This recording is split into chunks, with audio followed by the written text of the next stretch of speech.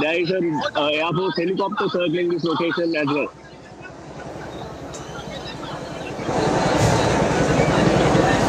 Okay, army commandos are in the chopper and hovering over the Prime Minister's house.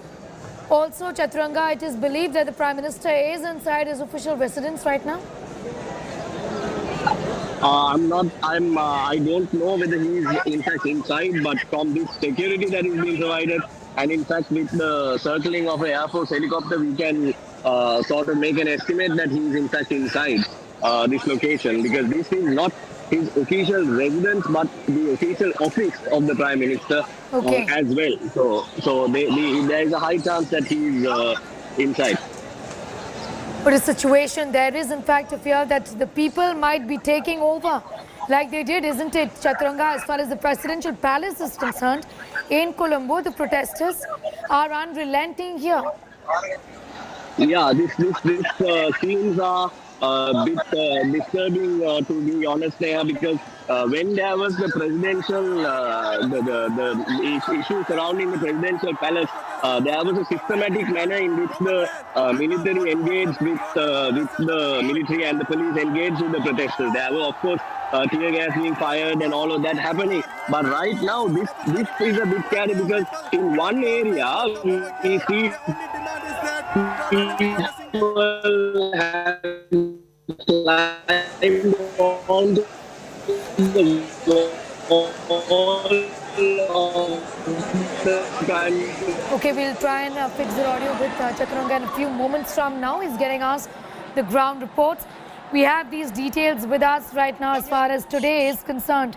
Demand from the protesters that the Prime Minister and the President both resign by 1 o'clock today. One of the protesters told us that if that does not happen, that people from all over Sri Lanka will be descending onto Colombo.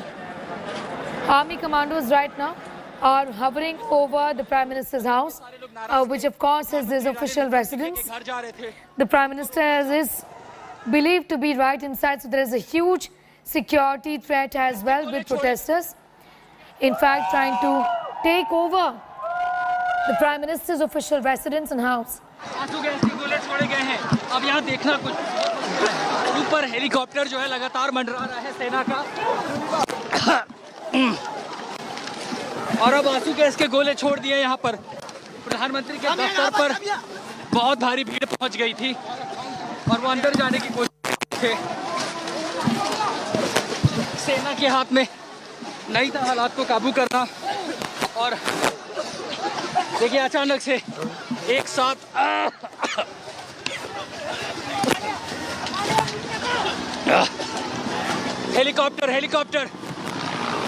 Helicopter आए हमारे ठीक ऊपर। ये लगातार ऊपर से मंडरा रहा है। कई सारे लोग घायल हो गए हैं। मेरे कैमरामैन वहीं गाड़ी पर हैं, उनको भी वहां देख पाना कुछ भी मुश्किल होगा। संजय वहां से उतर के आगे भागिए। देखिए यहाँ कई सारे लोग घायल हो गए हैं। लोग एक दूसरे की मदद कर रहे हैं, पानी डाल के आंख पे, और कुछ भी देख पाना मुश्किल है। पानी पानी पानी डाल दे, बस ये यहाँ पर कुछ भी देख पाना बहुत मुश्किल है इस समय।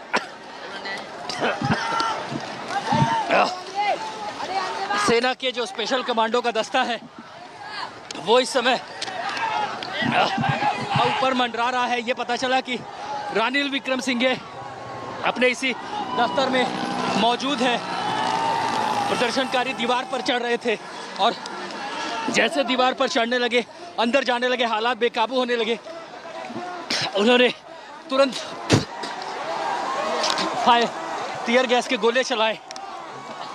कई सारे लोग यहाँ घायल हुए हैं। बहुत ज़्यादा भीड़ थी। ये भीड़ जो है कुछ सैकड़ों में नहीं बल्कि हज़ारों में थी, और वो जैसे लोग भागने की कोशिश करने लगे, अंदर जाने की कोशिश करने लगे, सेना ने उन्हें रोका, दीवार खाली कराने की कोशिश की। हालांकि लाठी चार्ज नहीं किया इस बार। अभी उन्होंने हवा में गोली नहीं चले। देखिए Dear India, please don't involve our country. You always involve our country in last. Big story we are breaking at this hour. Prime Minister Ranil Wickremesinghe is now the acting president of Sri Lanka. President Gotabaya has fled. The Prime Minister has taken over as president. The acting president declares a state of emergency. This exactly is what the protesters did not want. They did not want Ranil Wickremesinghe, a man who has been handpicked by Gotabaya Rajapaksa as the Prime Minister to take over as the acting president. But this was a procedure, and the procedure has been followed here. The protesters have been saying that all hell is going to be breaking loose if this happens, and this exactly is what has happened. We spoke to the protesters who said we do not want the Prime Minister to be declared as the acting president of Sri Lanka, but that exactly is the development that we're reporting on right now. The acting president, Ranil Wickremesinghe, has declared a state of emergency in Sri Lanka.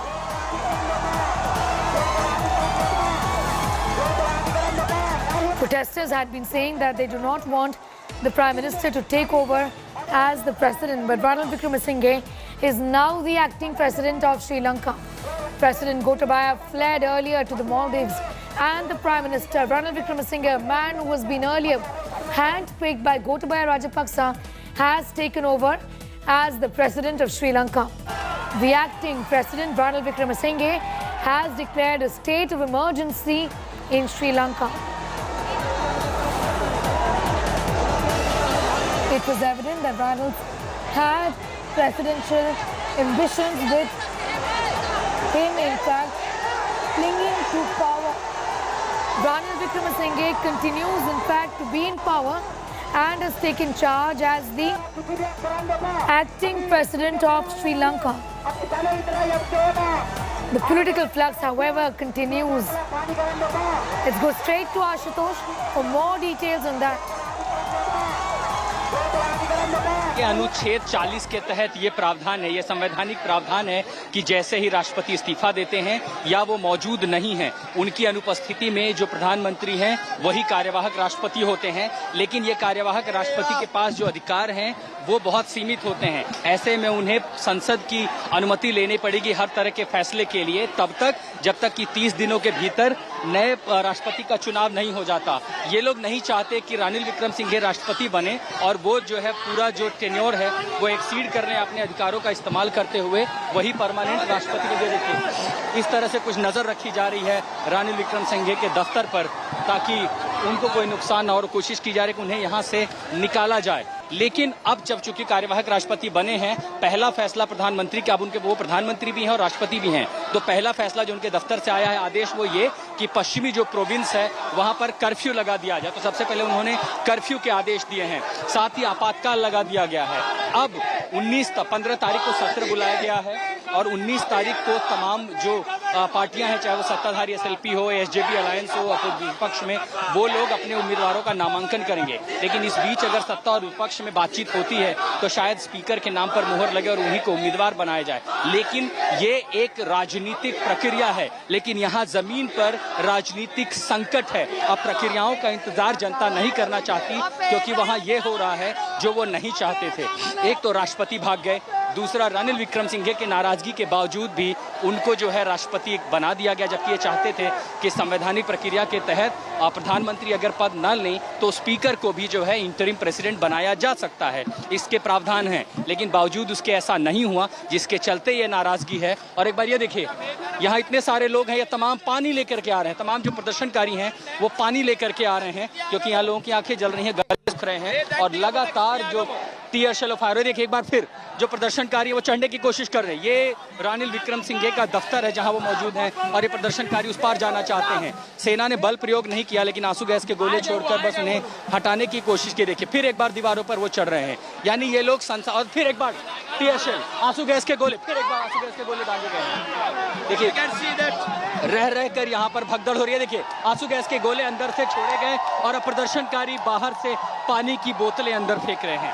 और अब ये देखिए कहीं पर इसको इस तरह की झड़प की स्थिति कहाँ ये लोकतंत्र में जो तस्वीरें होती हैं सवाल खड़े करती हैं। लेकिन यहाँ हमने देखा कि रेस्ट्रेन किया है, सेना ने अपनी ओर से कोशिश की है कि गोली न चलाएं, लाठीचार्ज न किया जाए, बल प्रयोग, लेकिन आंसू गैस के गोले से भीड़ को तितर बितर किया जाए ताकि प्रधानमंत्री के दफ्तर में लोग घुसने ना पाए, कम से कम वहां पर हिंसा ना हो। इस हिंसा को बचाने की पूरी कोशिश प्रदर्शनकारियों की ओर से भी हो रही है, वरना इनकी संख्या इतनी ज्यादा है, ये चाहे तो सेना पर भारी हो सकते हैं और उनकी भीड़ उन पर हावी होती दिखाई पड़ती है। लेकिन हाथापाई की नौबत नहीं आई, वो उनका सम्मान भी कर रहे हैं, उनके साथ बातचीत कर रहे हैं, चर्चा कर रहे हैं। और ये जो सैनिक है, चाहे वो स्पेशल कमांडोज हों या फिर एयरफोर्स के कमांडोज, हर तबके को यहाँ पर लगाया गया है। उनकी कोशिश है कि किसी भी हाल में प्रदर्शनकारी प्रधानमंत्री के कार्यालय में न घुसने पाए, क्योंकि इकलौता वही संवैधानिक दफ्तर आज की तारीख में श्रीलंका में कार्यरत है, क्योंकि राष्ट्रपति दफ्तर पर, उनके आवास पर, प्रधानमंत्री आवास पर प्रदर्शनकारियों का कब्जा है। और ये देखिए, हम यहाँ देख रहे हैं कि भीड़ तितर बितर तो हो रही है, लेकिन वहां से भीड़ बढ़ती जा रही है।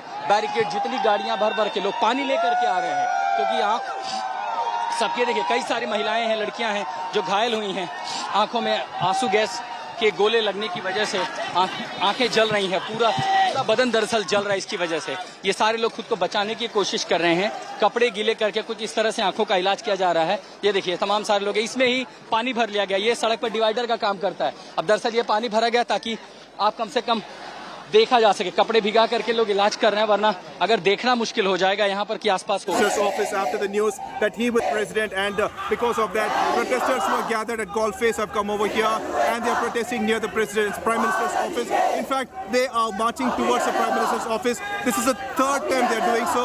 The first time when they did, tear gas was shot by the police and they had to return back. The second time, we accompanied the protesters who also once again went over there, and tear gas was used and they had to come back again. The second time they tried to storm into the building by climbing into the wall, but the police and the security forces over there pushed them back. Third time protesters are going towards the Prime Minister's office, and their only goal is that make sure that Ranil Wickremesinghe does not become the next president.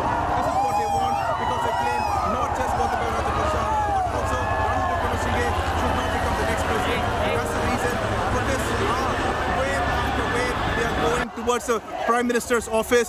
Even though the police over there are using tear gas, extremely difficult to breathe and see. Protesters are not budging. They are going back once again to the place, demanding that Ranil Wickremesinghe does not become the Prime Minister. This situation has once again turned volatile on D-Day, the same day when Gotabaya Rajapaksa and Gotabaya Rajapaksa was supposed to resign, and Ranil Wickremesinghe already said that he will resign. From Colombo, from Madhav, for India Today. Situation has become extremely volatile. Chaturanga is also with us for the very latest. The Prime Minister finally has taken over as the acting president, and I think things are only going to escalate, given that that exactly is what the protesters did not want. Yeah, correct. And as the first action of the Prime Minister as the acting president, he has initiated almost military situation here. The people are, as you can see, tear gas is being fired behind me, and the people are demanding still in front of his residence. The people don't seem to be moving away as well. A short while ago, you saw a military helicopter, Air Force helicopter hovering around this area, a gun-mounted helicopter hovering around our heads here. So as the first action of the Prime Minister, what he has done as the acting president is basically try to instill fear in the people who have gathered here asking for his resignation, is what it looks like. Well, yes, absolutely, but that is not forthcoming. So what does this really do as far as the political instability is concerned? It only adds to it, Chaturanga, doesn't it?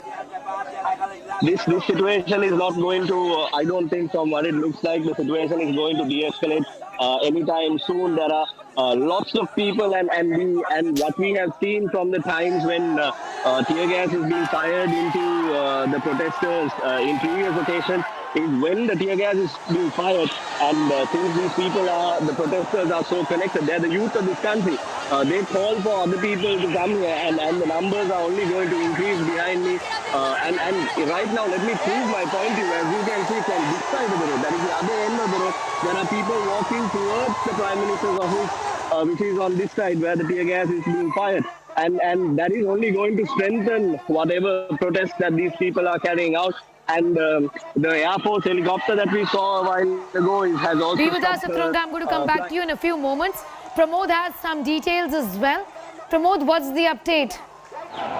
Well, yeah, we are outside the Prime Minister's office, in front of the Prime Minister's office, and issue is that the internet has been completely down over there, so we have to move a little farther away. But on the right side of the road, you could see the crowd that is still moving in. It's turning into a very volatile situation because the crowds are trying to move in wave after wave, and the police are using tear gas. And just moments ago, an army helicopter was also. Pramod is right at the house of the Prime Minister, where protesters have again geared out the official residence of Prime Minister and now acting President Ranil Wickremesinghe. Protests have intensified now that Prime Minister Ranil Wickremesinghe has taken over as the acting President. Chaturanga continues to be with us for more on that. Chaturanga, you were in fact telling us about the protesters there.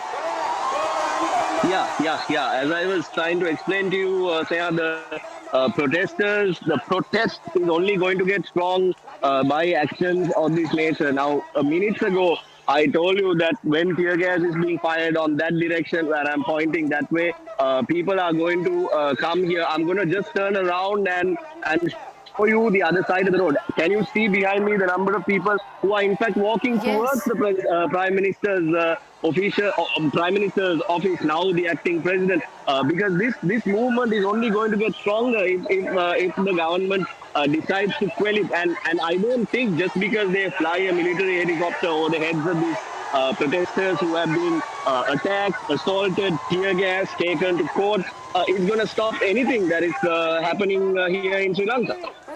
You know, Chaturanga, it won't. It's evident that these protesters are unrelenting. But what I want to ask you is that if you could try and get a word from some of the protesters there, asking them.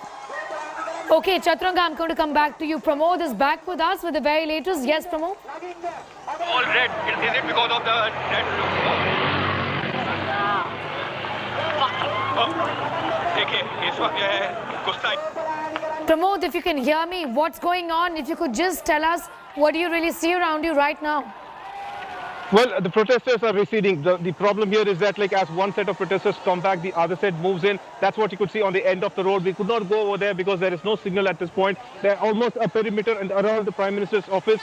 We are not getting internet at all, so we have to move back. What the police have done is that they are using non-lethal force for now. At least as far as I can count, twice tear gas was used, and the second round we were caught also on the twice tear gas, and so we had to come back actually. Then a army helicopter was used at this point. It was making low flying paths over there, and still the protesters were not scared. They are determined, and they claim that the Prime Minister Ranil Wickremesinghe should not become the president. They are very much strong about it, and that's the reason they are gathering. And now certain protesters on the vehicles, they just requested them to come back to Golface to continue the protest over there. But as we were standing over there and we saw tear gas being deployed, two army helicopters left the spot. One was making circles, the other one left the area itself. So we're not sure if the Prime Minister is inside the office or anyone else was removed from the Prime Minister's office using army helicopters. Now, as you see, one set of protesters are walking toward the path, the other set is coming back. They have faced the tear gas. It is extremely a tragic situation. Tear gas against your own. अभी तक यहाँ पर हम देख पा रहे हैं लोग ले करके आए हैं और एक बार फिर आगे बढ़ने की तैयारी हो रही है. ये इस सड़क पे जो भीड़ है, जो गालफेस पे प्रदर्शनकारी थे, जो पश्चिमी कोलंबो में थे, जो उत्तरी कोलंबो में थे, वो सब भी उतर करके कोलंबो 7, कोलंबो 8, कोलंबो 4 जहाँ प्रदर्शन हो रहा था, वो सब अब इस इलाके पर पहुँच रहे हैं. धक्का मुक्की नहीं हो रही है प्रदर्शनकारियों और सेना के बीच में. और देखिए, कुछ प्रदर्शनकारी सैनिकों के साथ ही खड़े हो गए वहाँ दीवार पर. वो भी कह रहे हैं कि अच्छा नीचे रुकिए, उस पार नहीं आना. बातचीत हो रही है और पानी मांग रहे हैं. कई सारे जवानों की आंखें जल रही हैं तो एक दूसरे की मदद भी कर रहे हैं. उसके पास जो चौकी है, देखिए उसमें भी प्रदर्शनकारी चढ़ गए हैं. यानी ये सामंजस्य, देखिए ये तमाम सैनिकों को पानी देने की कोशिश और इनकी आंखें जल रही है, वो भी प्यासे वहाँ पर खड़े हैं. तो मारपीट की नौबत नहीं है, धक्का मुक्की की नहीं है, गोली चलाने, लाठी डंडे की नौबत नहीं है. लेकिन जो असमंजस इस बात का है कि रानिल विक्रमसिंघे आंतरिक प्रेसिडेंट ना बने, बल्कि सीधे स्पीकर को ही जो है जो है राष्ट्रपति बनाया जाए। तो संवैधानिक संकट, राजनीतिक संकट यहाँ पर बना हुआ है, लेकिन लोग नहीं चाहते थे। जो कुछ हुआ है वो उनके मर्जी के खिलाफ हुआ है। शायद ये विरोध इसी बात का है, लेकिन इस स्थिति में भी परिवर्तन हो सकता है। अगर मान लीजिए प्रधानमंत्री कार्यवाहक राष्ट्रपति न बनना चाहें, ऐसी स्थिति में स्पीकर को ही चार्ज लेना होगा। लेकिन ये निर्भर करता है रानिल विक्रमसिंघे पर कि वो आखिर क्या फैसला लेंगे। फिलहाल तो फैसला उन्होंने पदभार संभालते ही आदेश दिए हैं। पश्चिमी प्रोविंस में कर्फ्यू लगाया गया है, श्रीलंका में आपातकाल लगाया गया है। सड़कों पर झड़प की तस्वीर हम देख रहे हैं। प्रदर्शनकारी अब लाखों की संख्या में बढ़ रहे हैं सीधे प्रधानमंत्री कार्यालय पर, और ऊपर हेलीकॉप्टर के जरिए जो निगरानी हो रही है वो सब हम देख रहे हैं। ये बिल्कुल वही तस्वीर है जो 9 जुलाई को इसी कोलंबो में घटित हुई थी। आज उसी की पुनरावृत्ति है। प्रदर्शन करने लोग निकले, सैनिकों ने रोकने की कोशिश की, रोक नहीं पाए। उन्होंने संवैधानिक जो संस्थाएं थी, प्रधानमंत्री राष्ट्रपति का घर, उनके दफ्तर पर कब्जा कर लिया, और शायद एक कोशिश हो रही है कि वो यहाँ पर भी प्रवेश कर जाए, क्योंकि इकलौती यही संस्था है जो इस समय काम कर रही है जहाँ से निर्देश जारी हो रहे हैं। ये रास्ता बनाने की कोशिश हो रही है। ये देखिए इशारा किया जा रहा है ताकि ये गाड़ी यहाँ से निकल सके। दरअसल ये पानी लेकर के आए थे, पानी, मास्क और खाने के पैकेट लेकर के आए थे, फूड पैकेट लेकर के आए थे अपने साथियों के लिए जो यहाँ आंदोलन कर रहे हैं इस भरी गर्मी में। सरकार ख्याल रहे, देखिए कई सारे प्रदर्शनकारी हैं, ये गैस मास्क लेकर के आए। इससे बचने की कोशिश की जा रही है कि टीयर सेल अगर फायर होता है, और देखिए सिर्फ गैस मास्क ही नहीं।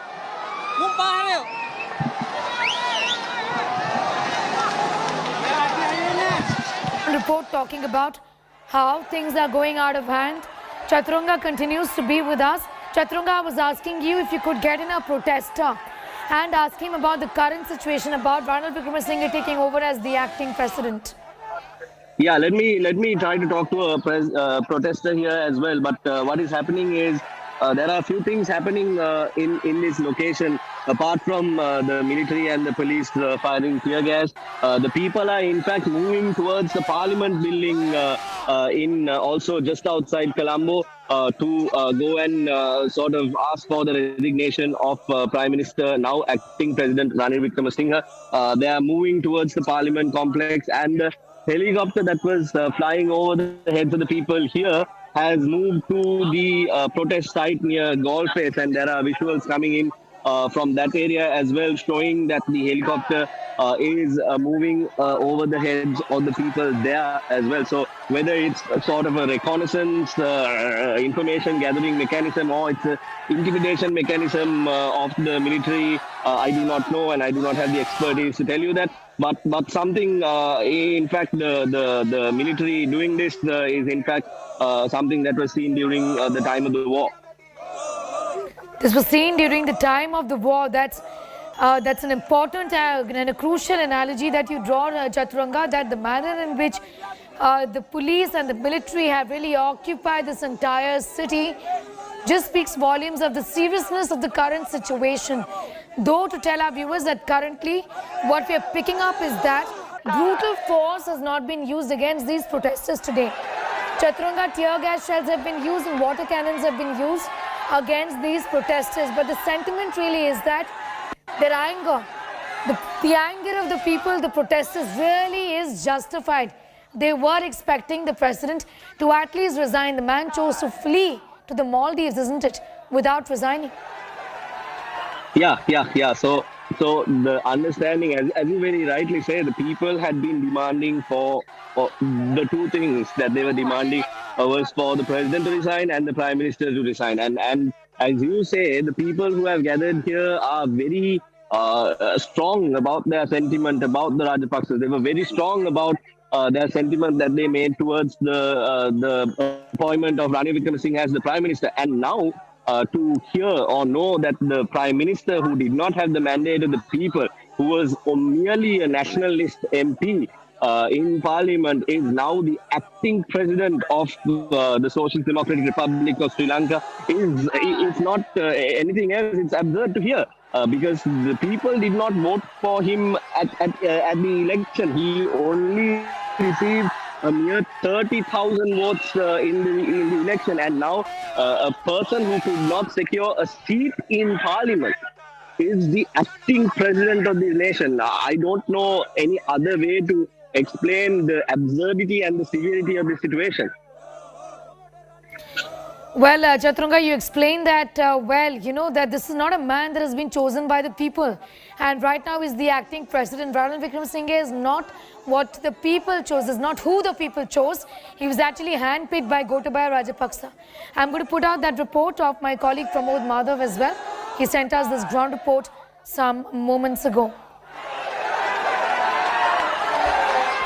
We're currently outside the Prime Minister's office, and currently what is happening here is that has been herself and the public which anti-police are running away. They are the crowds who are dispersing and running away from the Prime Minister's residence. Earlier they came over here demanding that Ranil Wickremesinghe should not be made the actual next president. Over here you could see as we speak, police is using tear gas, and police are also going over there. And currently now this place, everybody is running away because of the chaos over there. The entire place has turned chaos. Police unable to control the crowd. They have used tear gas at this point. And as we speak, these were the protesters who were at Galface earlier, and now they are trying to move away from this place. Chaturanga continues to be with us now that the acting president has essentially taken over, declared a state of emergency. What is the role of the parliament and the speaker? Chaturanga. Yeah, the parliament and the speaker will continue to basically resolve this issue in the constitutional manner that it should be solved under. There is no point. This was what the protesters, this was what the people of this country have been saying all throughout, that if the president hands in his resignation, which is going to happen later on in the day, as far as I'm aware, that if Prime Minister Ranil Wickremesinghe takes over as the acting president, this is exactly what will happen. There will be chaos in Colombo, and there will be chaos in the country, because the protesters are not going to go down just because there is a change of heads, because they anyway demanded for the resignation of Ranil Wickremesinghe from the outset as well. So this is not going to solve anything. So the parliament and the speaker are in fact the people who can resolve this issue in a democratic and a constitutional manner. The Prime Minister's resignation is what they're asking for. The Prime Minister now must resign, and the power can rest with the Parliament. The power can be, the Speaker of Parliament can be appointed as the acting President for the time frame until a new President is elected. So for the 7 to 10 days that we are looking at, that we were talking about earlier in our reports, the Speaker can be held as the acting President. And all of this mess, I'm not sure whether you can see this. A person is being carried on, and I'm going to switch the camera and show this to you. These are important visuals to understand the severity of the situation here. A person has been, tear gas canister has hit his head, and people are rushing him to receive medical aid. And this is what is happening. These are the first acts of the Prime Minister as the acting President of our country.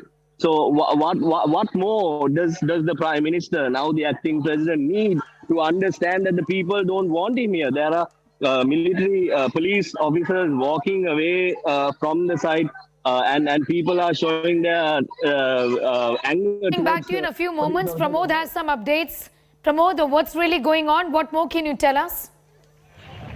Well, the situation still remains the same in front of the Prime Minister's office. People are not happy, and like we mentioned earlier, waves and waves of protesters from Galface are moving towards the spot. They are carrying their national flag with them, and they are definitely not happy with the Ranil Wickremesinghe's idea of becoming the president. This is what they are reflecting over here. For now, the helicopter which was flying over top us has stopped, and it has landed somewhere, but protesters are still coming over. They do not have the exact information as to what happened, but only on opinion when we asked them that Ranil should not become the next Prime Minister President, and for that they are coming over. On one side they are moving towards the Prime Minister's office, while another set is moving towards Galface. That way, today the day in Colombo is remaining extremely volatile.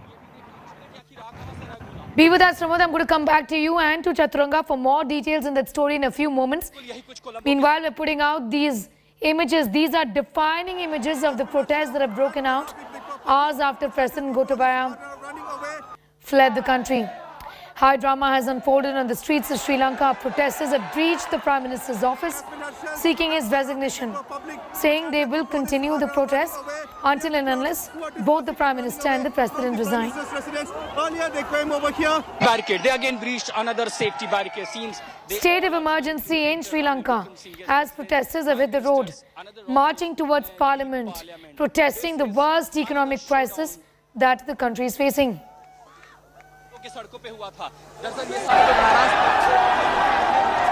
Sri Lankan police have fired tear gas to scatter protesters. Thousands of protesters stormed Lankan streets seeking resignation of the president, who has now fled to the Maldives.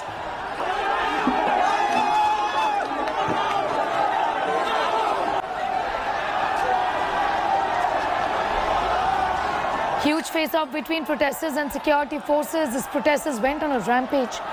The Prime Minister ordered the police to arrest whoever was acting in a riotous manner. Visuals on your screen show that there's no end to the turmoil in Sri Lanka anytime soon.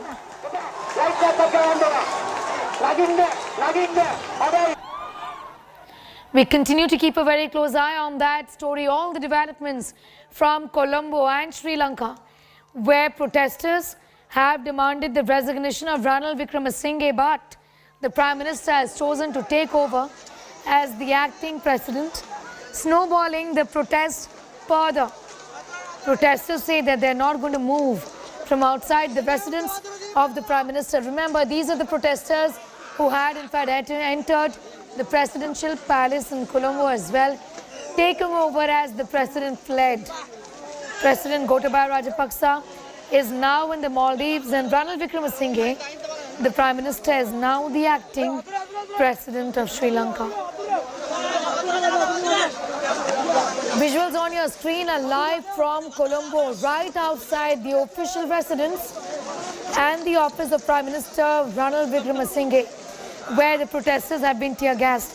Evidently, there is a lot of discomfort.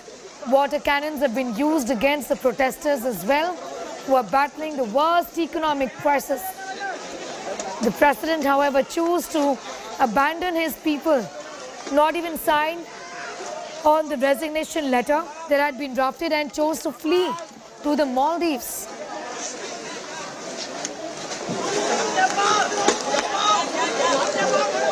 Unrest in Sri Lanka as protesters hit the streets. The army in full presence. Tear gas have been fired and water cannons have been used against the protesters. There have been lathi charge as well, but they are not relenting. They want Gotabaya Rajapaksa and Ranil Wickremesinghe to go. There should be a democratically elected Prime Minister and President, and that the Parliament should take a call as early as Friday. Pramod Madhav is back with us. Pramod, if you could talk to the protesters, they're asking them what next. What do they now expect, given that Prime Minister has taken over as the acting president? Well, Sneha, the situation is the same here. Like we earlier mentioned, and the crowd over here, they do not want to barge. They are still upset over the fact that even though so much protest was done, they are still currently Ranil Wickremesinghe is going to be the acting president. They are not happy, definitely. This is what we could see in their face as well, and that's the reason they are constantly protesting. On the side, you could see that they are also raising the flag. Brother, we'd like to know now, Ranil has become the acting president. What are your thoughts on it? Why are you still here? Why are you protesting? So we are just protesting for our rights because we need our money back that was stolen. आप हिंदी में बात कर सकते हो? हाँ, जरूर बोलिए। So हमारा पैसा, हमारा सब कुछ उनके पास है। ये हमसे छीन गए हैं। तो हम चाहते हैं कि हमारा छीना हुआ सब कुछ हमें वापस चाहिए। अभी तो रणिल विक्रमसिंघे को एक्टिंग प्रेसिडेंट हो गया, तो इसके बारे में आपके क्या करते हैं? You will continue to protest here? Protest continue? Yeah, we will of course continue the thing. Yeah. So what happened is this is just an illusion. This is the ruling party was always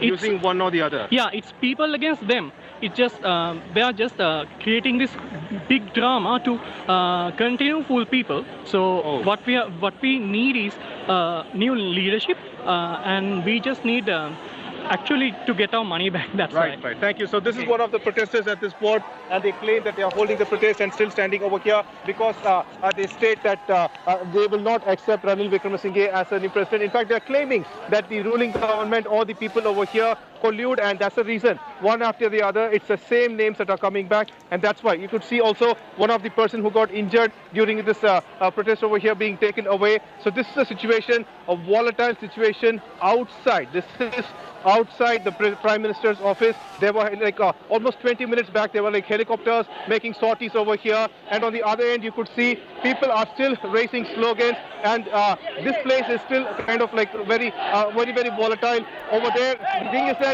people are running behind, up and down. We exactly couldn't say what's happening because this is a mass crowd and nobody exactly knows what's happening at this point. All they want is that Ranil should not become the Prime Minister, the President. Over here also the crowd has gathered and they are standing, and on the other end you will see the officials on that port, and they are protesting at this side. Sir, you are protesting here. What is the next aspect here? Now Ranil has become the President. What do you want to do? Well, the protesters here are also talking back against the policemen because of the attack at the protesters. And this is the thing here. As we stand, the crowd once again starts pushing forward. The crowd pushes forward, and then they get either pushed back by the police or tear gas, and then they move back. But again, they keep moving forward. That's what's happening over here. For the past 1 hour, this has been the only situation at this place now. Be with us, Pramod. I'm coming back to you in a few moments, putting out this report that my colleague Ashutosh just sent us some time ago. I can see the policemen or the security persons with gas masks, with tear shells, with guns are standing, but only remain a mute spectator. You heard the senior army official say that we are not stopping them. We are only requesting them do not damage the public property. But these are the barricades were placed to stop these protesters. But that seems that they totally overpowered these policemen here, and now they are marching further. Clearly, since this entire self-motivated protest is totally leaderless. There is no leader who can lead this. And of course, since the violent clashes have stopped, now they are managing also the traffic. They are allowing the vehicles to pass through and another passage for these protesters. And this seems to be the impact when the top army officials appealed them to do not create chaos on the road. Let's not public suffer. And that seems to be how people have silently agreed to it, and they are cooperating with these agencies. The protest continues, sloganing continues, and also on the road you can see the better traffic arrangements being made by none other than but only these protesters. Prime Minister Ranil Wickremesinghe has taken over as the acting president. Sri Lanka has gone into a state of emergency. This is the country witnessing the worst economic crisis ever. The president has fled the country. He is in the Maldives right now. And Ranil Wickremesinghe, the man who was actually handpicked by Gotabaya Rajapaksa, has taken over as the acting president, not helping the situation, in fact worsening the situation, given that protesters have been saying that this is not something that they're going to be putting up with. Protesters have said that they're going to give a call for everyone to gather and come to Sri Lanka. And that Ranil Wickremesinghe and that President Gotabaya Rajapaksa both must resign by 1 o'clock today. That's the deadline. They've given them enough time, but this is a battered and bruised economy, and the people have been left to fend for themselves. A country where economic crisis is in fact just snowballing to the extent that basic necessities are out of reach for the common man right now in Sri Lanka. How is the political instability going to be then resolved, and eventually the economic crisis going to be ironed out? That is something that no one really has an idea about right now in Sri Lanka. But Parliament is supreme and the Speaker can intervene only if Ranil Wickremesinghe, the acting president, allows right now. But how is that also going to happen, given that Sri Lanka is in a state of emergency right now, with Ranil Wickremesinghe clinging on to power, refusing to let go. Gotabaya Rajapaksa too has not resigned before he fled to the Maldives. The people are angry. The protesters are unrelenting.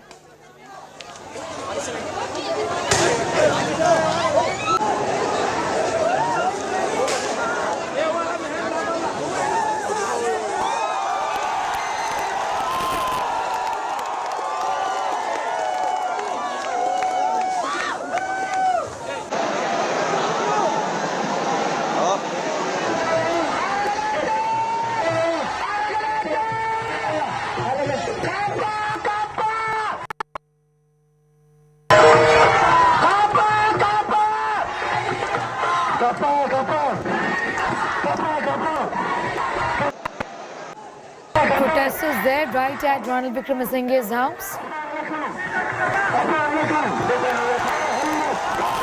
where they are demanding that Ranil Wickremesinghe too must resign. Gotabaya Rajapaksa also must resign. Army choppers there hovering around the Prime Minister's house, but the protesters are unrelenting. Pictures of the army, in fact, army choppers hovering around the Prime Minister's house. Army presence has increased as well. In fact, what we know is that, okay, we'll in fact be going across to my colleagues in a few moments from now, but the army choppers hovering right outside the residence of Prime Minister and now acting President Ranil Wickremesinghe. Protesters there refusing to budge from there, and they have gathered in huge numbers in Colombo, the capital city of Sri Lanka. Utter chaos and confusion, mayhem on the streets of riot-hit Colombo, where the protesters are refusing to step down from their demands. They have been saying that there have to be resignations and that Ranil Wickremesinghe can't be taking over as the president. और जितने tier shell यहाँ से गिर रहे हैं उनको ये पता, ये देखिए पूरी सड़कें लगभग गीली कर दी गई हैं। वो इसीलिए कि जैसे आंसू गैस का गोला गिरे उसको न्यूट्रलाइज किया जा सके। और अब सबकी नज़र आसमान से है कि आखिर ये गोले आ कहाँ से रहे हैं। जैसे भी आ जा रहे हैं इनको पानी डाल के बुझाने की कोशिश कर रहे हैं, क्योंकि ये एक तरीका है जिससे भीड़ को तितर बितर किया जा सके। ये देखिए, ये देखिए आवाज़ से दो, और ये किसी के घर पर गिरे, ये किसी के घर पर गिरे हैं। दरअसल गोले दागने वालों को अंदाजा भी नहीं है कि ये कहां से फेंका जा रहा है। मैं चाहूंगा फोन लाइन पर एक बार जुड़ने की कोशिश की जाए। मैं आवाज़ नहीं सुन पा रहा हूं स्टूडियो में किसी की, अगर एक बार कनेक्ट करने की कोशिश की। देखिए ये कपड़ा जो है ये पूरी तरह से जल चुका है। जैसे टीयर शेल यहाँ पर गिरा, इससे आग बुझाने की कोशिश की गई। अंदर वो देखिए, जैसे टीयर शेल का गोला गिरा है उसको उन्होंने जो डिवाइडर, जिस तरह के प्लास्टिक का इस्तेमाल डिवाइडर किया जाता है, उससे ढकने की कोशिश करते। देखिए इस टीयर शेल को फेंक दिया गया और इससे पूरे गोले को जो है कवर कर दिया गया, ताकि धुआं जो है प्रदर्शनकारियों को पड़े। ये देखिए 2-2-3-3 की संख्या में और बहुत ऊंचाई से गिर रहे हैं। यानी जहाँ से गोला गिर रहा है और जहाँ गिर रहा है, इन दोनों के बीच की दूरी जो है वो कम से कम 1000 फीट से ज़्यादा है। आप ये समझ सकते हैं कि ये मिलिट्री ग्रेड के आंसू गैस के गोले हैं। देखिए फायरिंग नहीं की जा रही, हवाई फायरिंग नहीं हो रही है, लेकिन भीड़ को तितर बितर करना, और ये जानते हैं कि आसपास की जो भीड़ है उसको ऐसे हटाया नहीं जा सकता, इसके लिए अब वो कोशिश कर रहे हैं कि आंसू गैस के गोले ही छोड़े जाएं। प्रदर्शनकारियों की संख्या दरअसल लगातार बढ़ रही है, उनकी संख्या में कमी नहीं आ रही है, इसलिए शायद हालात बेकाबू हो रहे हैं सुरक्षा बलों के लिए कि वो आखिर आगे करे क्या। फिर गोले फायर हुए हैं और ये हवाई फायरिंग, हवा में गोलियां चलाई जा रही हैं। ये हवा में गोलियां चलाई जा रही हैं। ये हवा में गोलियां चलाई जा रही हैं भीड़ को तितर बितर करने के लिए, लेकिन प्रदर्शनकारियों को भी पता है कि नुकसान पहुंचाने की कोशिश नहीं है।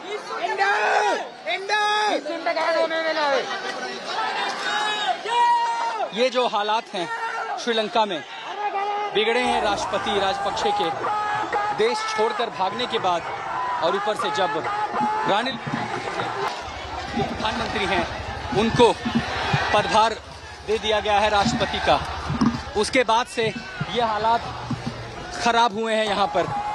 और जिस तरह लोग एक के बाद एक सड़कों तक पहुँच रहे हैं एक एक करके, देखिए अभी हवा में गोलियां चलाई गई हैं भीड़ को तितर बितर करने के लिए कि लोग यहाँ से हट सके।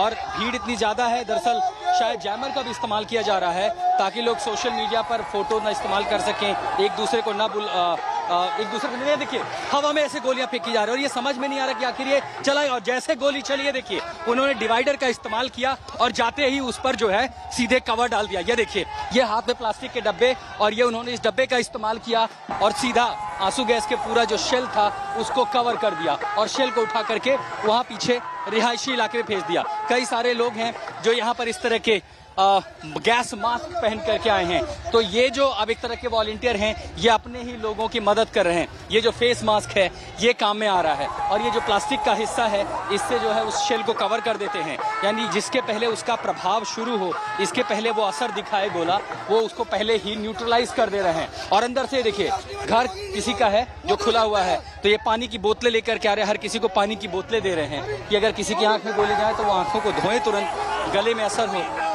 तो उसे। एक ऐसी जंग है लोकतंत्र की जिसमें जनता सड़कों पर सरकार के खिलाफ है, सेना सड़कों पर जनता को रोकने के लिए है, सेना जनता पर फायर नहीं कर रही है, सिर्फ तितर बितर कर रही है। जनता सेना से नाराज नहीं है, उनसे भिड़ नहीं रही है, लेकिन उसके बावजूद भी एक अनजाना सा संघर्ष इन सड़कों पर हो रहा है जो श्रीलंका ही नहीं बल्कि दुनिया में किसी भी लोकतंत्र के इतिहास में न कभी लिखा गया न आगे शायद कभी लिखा जाएगा। ये एक ऐसी तस्वीर है जहां पर ये लोग देश का झंडा लेकर के, अपना राष्ट्रीय ध्वज लेकर सड़कों पर हैं, क्योंकि ये लड़ाई सरकार के खिलाफ है और ऐसे में झंडा और अपने उत्साह को लेकर के उस भावना के साथ ही आगे बढ़े हैं। लेकिन जो संघर्ष है वो फिर भी सड़कों पर तो है ही, घायल लोग हुए हैं और यहाँ पर ये स्थिति जो है ये 9 जुलाई के बाद लगातार विकराल हो रही थी। हालांकि ये अंदेशा लगातार था कि 13 तारीख को, यानी आज की तारीख में अगर इस्तीफा देखिए रह के हम सबको नज़र ऊपर रखनी पड़ती है, क्योंकि ये जो मिलिट्री गेट के आंसू गैस के गोले ये कब आएंगे, कहाँ से आएंगे, किस पर गिरेंगे नहीं। और देखिए एक गाड़ी आई फिर भरकर पानी लेकर के आई थी और जैसे उसने वितरण किया, और ये चूंकि ये समझिए फ्रंट लाइन है, ये आगे तक जाता है, इसलिए इनकी आंखों पर आप चश्मे मास्क देख पा रहे हैं। और अगले 20 मिनट में ये अगली खेप लेकर के फिर लौटेंगे। और यहाँ से अब अचानक जो हेलीकॉप्टर था, द एयरफोर्स का हेलीकॉप्टर था वो, और वो हेलीकॉप्टर अब इस समय गालफेस जो प्रोटेस्ट साइट है राष्ट्रपति दफ्तर का, वहां पर हॉवर कर रहा है। इस इलाके से जाने के बाद अब यहाँ एक तरह से ये कहें कि हालात काबू से बाहर तो हैं, मतलब काबू नहीं किया जा सकता, लेकिन ऐसी हिंसा नहीं है जिसको लेकर के कि यहाँ के सरकार फिक्र करे।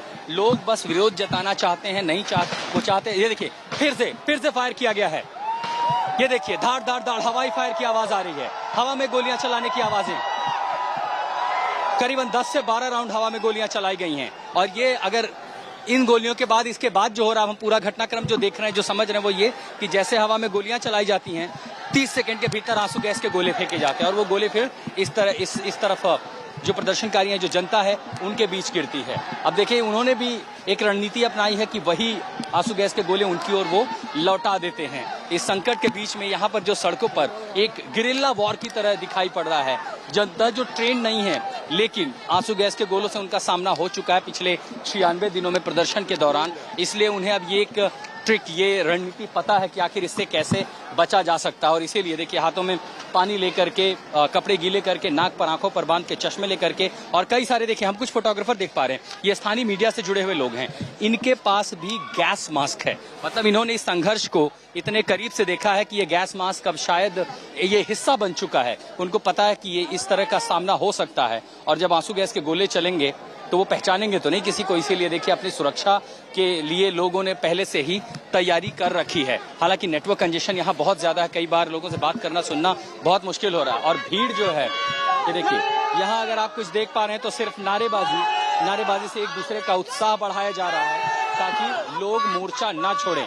यानी कल तक जहां जमावड़ा था वो जगह वीरान हो चुकी है, जहां किसी को आना जाना नहीं था, सारी भीड़ यहां पहुंच चुकी है और ये बस सिर्फ नारेबाजी करते हुए यहाँ पर जमे हैं सबसे वीवीआईपी इलाके में, जहाँ प्रधानमंत्री का कार्यालय है। सिर्फ देशी मीडिया ही नहीं बल्कि पूरी विदेशी मीडिया भी समय यहाँ मौजूद है, जो श्रीलंका के लोकतंत्र के इस अध्याय को पढ़ रही है, देख रही है।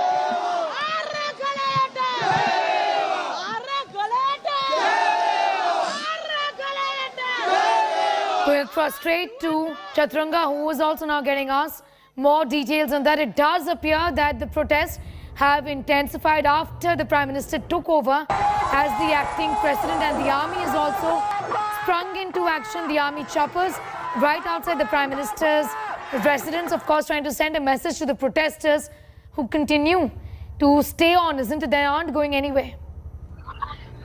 Yes, you're right, Sneha. The protesters are not backing down. There is a line of army soldiers here. This is about 500 meters away from the Prime Minister's office where Pramod is joining you from. And there is a military line here, and the people are showing their discontent towards the army here as well. There are journalists gathering here. At least 2 buses of army personnel were brought to this location a short while ago. At least 2 buses of police STF were brought here, and they are lining up in this location, blocking any more people from joining the protest site and walking towards the Prime Minister's office. To be very honest, these are very disturbing scenes coming in from this location. The military emergency law has been, basically there is a curfew here in Sri Lanka. As I discussed earlier, the first act of the acting president was to impose curfew in the western province, and he has also asked any people acting in a riotous manner to be arrested. And I don't know whether there will be enough holding cells for the Sri Lanka police to arrest all of these people who have gathered, and this is their democratic right to ask for the resignation of a person who did not have a mandate being elected as the president. So still, even as we speak, people are walking towards this protest site, but they are not able to go away, move away from this location, because there's a line of military officers standing by, and the military is asking for the people to, they're not engaging with the crowd as of yet, but where Pramod is standing, you can very clearly see that tear gas is being fired into the crowd. Chaturanga, I also want to ask you, given that there is a state of emergency in Sri Lanka right now, what is going to be the role of the parliament, and is the role of the speaker also limited right now, given that the people, these protesters here, were looking at the parliament, were turning towards the parliament to do what they want to be done, essentially have a democratically elected government, isn't it? Yes, correct. The parliament has a lot of say in this moment, because these are volatile times. Because in fact, if I'm to take you back to the point that I was trying to make earlier, the parliament consists of public representatives who have been elected by the people, and even the speaker, basically the legislature holds ground here in this situation, because the acting president of the country has not received his position through any mandate that the people have given him. So the parliament of the country holds ground. But what will happen when there is an emergency law that is being imposed and there is military involvement here is not clear at the moment. Chaturanga getting us all of those details to tell our viewers. Sri Lanka is in a state of emergency right now is what we know. The role of the Prime Minister Ranil Wickremesinghe has been extended to the acting president. He's declared himself the acting president, and also a state of emergency in Sri Lanka. What does this really mean for the people? Political instability continues in Sri Lanka. The economic crisis also is snowballing, essentially, with no relief for the people battling inflation, the worst kind in weeks and months together that we have seen. Meanwhile, the police and the army trying to bring the situation under control using tear gas shells and water cannons at the protesters. We'll continue to keep a very, very close eye on all the developments from Sri Lanka. In a few moments from now, we're staying with these pictures as we slip into a short commercial break here.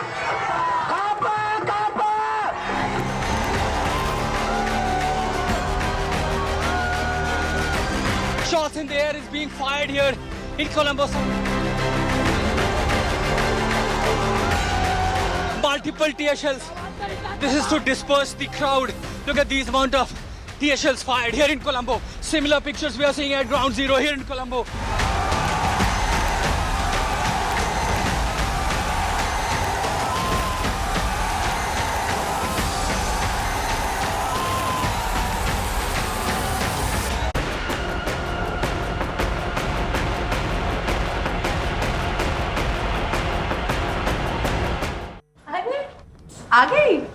कैसा रहा दिन? बहुत अच्छा। कोई video game cover करने गई थी ना? वीडियो गेम नहीं माँ, ई-स्पोर्ट्स।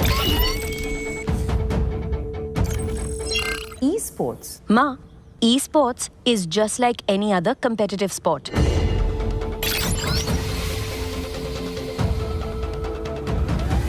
इसमें ना वो सब फीलिंग्स है जो किसी भी और स्पोर्ट्स में है। इसमें इमोशन है, इसमें एंगर है, इसमें सैडनेस है,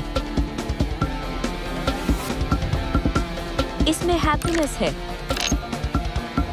इसमें कमराडरी है। ये सिर्फ गेम नहीं, ये ई स्पोर्ट्स का प्रीमियर लीग ESPL है।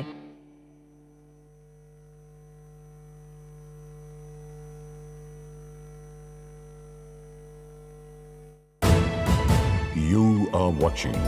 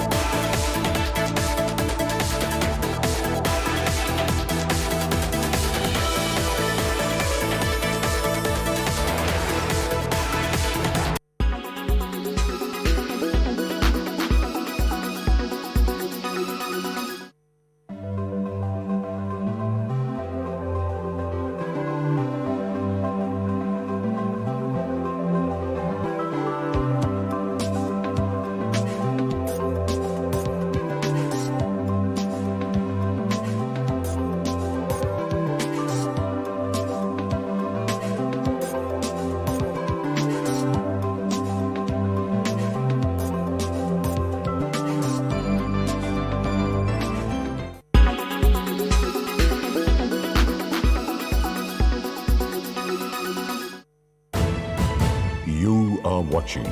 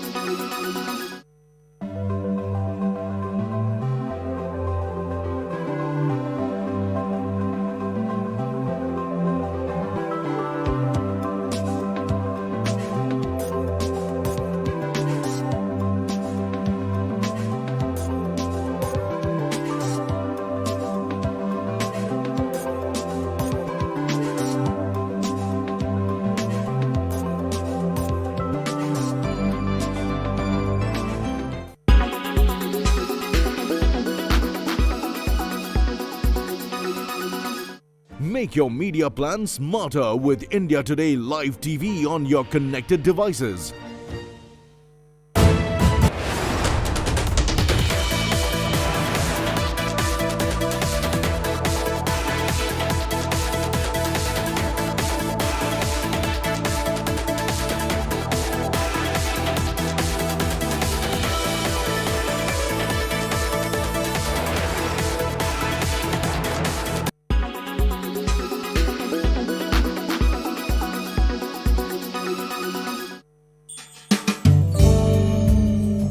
Wastage is not just a social problem but an environmental one too. It is important to take concrete steps to ensure food wastage is avoided at all costs. Why we shouldn't waste food? When we waste food, we waste the labor, the effort, investment and precious resources. It also increases greenhouse gas emissions and contributes to climate change. What you can do? Reduce. Be more mindful of food you buy what you use and use it all. Improve food storage and reduce wastage at home. Reuse. If you don't eat everything you make, freeze it for later. Use the leftovers as an ingredient in another meal. Recycle. Recycle as much as possible. Try composting and put nutrients back into the soil. You can also start your own green patch of fruits, vegetables or herbs. With these easy ways, you can reduce food wastage and become a food hero.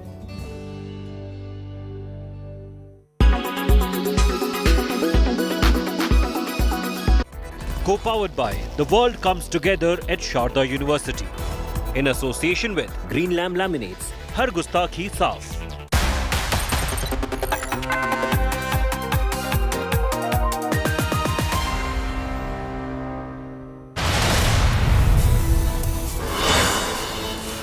Massive escalation on Lanka crisis. Prime Minister Ranil Wickremesinghe takes over as interim president as President Gotabaya Rajapaksa flees to Maldives, imposes state of emergency and curfew amid protests.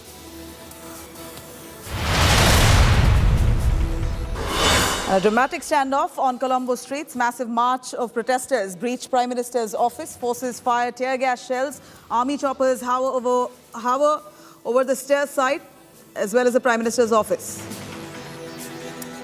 सारी कोशिशें नाकाफी साबित हो रही हैं।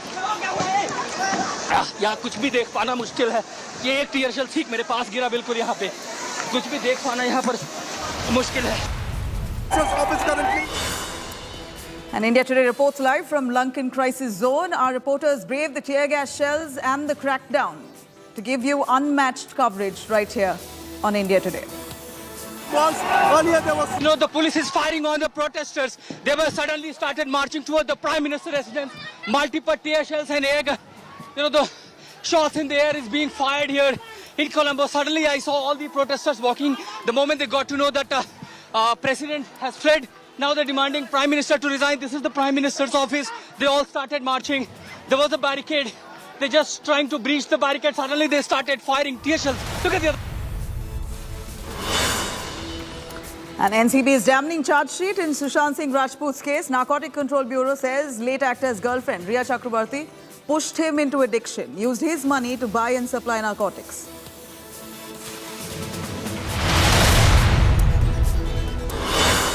And Moosewala murder mastermind Lawrence Bishnoi spills murder Salman Khan plot. Says plotted hit on Bollywood superstar in 2018 for killing the sacred black buck.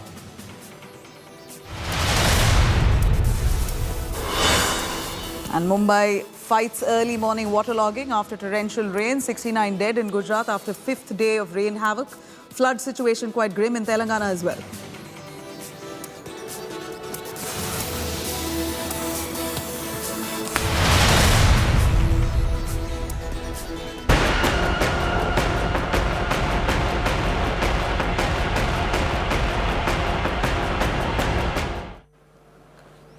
You're watching India Today's continued coverage. I'm Nabila Jamal. Sri Lanka now in a state of emergency. Let's take a quick look at all the most defining images of the protests that have broken out hours after President Gotabaya Rajapaksa fled Sri Lanka. Protests have broken out in the capital city of Colombo hours after President Rajapaksa fled the country.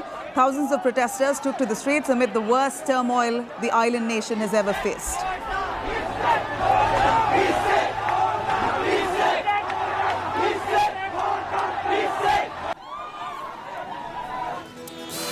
Angry protesters stormed Prime Minister Ranil Wickremesinghe's Colombo office, demanding that he follow President Gotabaya Rajapaksa in resigning.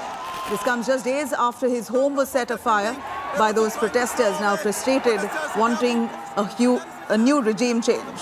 And the police at this point, public police is using tear gas. And police are also going over there.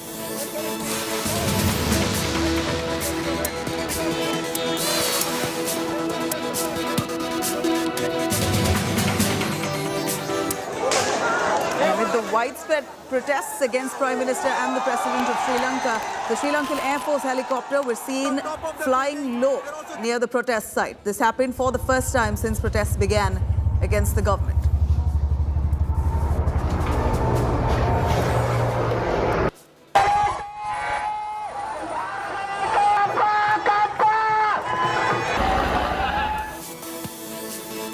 Security forces were seen using tear gas shells and water cannons to disperse the crowd when they tried to enter the Prime Minister's office, urging him to resign along with President Rajapaksa.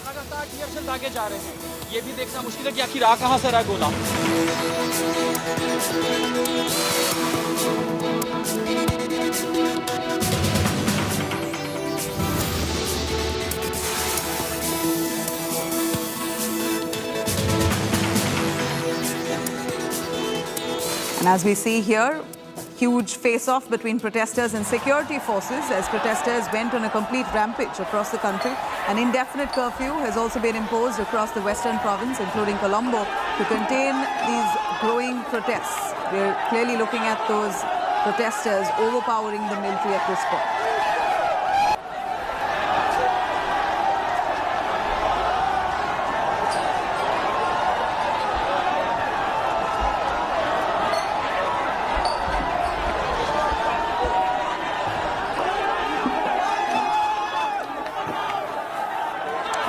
visuals are certainly damning and upsetting for a country like Sri Lanka facing a situation like this for the first time. It seems like a complete economic meltdown. And out of frustration and desperation, we see the public, the citizens of Sri Lanka out on the streets condemning the regime that failed them. According in their view, the regime has failed them. They don't want Gotabaya Rajapaksa to continue. They want his resignation in no time from now. In fact, the president was due to resign, but instead chose to flee the country along with his family to Maldives. The resignation stays, but Gotabaya Rajapaksa seems to have run away from the situation at this point.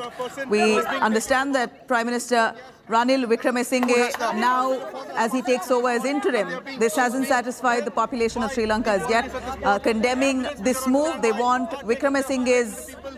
the Prime Minister Wickremesinghe also now to resign with immediate effect. India Today, the only channel on ground, bringing you the latest, these live visuals coming in from different parts of Sri Lanka.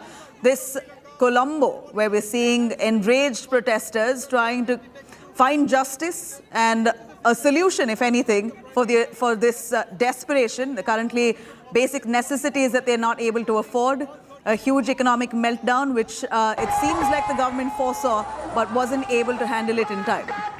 We're looking at Sri Lanka now declaring a complete state of emergency, imposing a curfew across the country, particularly in the western province of the country, after their president, Gotabaya Rajapaksa, fled the country.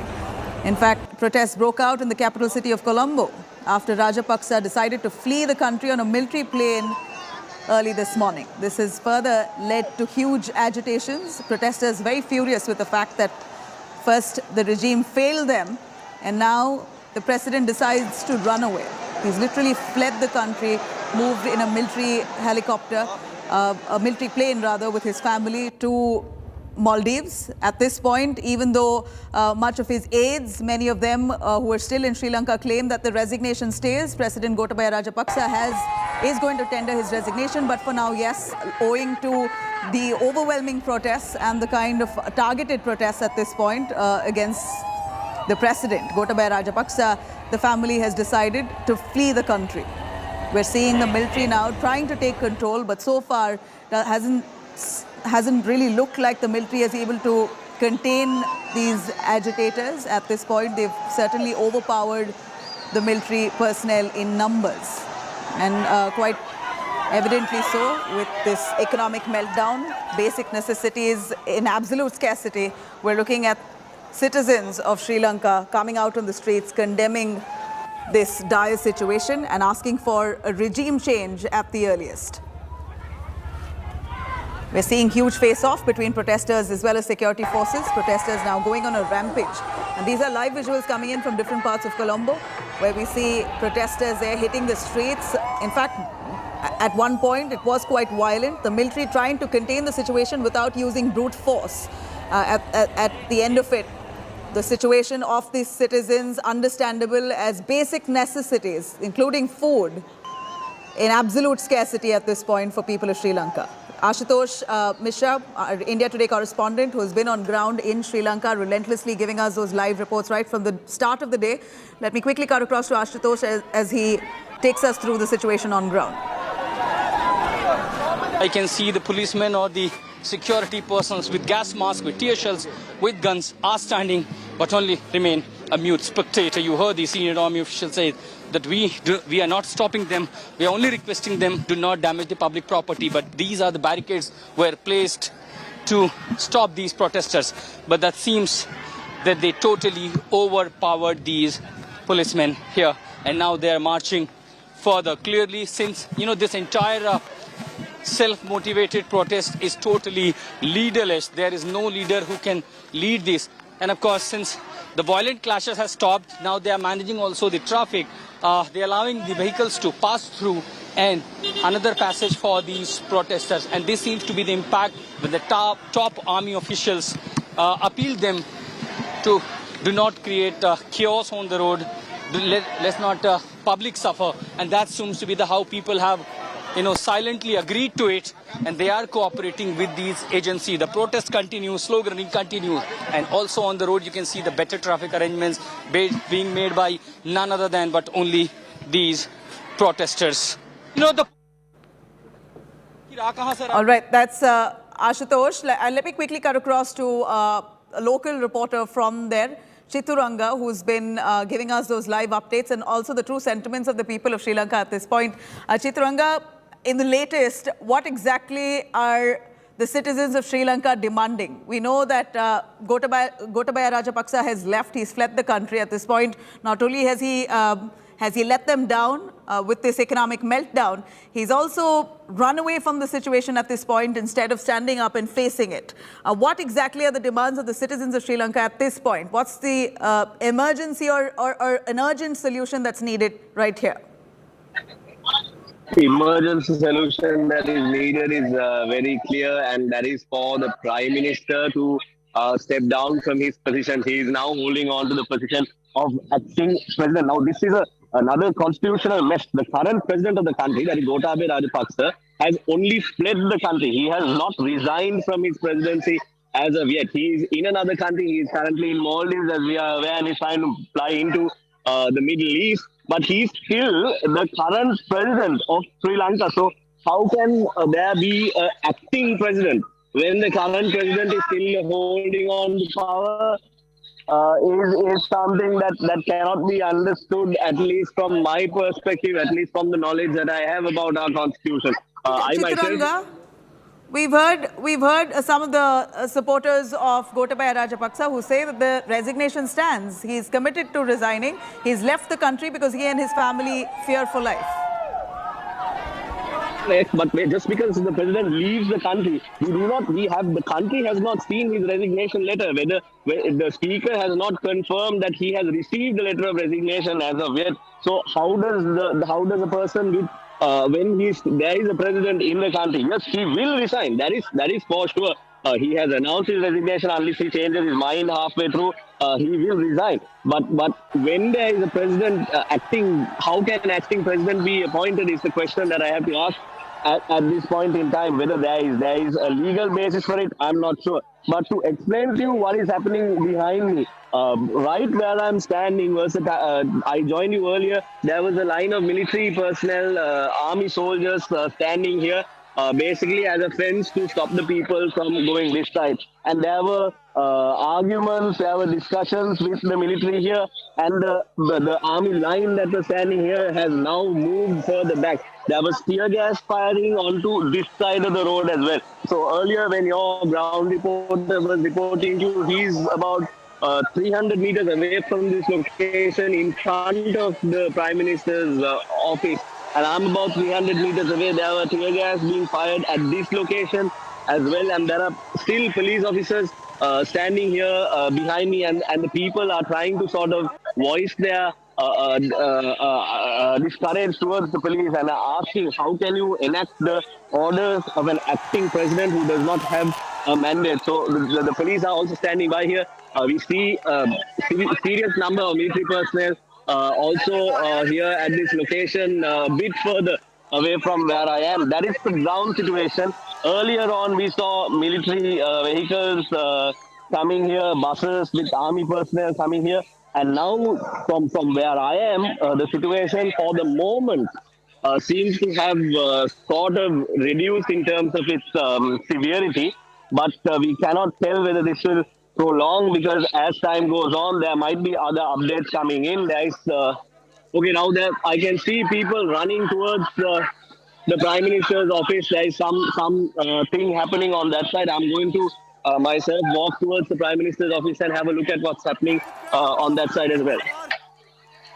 All right, at this point, from what we hear, that Rajapaksa was due to resign today, the 13th of July, but somehow he's got help from a senior leader in Maldives, and he's managed to flee from the country, from Sri Lanka, along with his entire family. His wife, two bodyguards, they've all moved to Maldives at this point. But Rajapaksa was supposed to resign July 13th, which is today, and which is why we see the citizens there furious. Ashutosh on ground taking us through exactly what's happening there. Ashutosh, over to you. लेकिन ये जो पिछले 6 महीनों की तस्वीरें हम यहाँ देख रहे हैं सड़कों पे, इसका बीज राजपक्षे परिवार, उनकी सरकार द्वारा ही बोया गया है। देखिए, सीधी बात है, अगर पेट में आग है, भूख है, तो भूख न धर्म पहचानेगी, न सरकार पहचानेगी, न ये अपना देखेगी। तो ये स्थिति क्यों बनी है? ये उनकी गलत नीतियों के चलते, थोड़ा योगदान कोविड का भी कह सकते हैं। संडे ब्लास्ट के बाद जो है पर्यटन यहाँ पर घट गया था, ऊपर से इस देश पर इतना कर्ज, तो कुल मिला के जो ऐसी नीतियाँ थी उसने इनको इस हाल पर किया। लेकिन उससे भी ज़्यादा आरोप ये है कि राजपक्षे परिवार ने भ्रष्टाचार बहुत किया। जो भी बड़े इन्वेस्टमेंट थे, जो भी बड़ी नीतियाँ जहाँ लागू करनी थी, या तो अपना राजनीतिक लाभ देखा या अपना आर्थिक लाभ देखा, उसके चलते देश पे संकट खड़ा हो गया। और ये उसी की बानगी है कि आज उसके बाद नतीजा वही है कि देखिए कि सड़कों पर आज जो है ये जो शांति प्रिय लोग हैं वो अब सड़कों पर उतरे हैं। हालांकि ये जो सब तस्वीर हम देखते हैं ये शायद ही कहीं देश में दिखाई दे कि अगर जनता, सेना, सरकार, पुलिस के आगे खड़ी है तो वायलेंट क्लैश होते हैं। कई देशों में गोलियां चलाई जाती हैं, यहाँ सुबह से जितनी गोलियां चली हैं वो हवा में चली हैं। जो लोग घायल हुए हैं वो भगदड़ में हुए हैं। सेना, पुलिस की ओर से टीयर शेल चलाए जा रहे हैं ताकि उनको जो है, ये देखिए एक और जो है यहाँ पर प्रदर्शनकारी घायल हुई है लड़की, उनको ले जाने की कोशिश की जा रही है। कम से कम 40 से 50 लोग अब तक मैं अपने सामने देख चुका हूँ जो घायल हुए हैं, जिन्हें बारी बारी ले जाया जा रहा है। और वो स्थिति होती है, वो चाहते हैं कि प्रधानमंत्री के कार्यालय पर कब्जा ना हो। अब हमें जो जानकारी प्रधानमंत्री दफ्तर से दी गई वो ये कि अभी तक रानिल विक्रमसिंघे ने बतौर राष्ट्रपति कार्यभार नहीं संभाला, उन्होंने एग्जीक्यूटिव ऑर्डर पर दस्तखत नहीं किए हैं। वो इसलिए भी कि उनको समझ में आ रहा है कि अगर ऐसा होता है तो लोगों का गुस्सा फूटेगा और स्थिति और विकट हो सकती है। यहाँ पर जब लोग पहुंचे हैं, आर्मी उनके दफ्तर जो है वहां पर खड़ी है, अब सेना खड़ी है, एयरफोर्स के कमांडो खड़े हैं, स्पेशल फोर्सेस खड़ी हैं। वो कोशिश कर रहे हैं कि लोग ऊपर ना चढ़ें। लोग ऊपर चढ़ गए तो उन्हीं सैनिकों के साथ वो गले मिल रहे हैं। अंदर से टीयर शेल छोड़ा जाता है ताकि दफ्तर पर आगे ना बढ़े, दरवाजा ना टूटे। हवा में गोलियां चलाई जा रही हैं, प्रदर्शनकारी पीछे हटते हैं, वो टीयर शेल मारते हैं, ये उन्हें वापस लौटाते हैं। जब इनकी आंखें जलती है तो वही पुलिस सैनिक इनको पानी देके आंखें पोंछती हैं। जब वहाँ सैनिकों की आंखें जलती हैं तो यही सारे लोग उनकी ओर पानी की बोतलें भी फेंक रहे हैं।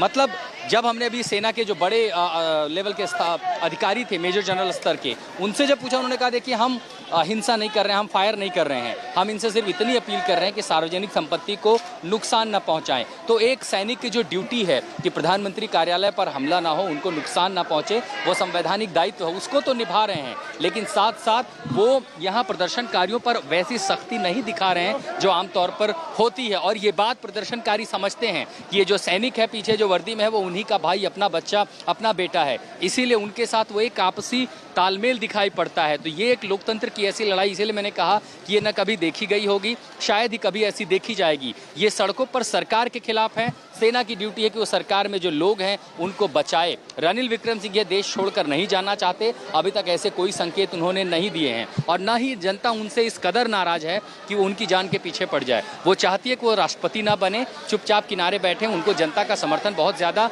नहीं है। लेकिन नई सरकार बनेगी, उसके बाद ही श्रीलंका में स्थिरता आएगी और स्थिरता के बाद लोग भी 6 महीने से साल भर का समय नई सरकार को देंगे कि इस आर्थिक संकट को दूर किया जाए। लेकिन उससे पहले राजनीतिक संकट दूर हो। लेकिन ये जो तस्वीरें हैं, रह रहकर या तो हवा में गोलियां या तो टीयर शेल, तो एक तरह का गुरिल्ला वॉर जो है वो यहाँ आइलैंड में चल रहा है।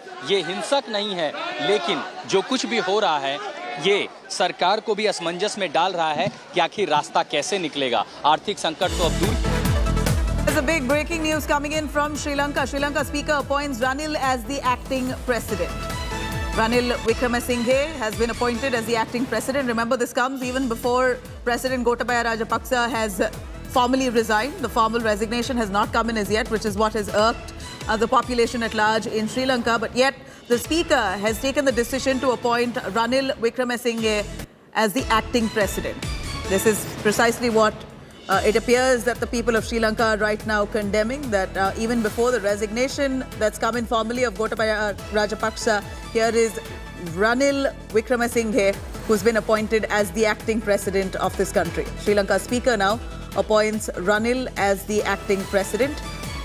In fact, we're looking at Gotabaya Rajapaksa at a point when he was cornered by the population, the citizens of Sri Lanka, his own people.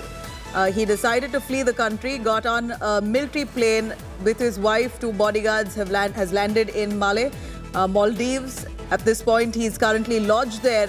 He's literally run away from the situation that prevails in the country, a huge economic meltdown where basic necessities, resources in absolute scarcity for the people of Sri Lanka. Food has become a task for them to access. No money in the country at this point. There's a huge demand, barely any money or power to purchase, expenses skyrocketing. At this point, the poor in Sri Lanka, largely most of the population, in fact, right now completely blown and affected by this huge economic meltdown. At this point, the president has decided to flee the country, while now the speaker has stepped in to appoint Ranil Wickremesinghe, the acting interim president in the meanwhile. Now, will this really help the situation at this point in Sri Lanka? That remains to be seen. But President Gotabaya Rajapaksa was indeed supposed to resign, and that resignation was to come today, the 13th of July. That was the assurance and promise that Gotabaya Rajapaksa had given. And once Gotabaya had resigned, as per the Sri Lankan constitution, the Prime Minister is ideally sworn in as the interim president until the parliament elects a candidate from among its members. So it appears now the speaker has decided that Ranil Wickremesinghe will be the acting president until the situation settles and there's a formal election. In fact, this is the situation in Sri Lanka at this point. The speaker had to step in, looking at the crisis. A huge meltdown, economic meltdown that's resulted in frustrated citizens coming to the streets, condemning the regime that was the government that was run by the Rajapaksas. At this point, they're feeling completely let down. The citizens, all the more making it worse, was President Rajapaksa, who literally fled the country on a military plane, has now landed in Maldives to try and seek some kind of refuge. At this point, he's claimed threat to his life. He and his wife, 2 of his bodyguards, all of them have flown down to Maldives with the help of, it appears, senior leaders of the Maldivian government. At this point, the Rajapaksas have taken some kind of safety in Maldives while people there storm into the president's palace, and all kinds of arson that we've reported to you right here on our screens with citizens of Sri Lanka there. Quite violent at this point, despite the military being in large numbers present there all across Colombo. It appears that citizens have outnumbered the military. It's also difficult for the military now to clamp down on these agitators, considering sentiments, emotions running high because of desperation. Even the military quite clearly there understands that at this point, Sri Lankan people have barely any food to feed their family. They are in a very desperate situation, and out of frustration and anger, they're out on the streets. Military also handling this situation very carefully, not using any brute force, but of course trying with their presence and patience there to calm the situation, but seems like it's so far gone out of hand. Remember, this has gone on for over 2 months now, and yet doesn't seem like the government had any formula or solution to stabilize the situation. At least in the last 2 months, it's gotten only worse. And now, with the speaker appointing Ranil Wickremesinghe as the acting president, doesn't seem like that's going to settle the situation for the moment now for people of Sri Lanka. In fact, they're further infuriated, agitated with the fact that Gotabaya Rajapaksa himself has fled the country, and they believe that this entire process of an interim president at this point is just a facade. People of Sri Lanka now absolutely angry, and in fact, out of desperation, many of them indulging in violence as well. Those are the live visuals that we see here. India Today's only team of reporters who are on ground bringing you all the latest visuals. In fact, you see citizens, on one hand, many of them indulging in violence, on the other, many trying to peacefully protest, holding up flags of Sri Lanka, showing their nationalism and the love for the country, also asking for a solution with immediate effect. And to start with, they want Gotabaya Rajapaksa to resign at the earliest. Not happy with Ranil Wickremesinghe now stepping in as interim president. This, of course, has only inflamed emotions at this point as we see.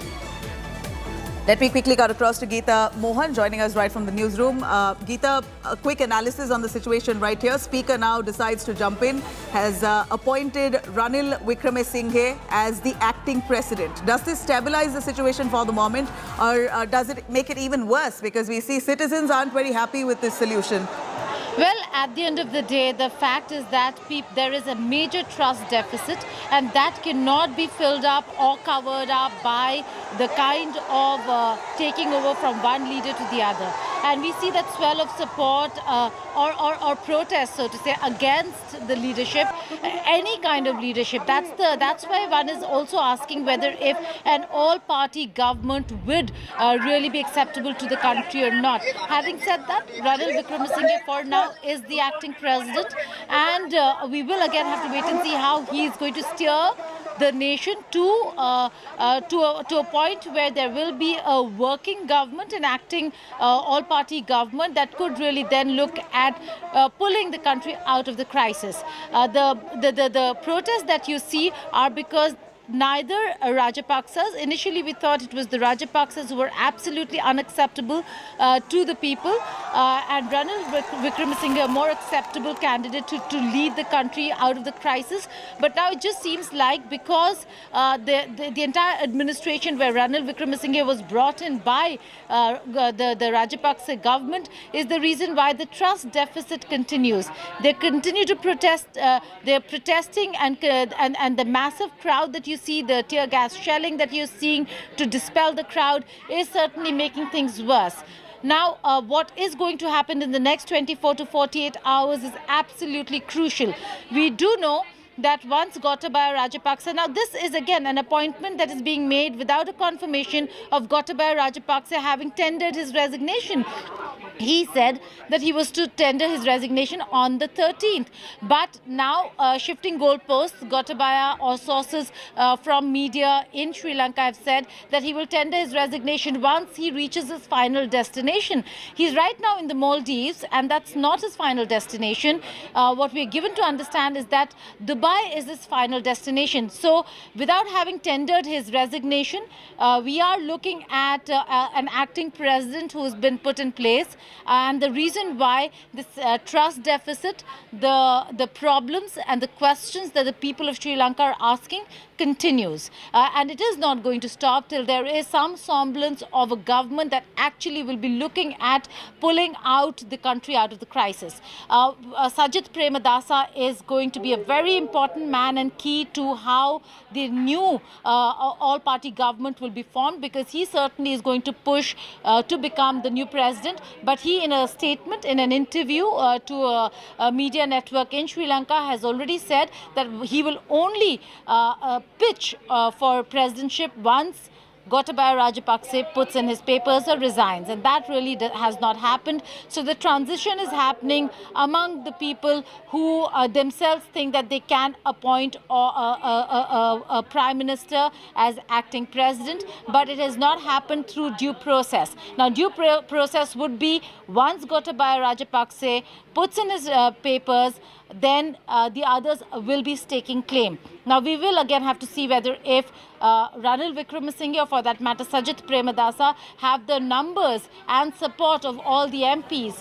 We're looking at the parliament over here to really appoint an acting president. Right. Geeta, do stay with us. I'm going to quickly cut across to Ashutosh right there on ground, bringing us those sentiments of those people protesting.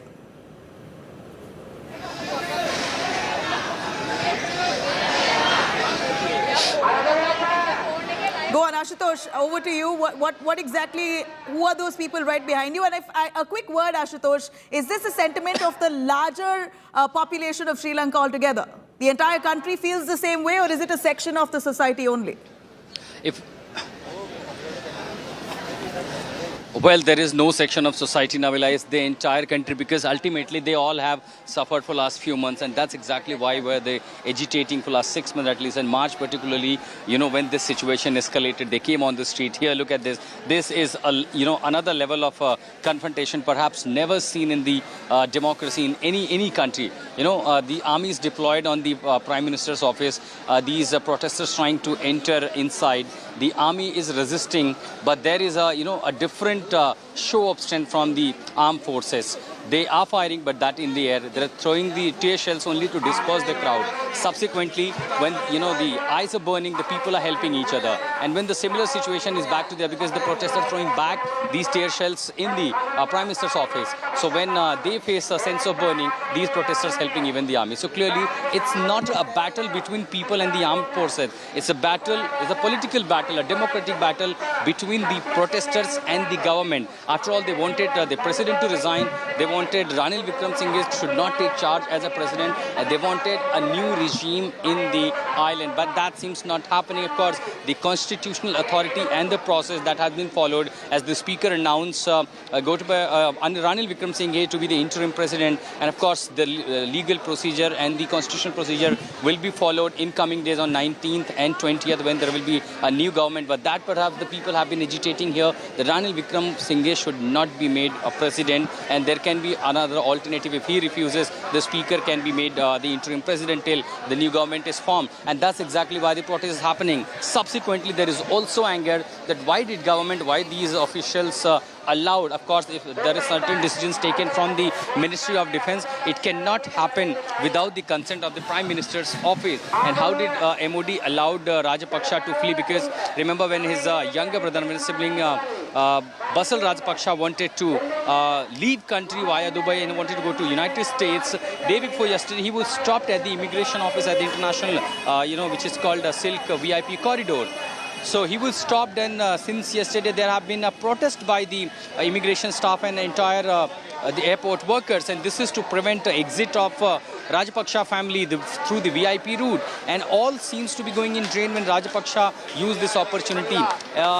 India Today put out this story to our viewers exclusively that how Rajapaksa was negotiating with the opponents, sent out a message seeking a safe passage for the resignation. He said, until there is a safe passage, he won't resign. And that seems to be working. All the political executives came on consent, and that after the consensus, perhaps this permission was given by the Ministry of Defense, and hence, midnight, this all drama happened. It was given AN-32 Special Air Force craft and landed to Malé midnight. And what we are hearing that from Malé, he has gone to a private island in a private resort. But clearly, there is also a huge number of Sri Lankans across Malé, across those islands. So clearly, he will also face the heat even in Maldives as well. But for now, what is happening here on these streets, the protesters who were gathering at Gulf Face for more than 96. Remember, today is the 96th day of this protest, and all these protesters have vacated the protest site Gulf Face where they gathered in the month of May. Now they all are trying to enter at the Prime Minister's office. Already the Prime Minister's official residence,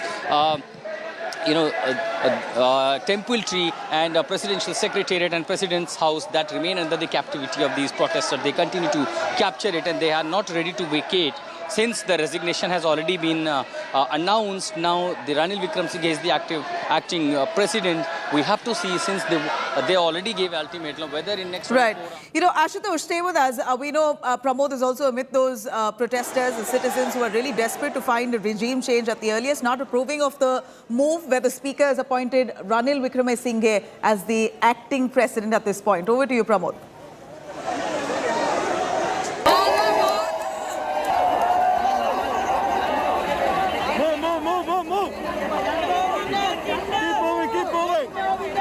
This is the situation here. Once again, tear gas has been deployed and people are walking out.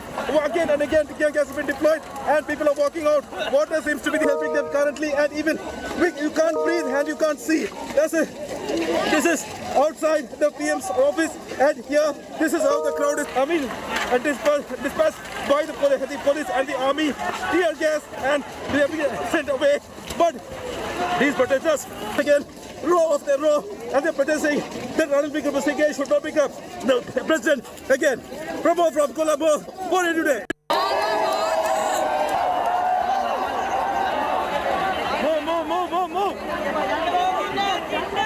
Keep moving. This is the situation here. Once again, tear gas has been deployed and people are walking out.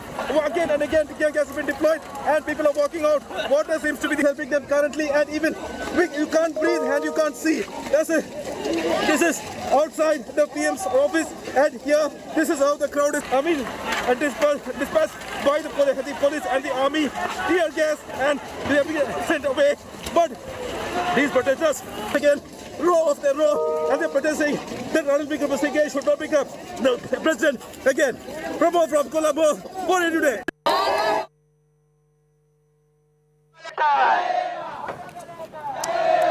All right. we're looking at really tense situations there. Pramod Madhav, our India Today correspondent, who's right there on ground, braving all this chaos.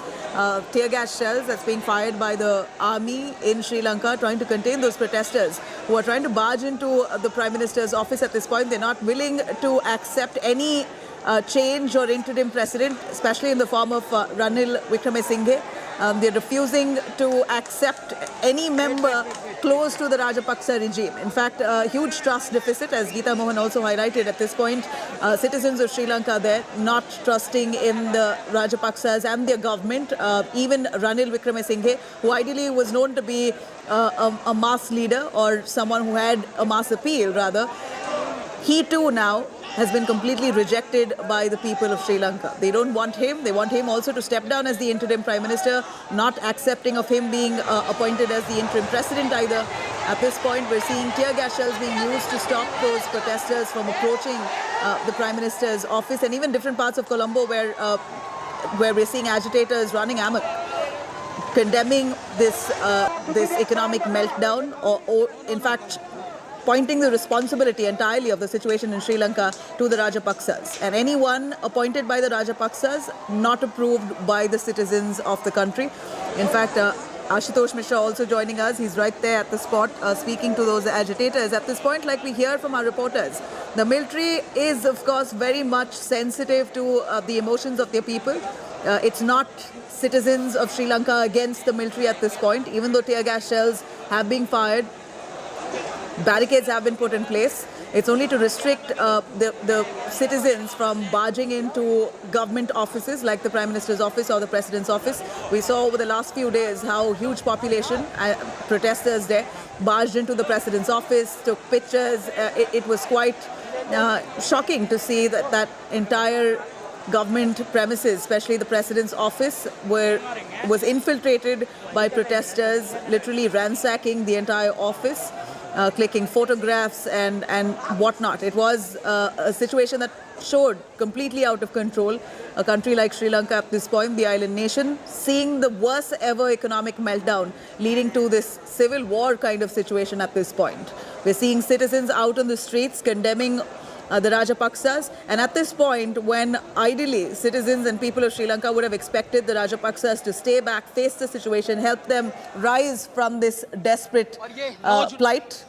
Here is Gotabaya Rajapaksa, the president, who's decided to flee the country along with his wife, 2 bodyguards on a military plane to Maldives, where he's now seeking some kind of protection. He's left claiming threat to life, and Ranil Wickremesinghe has now been appointed as the acting Prime Minister, and as per the latest, the Speaker has also appointed Ranil Wickremesinghe as the acting President. This, of course, again, not going down well with the citizens of Sri Lanka who are agitating and has barely any trust in the Rajapaksas and their regime, no trust in any of their members to take control of the situation. And therefore, Ranil Wickremesinghe, who's ideally looked at as a mass leader or a man with a mass appeal, he too hasn't been accepted by the people of Sri Lanka. This is certainly the worst crisis that the country is facing, and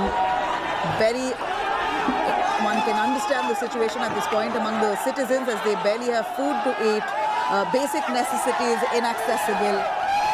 Prices have skyrocketed. There's absolutely no money with the people locally there. And therefore, at this point, out of desperation and frustration, we're seeing large populations in Sri Lanka coming out on the streets, resorting to violence in some pockets, condemning the situation in the country. All right, now let's quickly cut across to some of those developments that's taken place over the last few hours with this turmoil in Sri Lanka. Sri Lankan President Gotabaya Rajapaksa has now fled the country. He's landed in Maldives. Amid this widespread protests against him, he's fled the country hours before he was due to step down officially. He was to step down 13th of July. That was his assurance. That's today. But instead of formally progressing with that move, he's decided to flee the country in an army plane. And amid all the turmoil and protests, Speaker has announced that Prime Minister of Sri Lanka is going to be the acting President of Sri Lanka as well. Current President Gotabaya Rajapaksa is yet to resign from his post, but Ranil Wickremesinghe now, the man on your screens here, seems to be stepping in as the acting President. And further, protesters have breached the acting president Ranil Wickremesinghe's office, seeking his resignation too. They don't want him to be the interim prime minister or the president for that matter. They want his resignation, citing the worst economic crisis, saying there's absolutely no trust in Rajapaksa and his men. Ranil Wickremesinghe now looked at as Rajapaksa's aide. In fact, we're looking at Ashutosh there, our correspondent there. Remember, tear gas shells being fired at this point. Our reporters braving all that chaos and situation to bring us factual reports from on ground. Ashutosh Mishra, we see the situation is difficult. I hope you're safe. But what do we see right behind you? भारी संख्या, मतलब गिनती भी मुश्किल है। अचानक से शायद 50-60 गोले एक साथ दागे गए हैं। ये देखिए, इसीलिए अब किसी के लिए भी रुकना यहाँ मुश्किल है। हालांकि इसके पहले एक टुकड़ी आगे बढ़ी थी सेना की, और अब ये पीछे से जो गाड़ियाँ हैं उन्होंने इतने सारे गोले एक साथ फेंके हैं कि अब यहाँ रहना बिल्कुल मुश्किल होगा। पूरी की पूरी टुकड़ी एक साथ भाग रही है और वहाँ से पुलिस और आर्मी मार्च कर रही है आगे इनको खदेड़ने के लिए। और अब ये जो स्थिति है, बहुत ज़्यादा लोग खांसते हैं, आंखों को जलते हुए, आंखों में जलन हो रही है, रोते चीखते हुए भाग रहे हैं। देखिए, लोग घायल हो चुके हैं यहाँ पर। और पीछे वो गाड़ियाँ हैं जिनके पास पानी के गुजरे की मदद कर रहे हैं ताकि वो यहाँ से निकल सके, किसी तरह जान बचा करके लोग भाग रहे हैं। ये मिलिट्री ग्रेड्स के आंसू गैस के गोले बहुत हमारी। देखिए, सड़कों पर जो आप अफरा तफरी देख रहे हैं, किसी चीज़ें तितर बितर हो रखी हैं, इससे अंदाज़ा लगाया जा सकता है यहाँ पर क्या हाल हुआ होगा।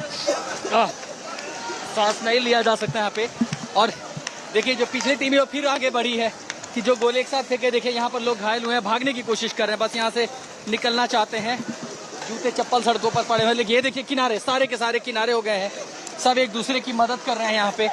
और अब जो जानकारी हमें अभी स्पीकर दफ्तर से दी गई, औपचारिक रूप से कह दिया गया कि हाँ, एक प्रेस कॉन्फ्रेंस करके ऐलान किया गया है कि रानिल विक्रमसिंघे ही एक्टिंग प्रेसिडेंट होंगे, सारे फैसले वही लेंगे जब तक कि दूसरे कॉन्स्टिट्यूशनल प्रावधानों की और प्रक्रिया पूरी नहीं हो जाती है। देखिए, एक साथ ये समझना भी मुश्किल। जैसे देखिए, वैसे एक राहत है कि हवा की जो डायरेक्शन है वो दूसरी तरफ की है, इसलिए धुआं जो है निकल जा रहा है, लेकिन ये कहाँ से आ रहे हैं ये समझना भी बड़ा मुश्किल है।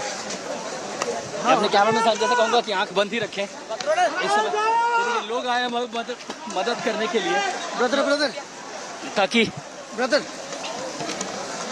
लोगों की आंखों में काफ़ी जलन हो रही है। ये एक ऐसा मौका है, मैं चाहूँगा फ़ोन लाइन के ज़रिए मैं संपर्क टूट गया, मैं चाहूँगा संपर्क एक बार स्टैब्लिश करने की कोशिश करें ताकि मैं आपकी आवाज़ सुन पाऊँ। यहाँ इस समय आपकी आवाज़ मैं नहीं सुन पा रहा हूँ, फ़ोन लाइन यहाँ पर नेटवर्क कंजेशन की वजह से लाइन ड्रॉप हो गई। देखिए, ये सीधी तस्वीरें प्रधानमंत्री कार्यालय के ठीक बाहर, जो कि अब देश के राष्ट्रपति हैं, प्रधानमंत्री और राष्ट्रपति रानिल विक्रमसिंघे के घर के बाहर की तस्वीर। ये जो धुआं है, ये धुआं प्रदर्शनकारियों को भीड़ को तितर बितर करने के लिए किया गया है। लोग आगे बढ़ रहे हैं, वापस जाने की कोशिश कर रहे हैं। सेना और पुलिस समझ नहीं पा रही है कि इसको यहाँ से हटाया कैसे जाए। कई सारे प्रदर्शनकारी जो लौट के आ रहे हैं वो अब गैस मास्क पहनकर आगे बढ़ रहे हैं और उसके बाद हालात जो हैं वो लगातार खराब हो रहा है। और देखिए, अगर ऐसा ही कन्फ्रंटेशन चलता रहा तो स्थिति और उग्र हो जाएगी। लोग बचने की कोशिश कर रहे हैं। देखिए, लोगों को चोट लगी है, भगदड़ जब हुई तो लोगों को चोट लगी और चोट के बाद बचे। देखिए, फिर एक राउंड फिर भागने की कोशिश। देखिए, एक शख्स घायल हुआ है जब भगदड़ होती है और उसको चोट लगी है, खून निकल रहा माथे से। और ये देखिए, तमाम सारे लोग अब अपने लोगों को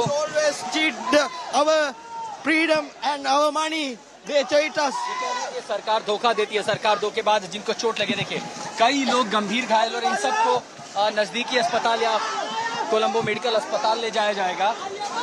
और घायलों की संख्या लगातार बढ़ रही, क्योंकि जब वो भीड़ इकट्ठी होती है यहाँ वो काफ़ी संख्या में है। अब ये संख्या हज़ारों में नहीं है और इनको गिन पाना मुश्किल है। ऐसे में पतली 60-70 फुट चौड़ी जो सड़क है वो कम पड़ रही है। और ये देखिए, एक बार फिर मैं कोशिश करूँगा पैन शॉट्स के जरिए दिखाने की वहाँ पर जो स्थिति है। अब जो फोर्स है, जो STF है खासकर और सेना, वो सड़कों पर आ गई है। मेटल शील्ड से वो प्रोटेक्शन लाइन, एक बाउंड्री लाइन बना रहे हैं ताकि जो प्रदर्शनकारी आगे बढ़े हैं अब वो और आगे ना जा पाए। यहाँ सब कुछ संभालना बहुत मुश्किल मुश्किल हो गया है। लेकिन एक रणनीति जो अब यहाँ के जवानों ने अपनाई है भीड़ को तितर-बितर करने के लिए, वो ये कि जो दाएं बाएं की गलियां हैं, इस तरफ की गलियां हो, इस तरफ की गलियां हो, वो वहां पहुंच रहे हैं पीछे के रास्तों से, और उन गलियों से वो टीयर शेल मार रहे हैं, यानी इधर से दाएं बाएं से, ताकि वो सड़कों पर आए और यहाँ जो भीड़ है उसको तितर-बितर करे। क्योंकि वो देख रहे हैं कि प्रदर्शनकारी अब इसको समझ पाए हैं, वो उनसे निपट ले रहे हैं। ऐसे में जो है उन्होंने भी रणनीति बनाई है थोड़ी सी आक्रामक तरीके से।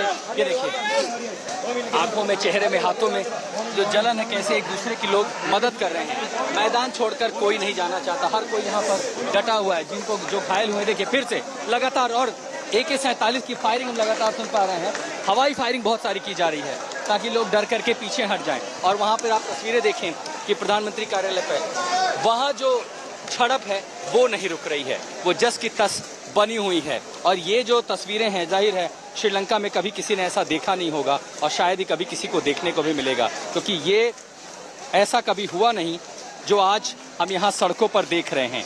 ये जो स्थिति है ये बेहद चुनौती बन गई है यहाँ के सशस्त्र बलों के लिए, प्रशासन के लिए, सरकार के लिए भी, कि इन प्रदर्शनकारियों को यहाँ हटाया कैसे जाए। अब नए राष्ट्रपति आए हैं तो उनको अपना कार्यकाल संभालना है, कार्यकाल के साथ कई सारे उनको आदेश जारी करने होंगे, संवैधानिक प्रक्रिया का पालन होना है, संसद का सत्र शुरू होना है, सांसद वोट देंगे, नॉमिनेशन फाइल होगा, नामांकन होगा चेहरों का कि कौन राष्ट्रपति बनेगा। लेकिन उससे पहले जो हम सड़कों पर देख रहे हैं, ये अंदाज़ा लगाना मुश्किल है कि आज की तारीख में शाम होते होते कोलंबो की इन सड़कों पर क्या होगा। राजनीतिक संकट खत्म होगा या नहीं, क्योंकि आर्थिक संकट अब दूर की कौड़ी है।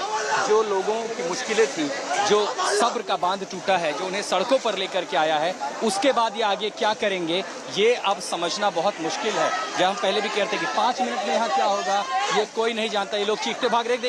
एक लड़की है, वो छोटी बच्ची है, शायद वो घायल हुई है, उसको लेके लोग गोद में दौड़ के भाग रहे हैं। तो अब यहाँ पर जो स्थिति देखे, इससे भी जनता का गुस्सा बढ़ेगा। और लोग देखें जूते चप्पल जहाँ तहाँ बिखरे पड़े हैं, इससे पता चलता है कि यहाँ जो संघर्ष है वो कितना बड़ा हो रहा है। और ये संघर्ष अब आप समझिए कि घड़ी में इस समय 1:45 बज रहे हैं। ये हालात आगे कहाँ जाएंगे, अभी पूरी शाम, पूरी रात बाकी है, और कोई बड़ी बात नहीं है कि वो यहीं पर टिके रहें। ये संघर्ष न जाने कब तक चलेगा। Neha.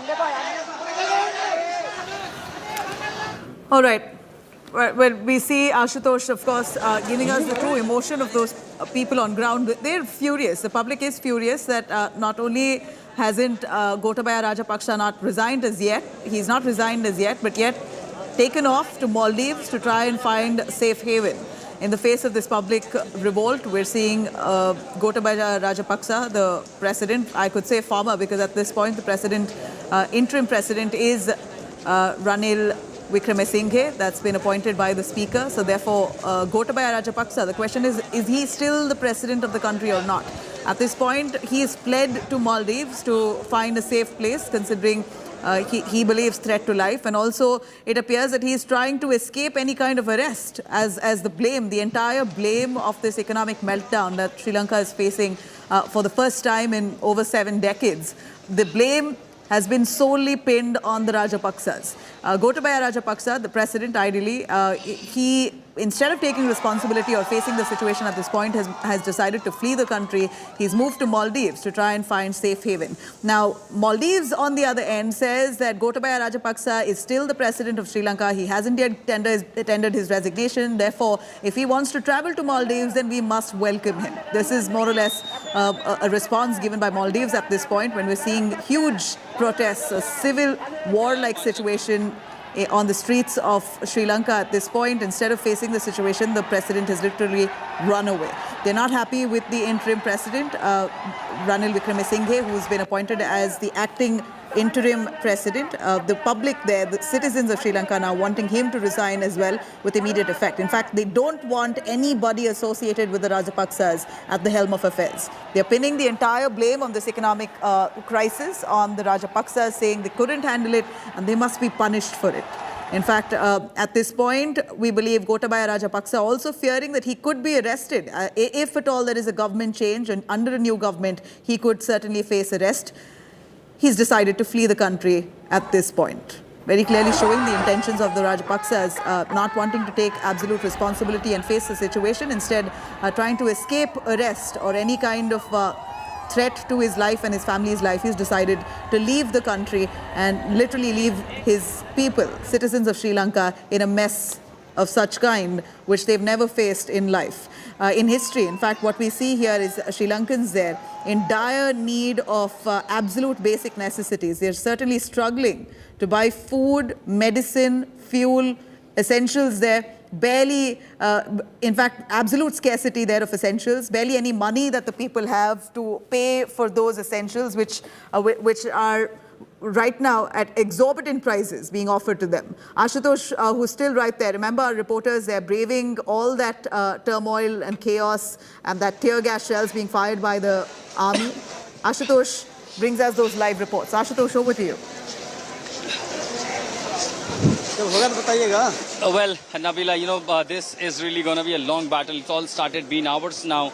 And when we started walking with these protesters, all of a sudden it was spontaneous reaction. There were only few hundred. Suddenly it became few thousand. And now I cannot recall the numbers here.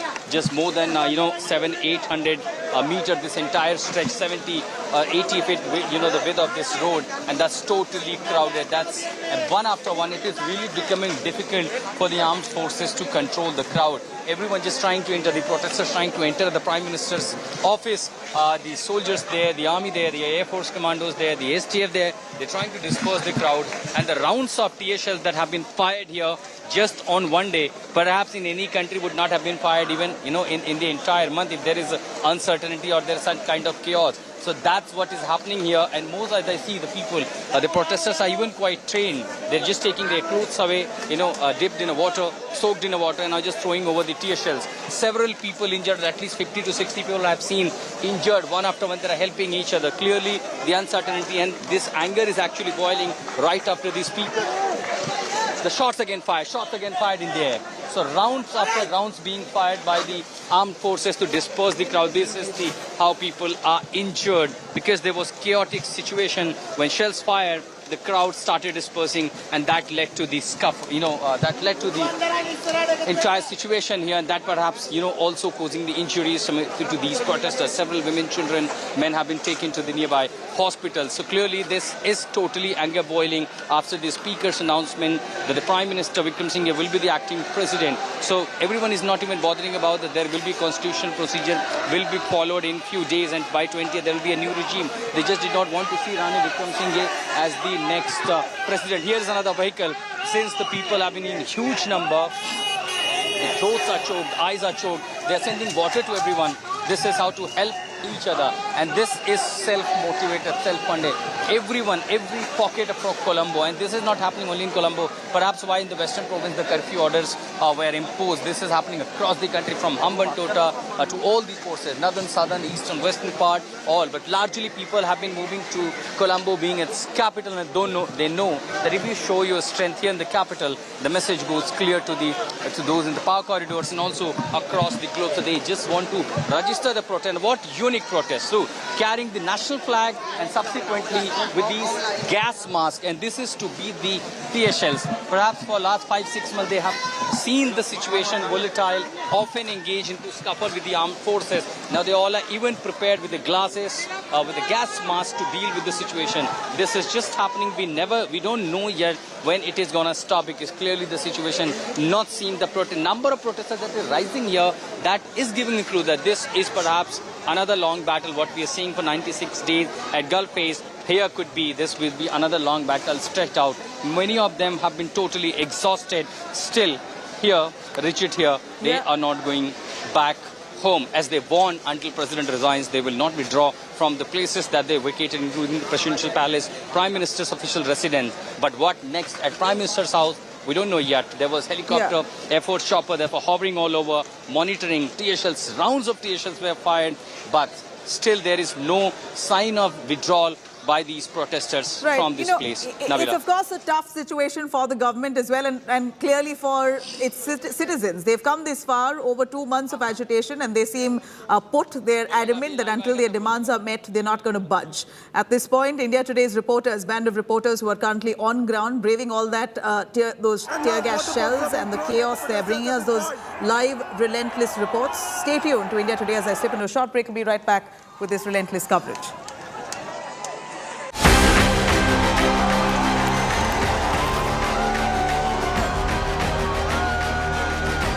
Shots in the air is being fired here in Colombo. Multiple tear shells. This is to disperse the crowd. Look at these amount of tear shells fired here in Colombo. Similar pictures we are seeing at Ground Zero here in Colombo.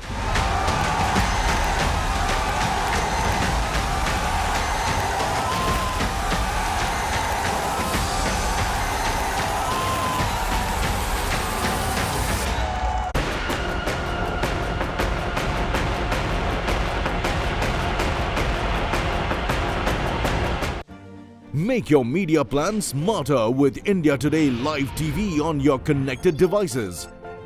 Amplify your brand with 100 million smart internet viewers. To advertise, mail us at sales@aajtak.com or call 9999892171.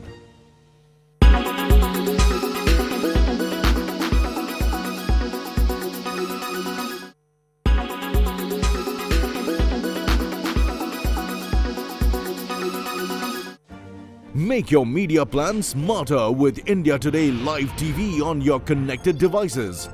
Amplify your brand with 100 million smart internet viewers. To advertise, mail us at sales@aajtak.com.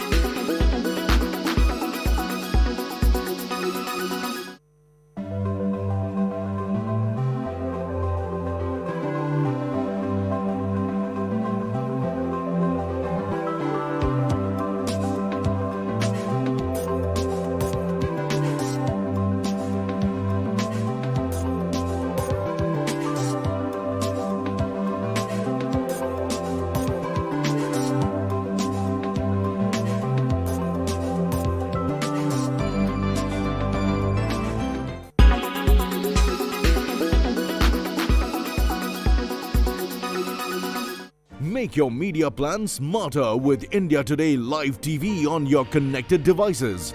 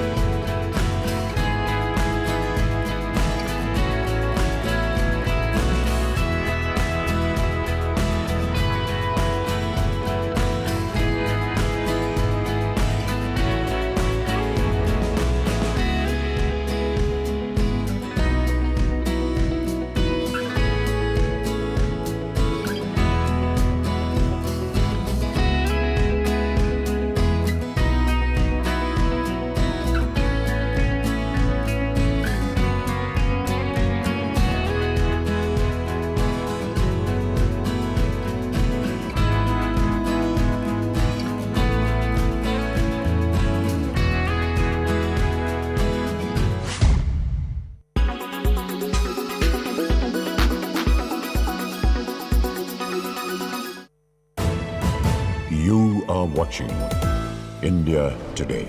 Co-powered by The World Comes Together at Sharda University. In association with Green Lamb Laminates. Har Gustakhi Saaf.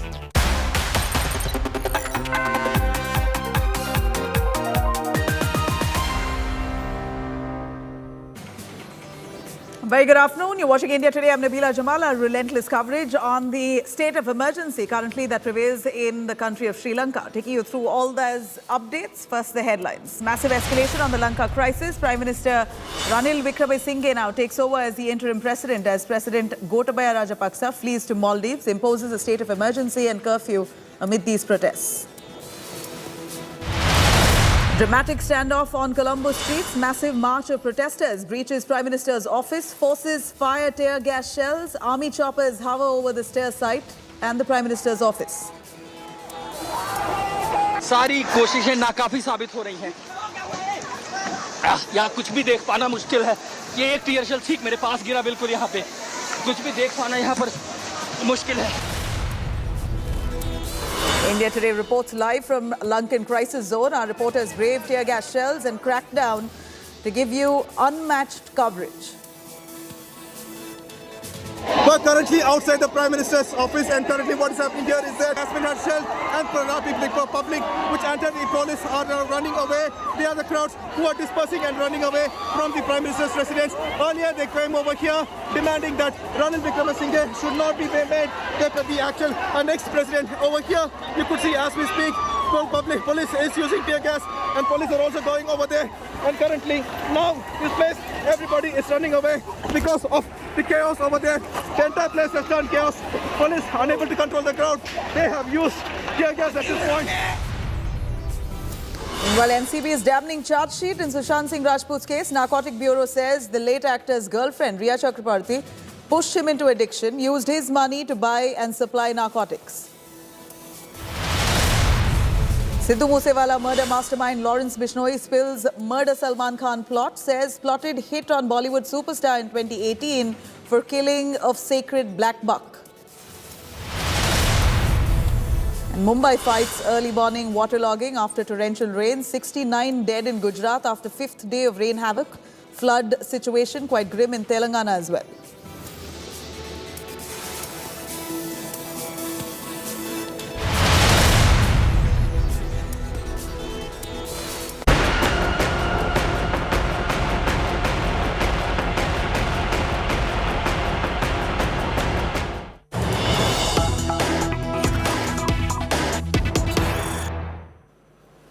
Here's a big breaking coming in from Sri Lanka. While we see a state of emergency in that country, the Sri Lankan national television has now stopped airing. It goes off air. Sri Lanka state-run national television, Rupavahini Corporation as it's called, has now stopped live telecasting.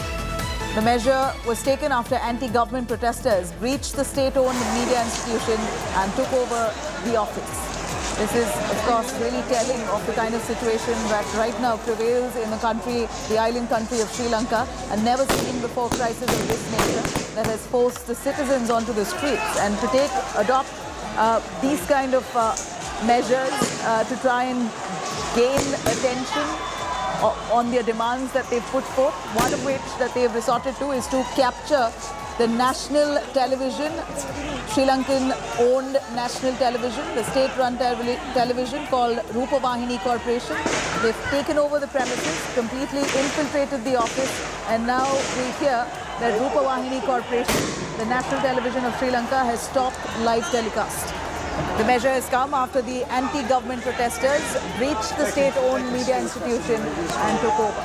The huge developments coming in from the country of Sri Lanka. Remember, this is a state-owned television, Rupavahini Corporation, which is run by the Sri Lankan government. And this television channel, the National TV, has now stopped live telecast as protesters, common citizens, have barged into their office and literally taken over the premises, almost shutting down operations of that state-owned television with immediate effect. Most of those protesters there have breached into the office of the state-owned media institute, have completely taken over that office, and now we believe that the Rupavahini Corporation has shut operations in the meanwhile, as protesters have infiltrated into the office premises. The state-run television has now stopped functioning. It's not on air any longer. Sri Lankan state-run national TV, Rupavahini Corporation, SLRC as it's called. SLRC, the state-run television, has now stopped live telecast. The measure was taken after anti-government protesters breached the state-owned media institute and completely took over. This is certainly a dire situation for the people of Sri Lanka. Not only are people coming out and protesting the regime which have let them down, in fact blaming the Rajapaksas entirely, wholly, solely for this economic meltdown that's brought Sri Lanka to its knees. Remember, barely any access to basic necessities, no food, no fuel, no medicines. This is the situation that people are facing over the last 2 months. It's a situation that has snowballed for the last 98 days as per our reporters on ground, but yet no solution was found. At this point, we see citizens there targeting every state-run institute, including this media channel. Sri Lanka's media network, which is called Rupavahini Corporation, has now been pulled off air by those local citizens who barged in, infiltrated into the office premises and literally taken over that institute, the media institute. Live visuals there, you see some of the snippets there coming in off that channel. In fact, that channel that was live until a little while ago has now been fully taken off air after protesters barged into the office premises. And we believe post the infiltration, we hear that the office, those who are handling the office of that state-run TV, Rupavahini Corporation, have decided to turn down operations with immediate effect. These are some of the snippets of that national television.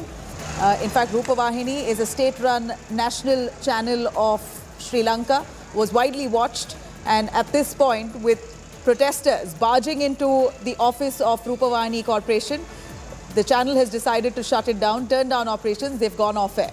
At this point, when we're seeing live telecast, in fact, they were relentlessly live with all the updates coming in from ground as their own, the country's population, citizens all out on the streets completely against the Rajapaksas and its government. All the people associated with Rajapaksa doesn't seem like they hold any more trust or credibility among the people of Sri Lanka.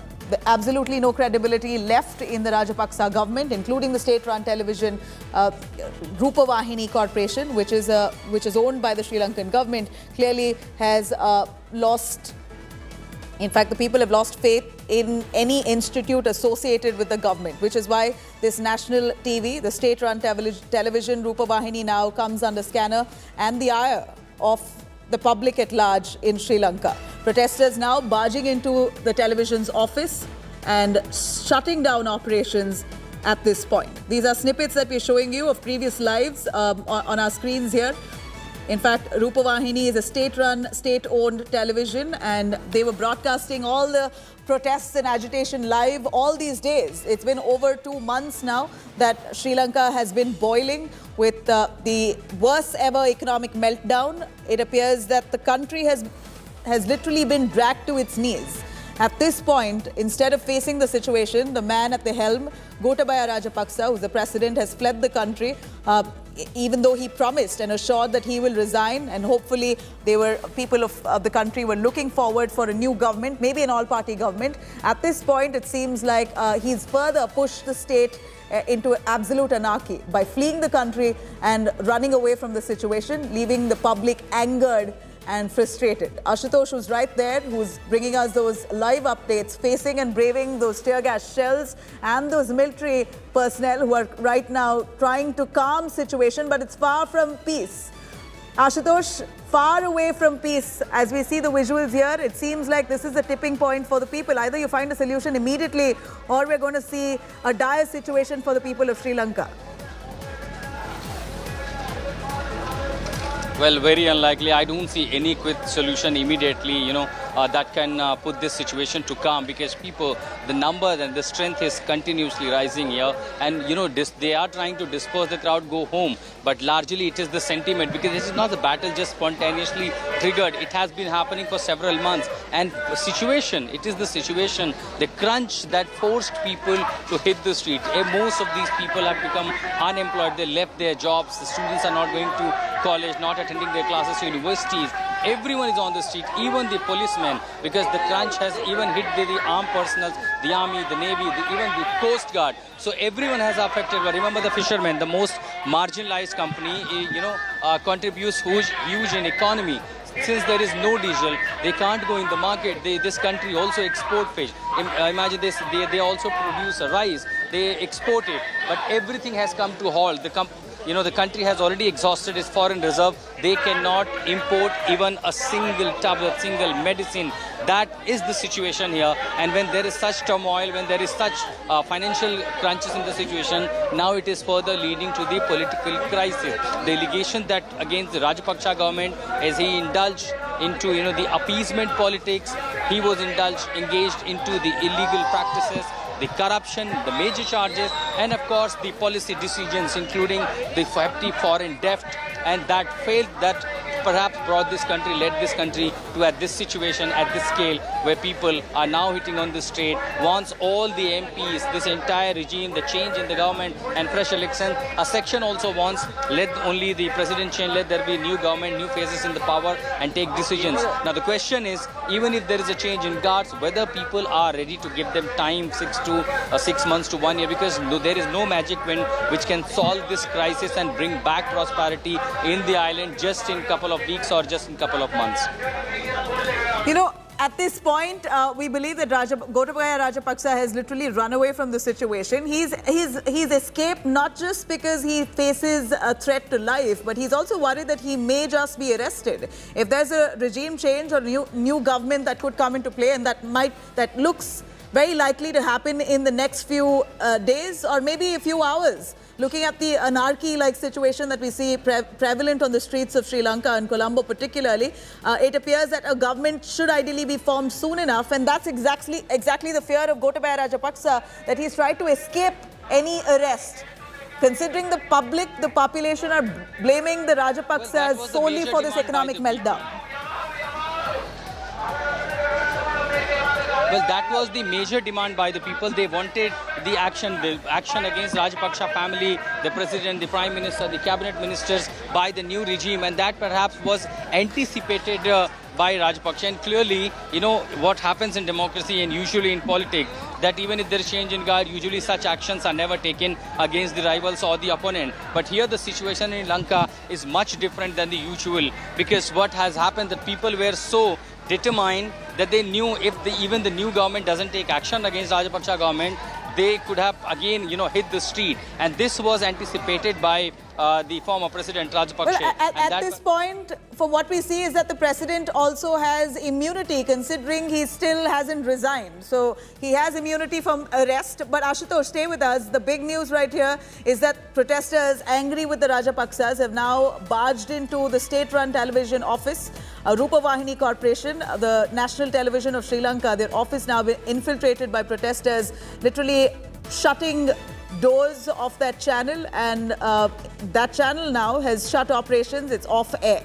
This is the latest information as we get right here, as Rupavahini, the state-run television of Sri Lanka, now goes off air as protesters barge into their office and take complete control. Now let me quickly cut across to those developments coming in right from this morning on the turmoil in Sri Lanka. Sri Lankan President Gotabaya Rajapaksa has fled the country, landed in Maldives amid this widespread protests against him. He's fled hours before he was due to step down officially. That was his promise, but literally ran away from the situation. Amid all the turmoil and protests, Speaker announced that Prime Minister is going to be the acting President of Sri Lanka. Ranil Wickremesinghe, the man that you see on your screens here, is now going to be the acting President as well of Sri Lanka. Again, not to the consent of the people at large. The public, of course, not accepting this move by the Speaker. Current President Gotabaya Rajapaksa is yet to resign, though, from his post. Protesters breached the acting president Ranil Wickremesinghe's office as well, seeking his resignation, citing worse economic crisis. In fact, what it appears here is that no person in Sri Lanka at this point has any trust or credibility attached to the Rajapaksas or any of their associates. Ranil Wickremesinghe, known as a close aide of the Rajapaksas, facing the ire.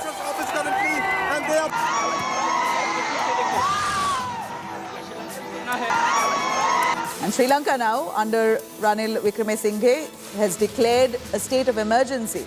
Also, curfew has been imposed in most of the western province amid these massive protests against the Prime Minister and the President Gotabaya. But unfortunately, the imposition of these curfew orders has been quite a task for the military.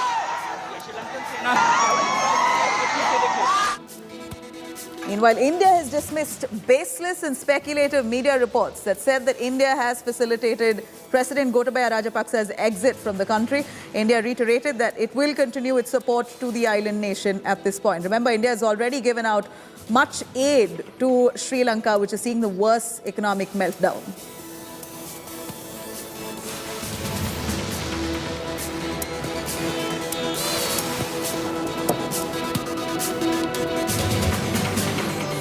All right, let me quickly cut across to Shanakia Rasamanikam, who's a Sri Lankan MP, joining us live here on India Today to give us an understanding of the situation that prevails. Shanakia, thank you very much for speaking to us and making time out in a situation like this. How would you receive this? And in your view, what's the quick solution? We can't see your country burning like this. I'm sure you can't see it either. What's the quick, immediate, urgent solution that is needed at this point? Well, thank you for having me. Emergency and also curfew in the western province, and as soon as it was announced, the legal framework in Sri Lanka said that it was illegal because the president is the only one who can declare emergency. And then within a few hours, we see the speaker announcing that the president has appointed the prime minister as the acting president only because he's overseas, so he's not in the country. So therefore, the president has not resigned yet. And on the 9th of July, when the new wave of protest started and the protesters took over the president's office and his official residence, the president promised that he will resign on the 13th of July, which is today. And it's he's not lived up to that. We're seeing protests as he's fled the country, and that's our latest update. We see that he's literally left the country in doldrums. At this point, he's managed to run away with his wife and a few of his guards to Maldives. What exactly is the solution at this point? Now that he's run away, I was trying to tell you the solution, but then you interrupted me. So if you need the solution, you need to let me provide the solution. So the solution right now is that the Prime Minister needs to resign, because the protesters are not going to stop the protest till the Prime Minister and the President both resign. And if both of them resign, then the Speaker will become the acting President, and thereby the Parliament can appoint a person who has the confidence of the public in Sri Lanka as the next President. And even though the ruling party has majority in Parliament, they need to allow for a minority government in Parliament, because in the past it has been done. But the protesters are not going to stand down. And since the Prime Minister has been appointed, we see more military presence in Colombo. So we urge the international community to intervene right now. Like you mentioned earlier, India has assisted Sri Lanka financially over the last few months to get essential supplies. But right now, it's important that countries like India, America, United Kingdom, and the European Union speak to Prime Minister Ranil Wickremesinghe and urge him to step down, because the international community should stand by the people of Sri Lanka. There are 22 million people in Sri Lanka who need the support of the international community right now. Shanakia, as we spoke a little earlier to some of Gotabaya Rajapaksa's aide, possibly those who are leading towards his party, have said that the resignation most definitely stands. He's left the country citing a threat to life, as we see protesters clearly trying to barge into the Prime Minister and the President's offices. So he's fled out of desperation. This is what some of his people have said. The resignation, though, most definitely stays. He has fled the country and he has failed to resign. So we need to see his resignation, and if he doesn't resign and the Prime Minister don't resign, we need the international community to intervene. This is what we need done, because if you look at 2009, towards the last stage of the war, when thousands of Tamil people were killed, the international community didn't intervene, and then we had a major catastrophe in the country. And right now, I'm sure India doesn't want its neighbor to be so unstable, because if anybody believes that the protesters are going to stand down just because the Prime Minister announces curfew or Prime Minister uses the military to instill fear in the public, that's not going to happen. The public are going to protest, and they will continue the protest till they see resignation letters of both President Rajapaksa and Prime Minister Wickremesinghe, because the country will not accept Prime Minister Wickremesinghe even for a minute as the president of this country, because they are all responsible for this crisis. On the 9th of May, when President was asked to resign, and the former Prime Minister resigned, Ranil Wickremesinghe stepped in to save President Rajapaksa and his family. So how can we trust the same person to take the country out of this crisis when he's very much part of the Rajapaksa government? Shanakia, thank you very much. We understand that the situation right now is dire and people are refusing to budge. We heard the MP in Sri Lanka speaking very clearly that it is the only solution at this point to calm these emotions here on the streets among people is to ensure that Gotabaya Rajapaksa's resignation comes in adequately, immediately. Ranil Wickremesinghe also must resign as the Prime Minister or the acting President. They don't want anyone from the Rajapaksa clan to be at the helm of affairs. In fact, Ashutosh Mishra, who's right there in Colombo, brings us these live reports. Pramod Madhav as well, braving all those tear gas shells and the chaos, getting us those sentiments. We're currently outside the Prime Minister's office, and currently what is happening here is that has been shelled, and the public which anti-police are running away. They are the crowds who are dispersing and running away from the Prime Minister's residence. Earlier they came over here demanding that Ranil Wickremesinghe should not be made the actual next president. Over here you could see as we speak, police is using tear gas, and police are also going over there. And currently now this place, everybody is running away because of the chaos over there. The entire place has turned chaos. Police unable to control the crowd. They have used tear gas at this point. And as we speak, these were the protesters who were at Galface earlier, and now they're trying to move away from this place. This is really going to be a long battle. It's all started being hours now, and when we started walking with these protesters, all of a sudden it was spontaneous reaction. There were only few hundred. Suddenly it became few thousand, and now I cannot recall the numbers here. Just more than 700-800 meter this entire stretch, 70-80 feet, the width of this road, and that's totally crowded. That's one after one. It is really becoming difficult for the armed forces to control the crowd. Everyone just trying to enter, the protesters trying to enter the Prime Minister's office, the soldiers there, the army there, the Air Force commandos there, the STF there. They're trying to disperse the crowd, and the rounds of tear shells that have been fired here just on one day, perhaps in any country would not have been fired even in the entire month if there is uncertainty or there's some kind of chaos. So that's what is happening here, and most as I see the people, the protesters are even quite trained. They're just taking their clothes away, dipped in a water, soaked in a water, and are just throwing over the tear shells. Several people injured, at least 50 to 60 people I have seen injured, one after one. They are helping each other. Clearly the uncertainty and this anger is actually boiling right after the speakers. The shots again fired in the air. So rounds after rounds being fired by the armed forces to disperse the crowd. This is how people are injured, because there was chaotic situation when shells fired. The crowd started dispersing, and that led to the scuffle, that led to the entire situation here, and that perhaps, also causing the injuries to these protesters. Several women, children, men have been taken to the nearby hospitals. So clearly this is totally anger boiling after the speaker's announcement that the Prime Minister Wickremesinghe will be the acting president. So everyone is not even bothering about that. There will be constitutional procedure will be followed in few days, and by 20th there will be a new regime. They just did not want to see Ranil Wickremesinghe as the next president. Here is another vehicle. Since the people have been in huge number, the throats are choked, eyes are choked. They are sending water to everyone. This is how to help each other, and this is self-motivated, self-funded. Everyone, every pocket of Colombo, and this is not happening only in Colombo. Perhaps why in the western province the curfew orders were imposed. This is happening across the country, from Hambantota to all the courses, northern, southern, eastern, western part, all. But largely people have been moving to Colombo, being its capital, and they know that if you show your strength here in the capital, the message goes clear to those in the power corridors and also across the globe. So they just want to register the protest. What unique protest? So carrying the national flag and subsequently with these gas masks, and this is to beat the tear shells. Perhaps for last 5-6 months they have seen the situation volatile, often engage into scuffle with the armed forces. Now they all are even prepared with the glasses, with the gas mask to deal with the situation. This is just happening. We don't know yet when it is going to stop, because clearly the situation not seem the number of protesters that are rising here, that is giving a clue that this is perhaps another long battle. What we are seeing for 96 days at Gulf Face, here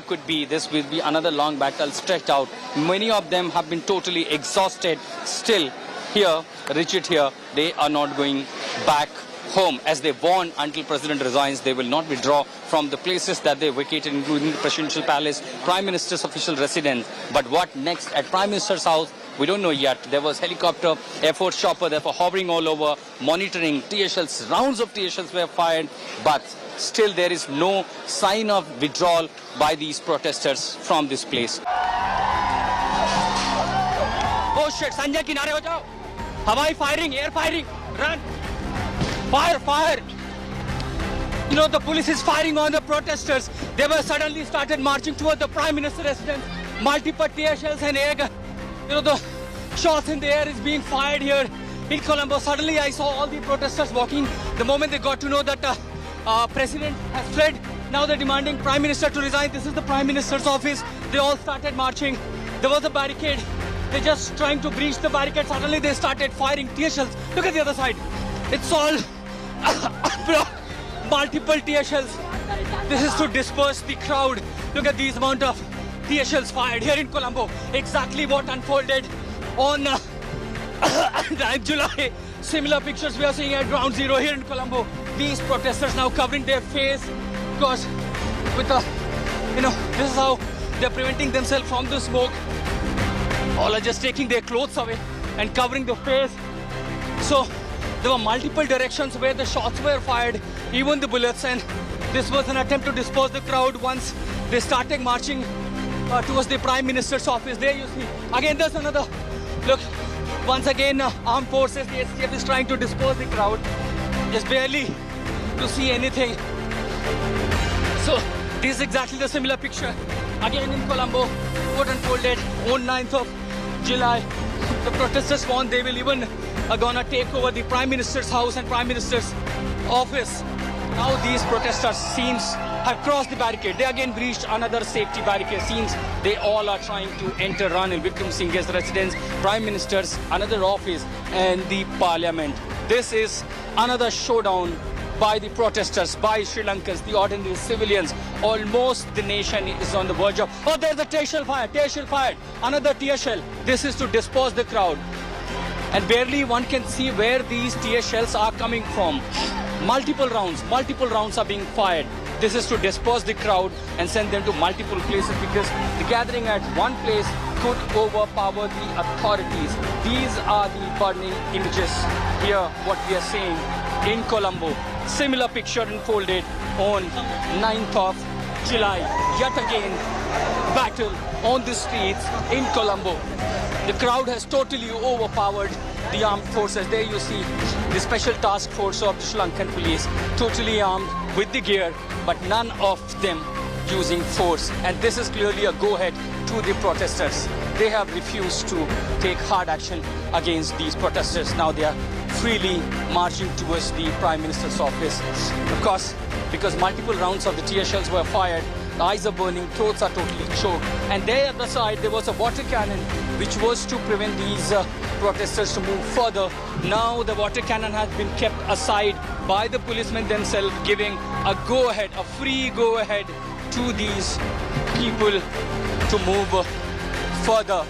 They have crossed the Prime Minister's office, which is right here. The army has conveyed a message: do not damage the public properties. If you're marching, march peacefully. And that's exactly where you see these army, the Sri Lankan army Jawans, heavily armed, but none of them acting against these protesters. The top army official has conveyed a message just to keep marching peacefully. They have allowed this protest to take place, and all of them are now heading towards the Parliament. Their first aim was to reach Prime Minister's office.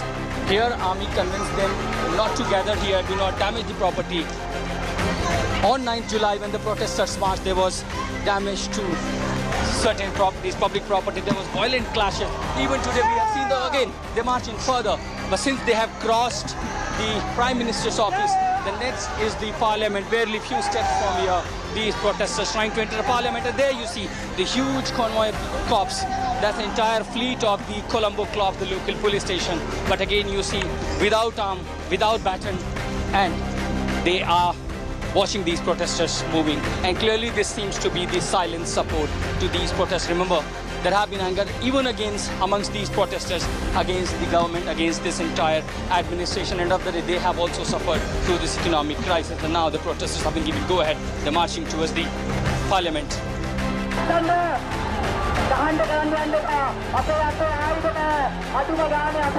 I can see the policemen or the security persons with gas masks, with tear shells, with guns are standing, but only remain a mute spectator. You heard the senior army official say that we are not stopping them. We are only requesting them do not damage the public property. But these are the barricades were placed to stop these protesters.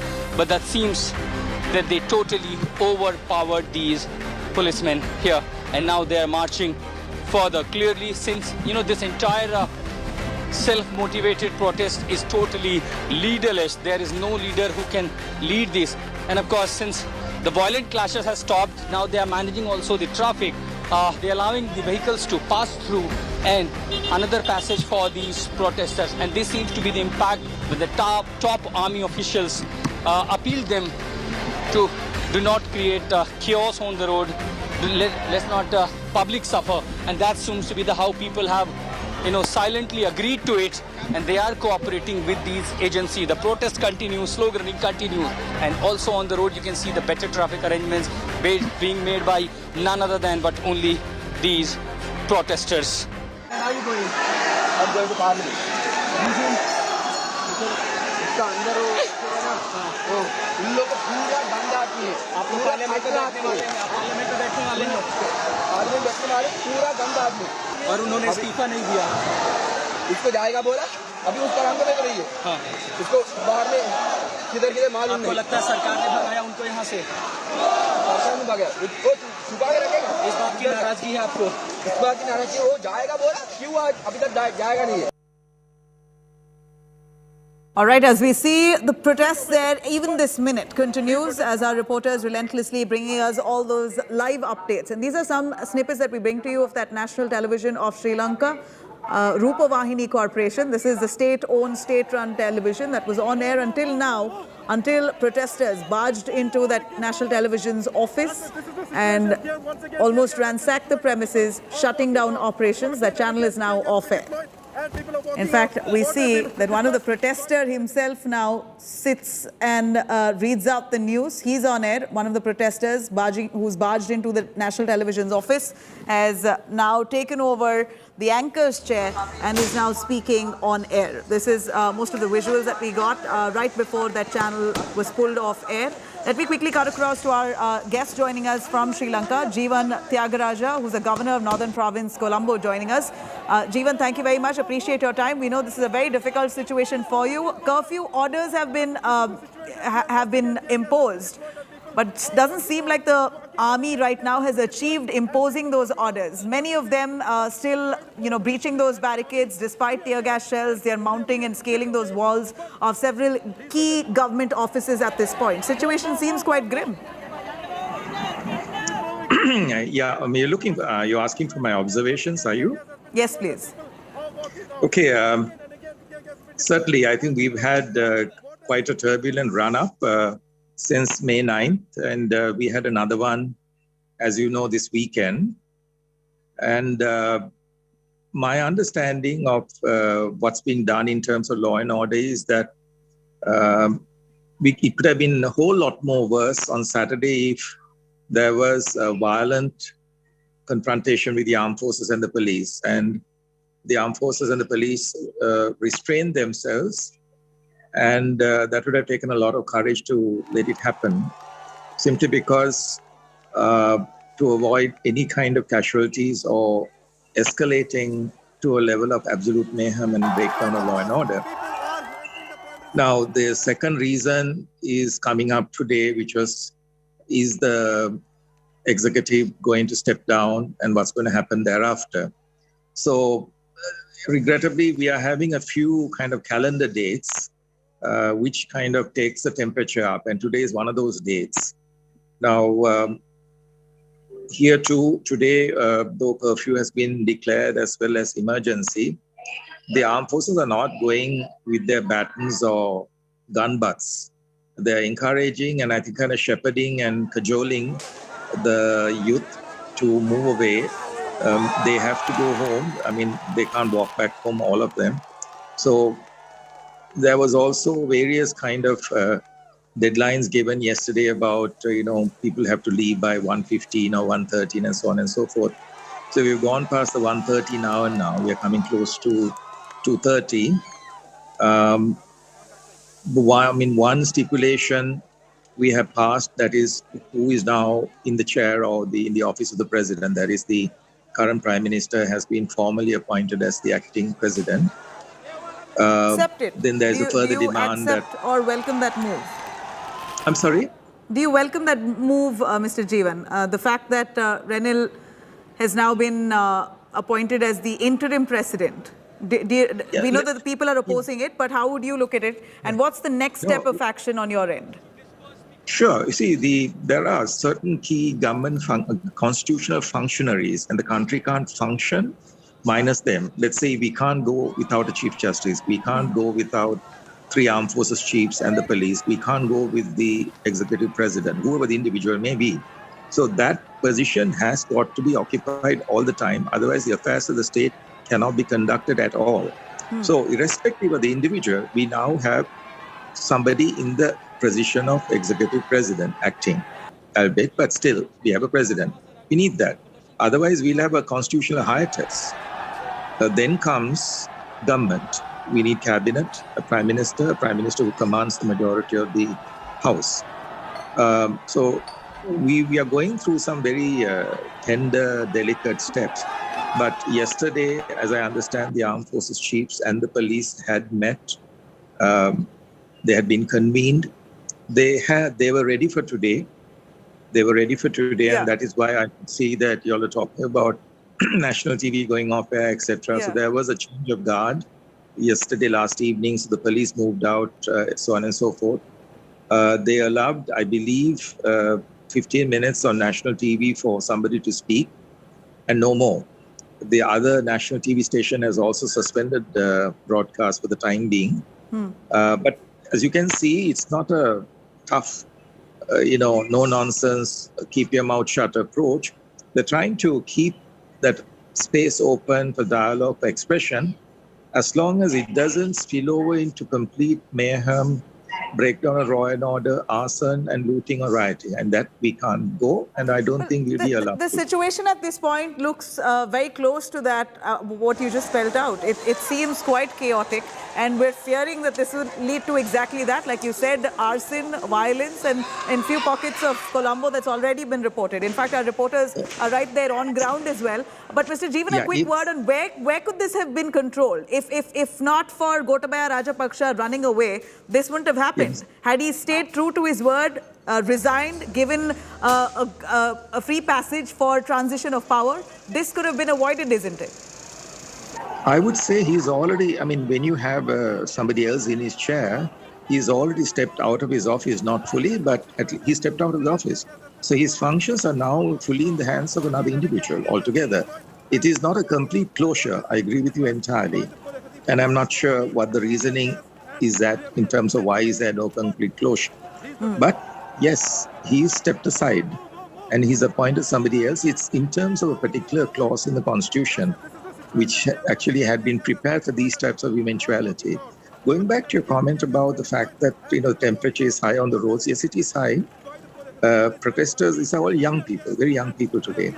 And I think if you start assaulting them and shooting them, it'll become absolutely inflammatory, very difficult to get back.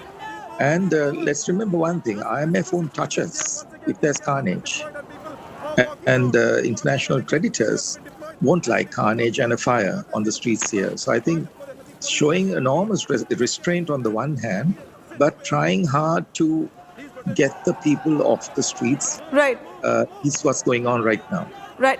Governor Jeevan, if you can please stay on hold with us. We have some latest update coming in from your country. The Speaker of Sri Lanka now has stepped in owing to all this chaos. The Speaker has said, and I quote, "President has informed me he will send his resignation letter within today. A new president will be elected on the 20th in the parliament." This is, of course, after much of the upheaval and a public revolt over Speaker appointing Ranil Wickremesinghe as the interim president, which the public at large haven't approved of. The Speaker now rolling back, it appears. He says, "President has informed me that he will send his resignation letter within today. A new president will be elected on the 20th in the parliament." Let me cut across to Governor Jeevan, who's still with us.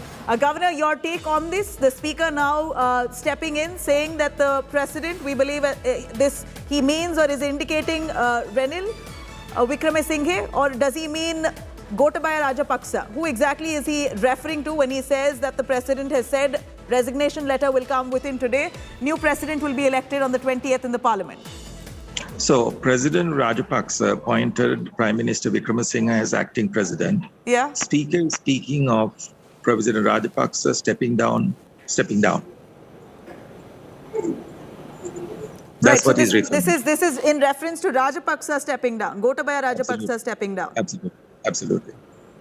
All right. So at this point, the Speaker says that a new president will be elected on the 20th in the parliament. What exactly do you believe is the reason at this point for Gotabaya Rajapaksa to have fled the country? Is he fearing arrest or an attempt now to cling on to power, even in this desperate situation? What really led to his running away from the situation instead of facing it?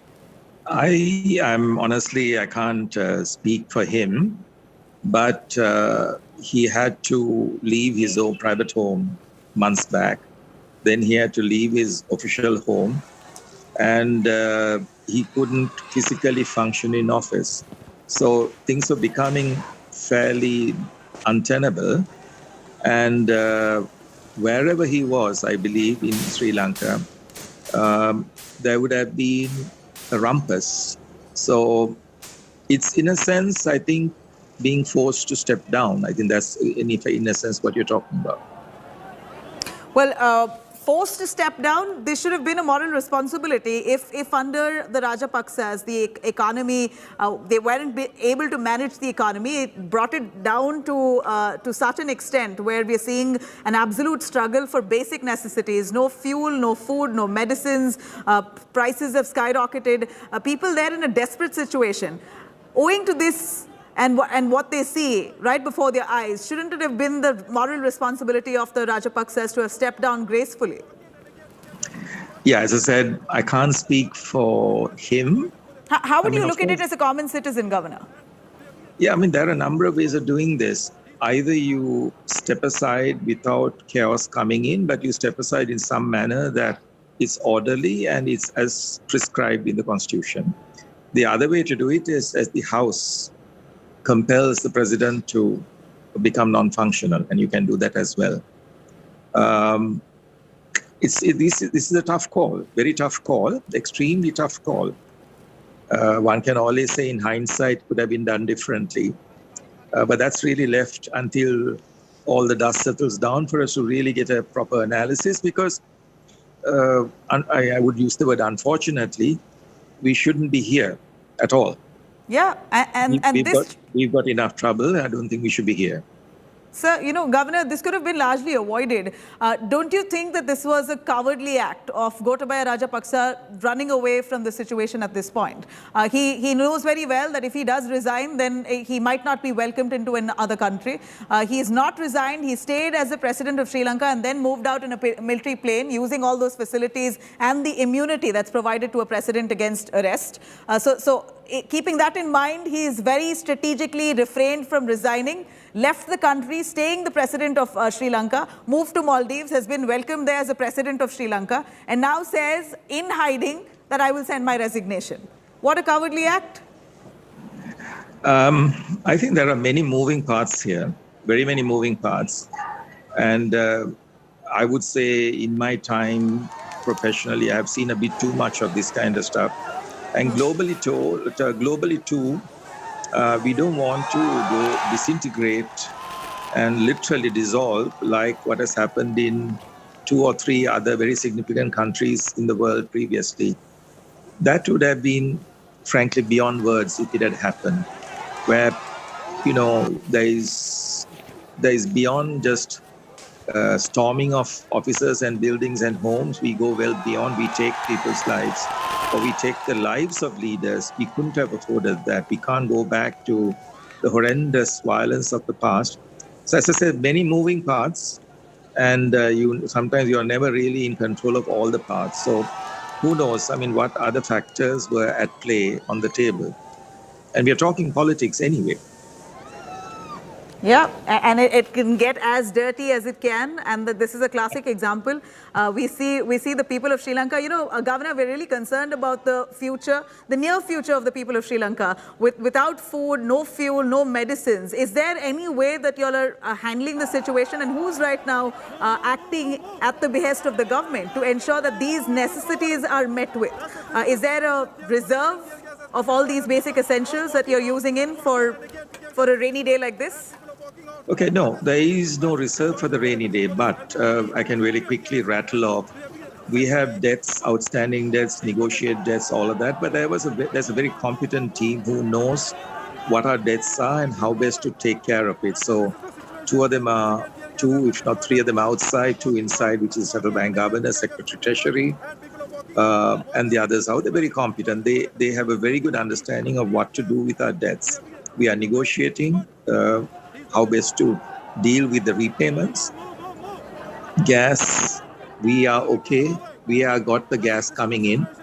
But can you hear me? Right. Governor. Yeah. Yeah, a quick word if you want to say to the people who are watching this kind of situation that you may have never seen in your lifetime. We hear that this is unprecedented in Sri Lanka. Really, India all along the way has been very supportive of the people of Sri Lanka. And also, I want you to rubbish all those rumors that claim that India has aided in the exit of Gotabaya Rajapaksa. This is absolutely baseless. Our government has clarified on that. Apart from that, enough and more aid has come in from India as well. A quick word on that finally. Yeah, well, very quickly, I would say, I think we are running on, the most recent shipment is about 40,000 tons of fertilizer, which goes across the country. We've had medicine, we've got fuel. I believe there is further discussion with the RBI. That's going on. And as for developments overnight, Sri Lankan Air Force flew to Maldives. That had nothing to do with the Indian Air Force or the government of India. So I think these are 2 distinct things. Yeah. We've been supported hugely and wholly by the government of India, without a doubt. And we really need to be pulling up our socks now. But I can also assure you and your viewers that it's not all lost. Yeah.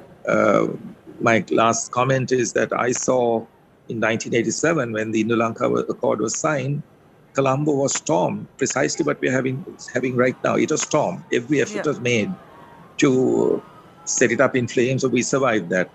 We will. It's going to be a rough day, but we will survive this. Yeah, definitely. Hope is alive.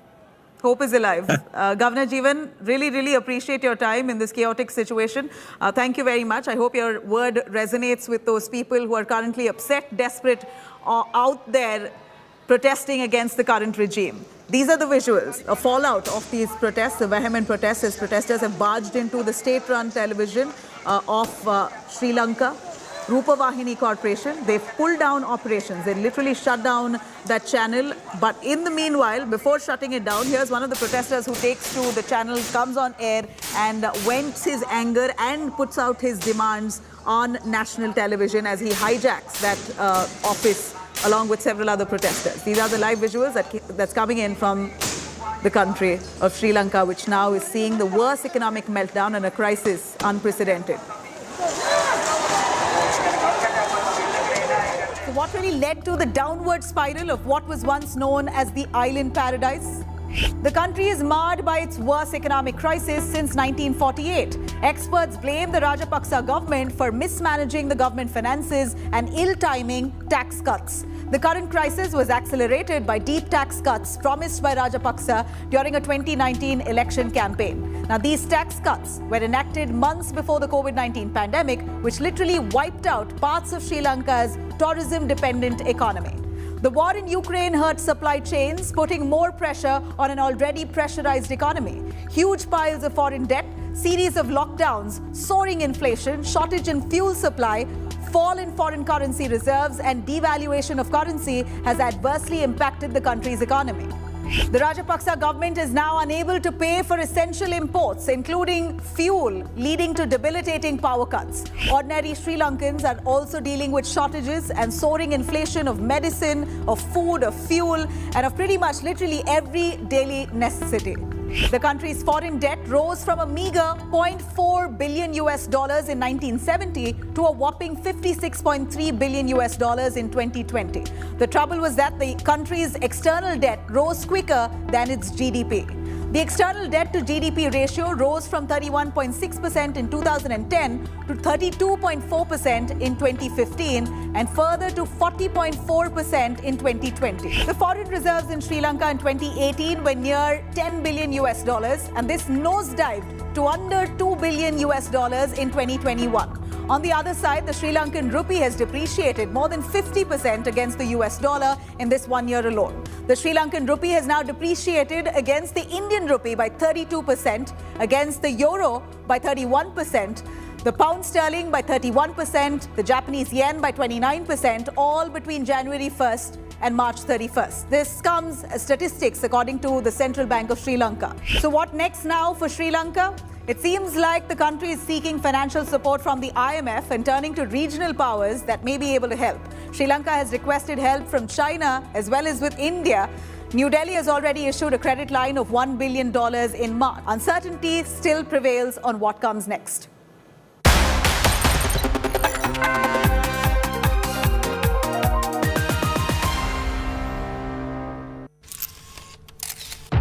Public health. All political parties traveling from different parts. Armed with facts, Looking at political back. she takes the news by its horns. Do you think the future of these students are not hampered? Fierce, bold and direct, setting the tone for the biggest stories from every corner and every angle. Expect nothing but the unfiltered truth. News first, niceties later. Watch me, Nabila Jamal, on India Today.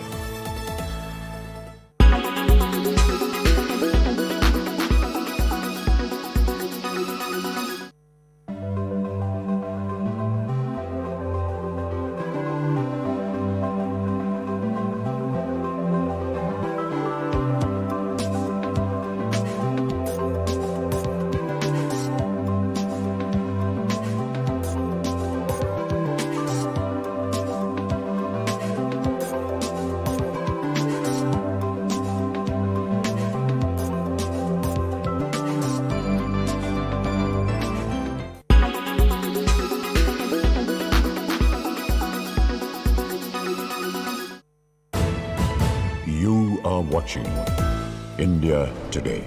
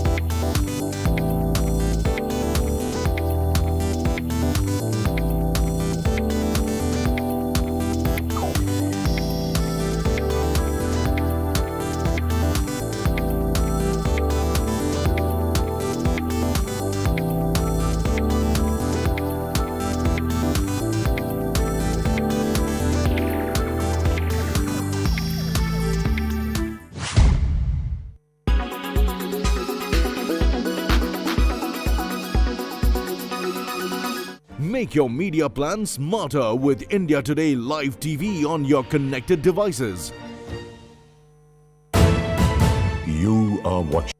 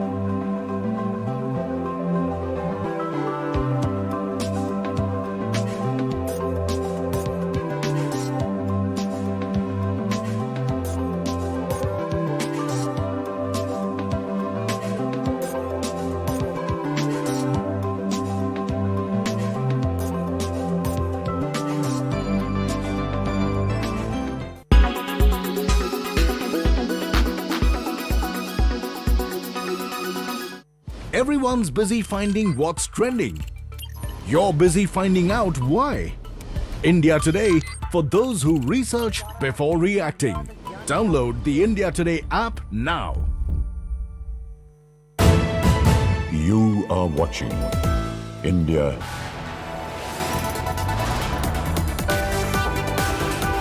You are watching India Today.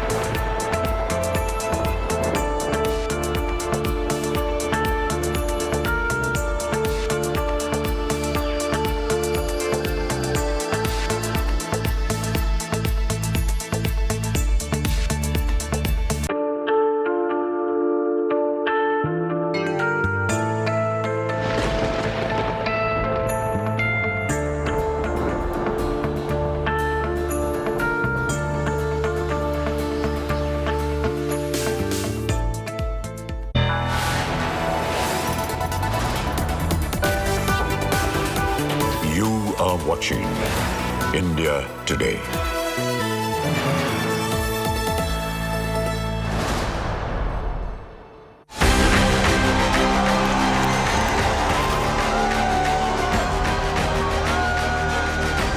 Shots in the air is being fired here in Colombo. Multiple tear shells. This is to disperse the crowd. Look at these amount of tear shells fired here in Colombo. Similar pictures we are seeing at ground zero here in Colombo.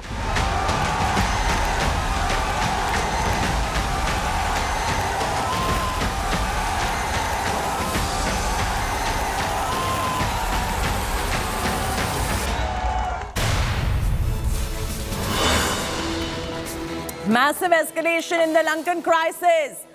Prime Minister Ranil Wickremesinghe takes over as the interim president as President Gotabaya flees to Maldives, imposes a state of emergency and curfew amidst protests.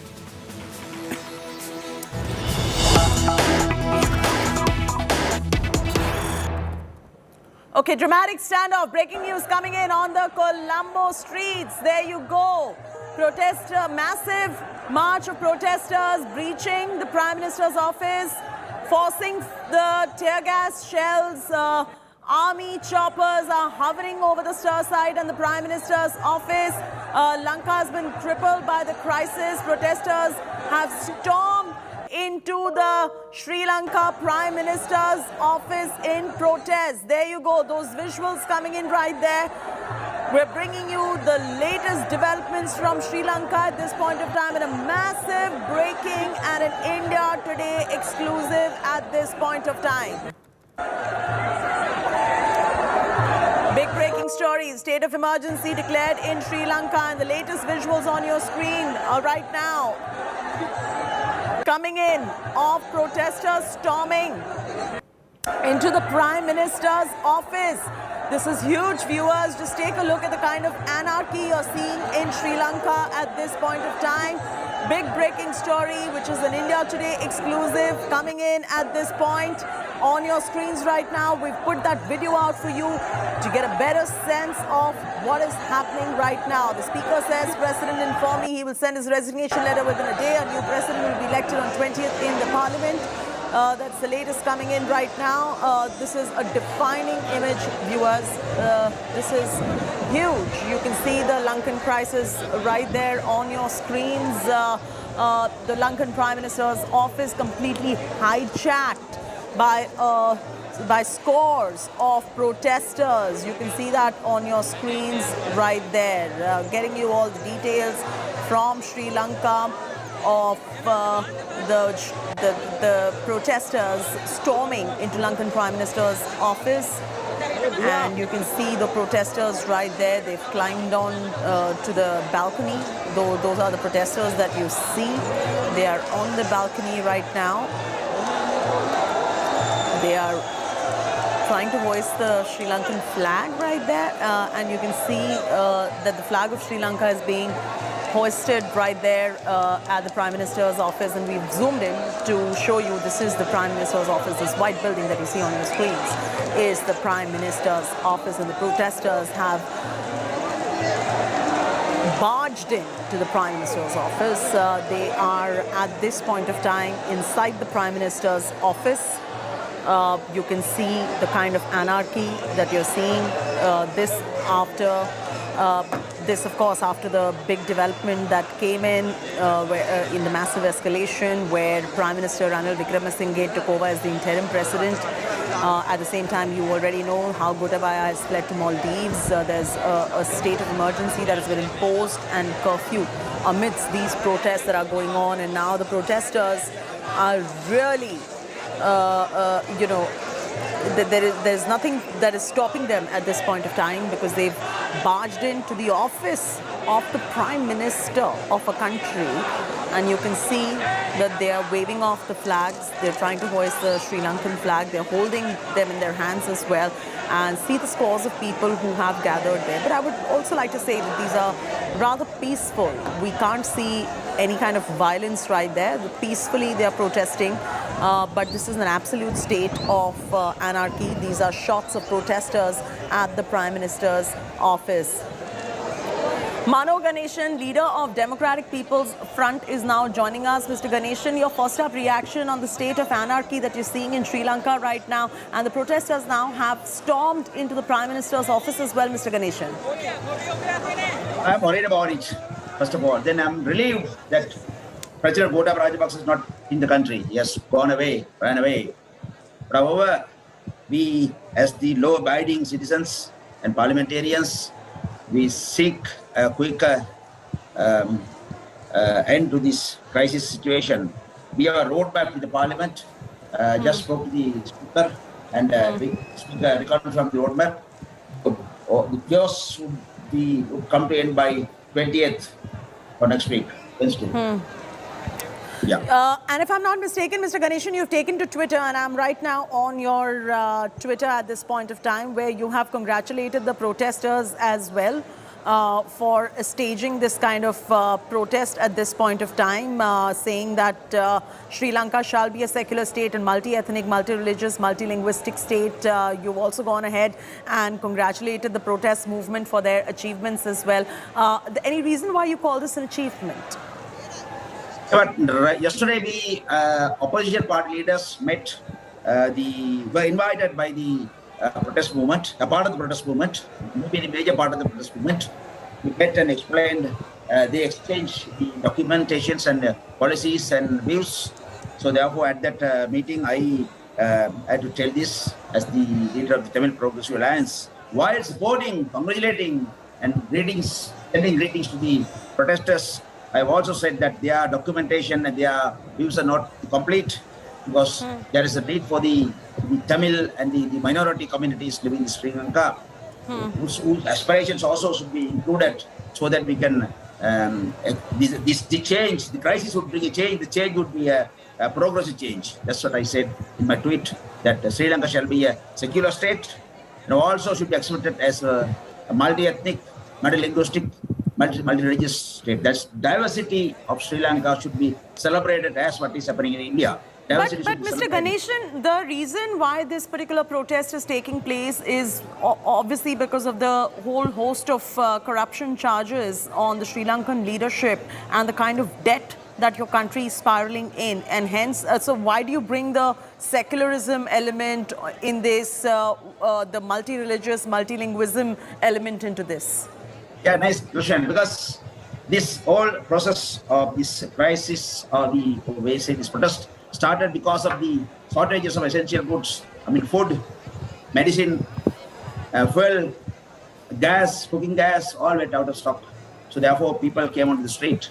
When Gotabaya Rajapaksa was installed as the president in 2019, people knew that he was corrupt. People knew, the voters I mean, they knew that he had human rights violation charges against him. People knew he had war crime charges against him. People knew he was corrupt, and his elder brother Mahinda Rajapaksa was also corrupt. People knew everything. But though knowingly they voted, because he won the war against LTT.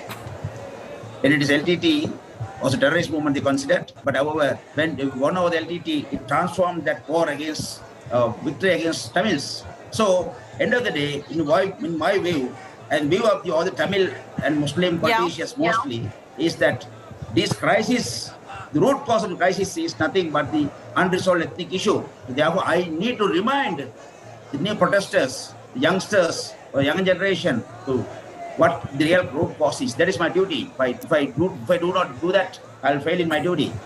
Yeah, Mr.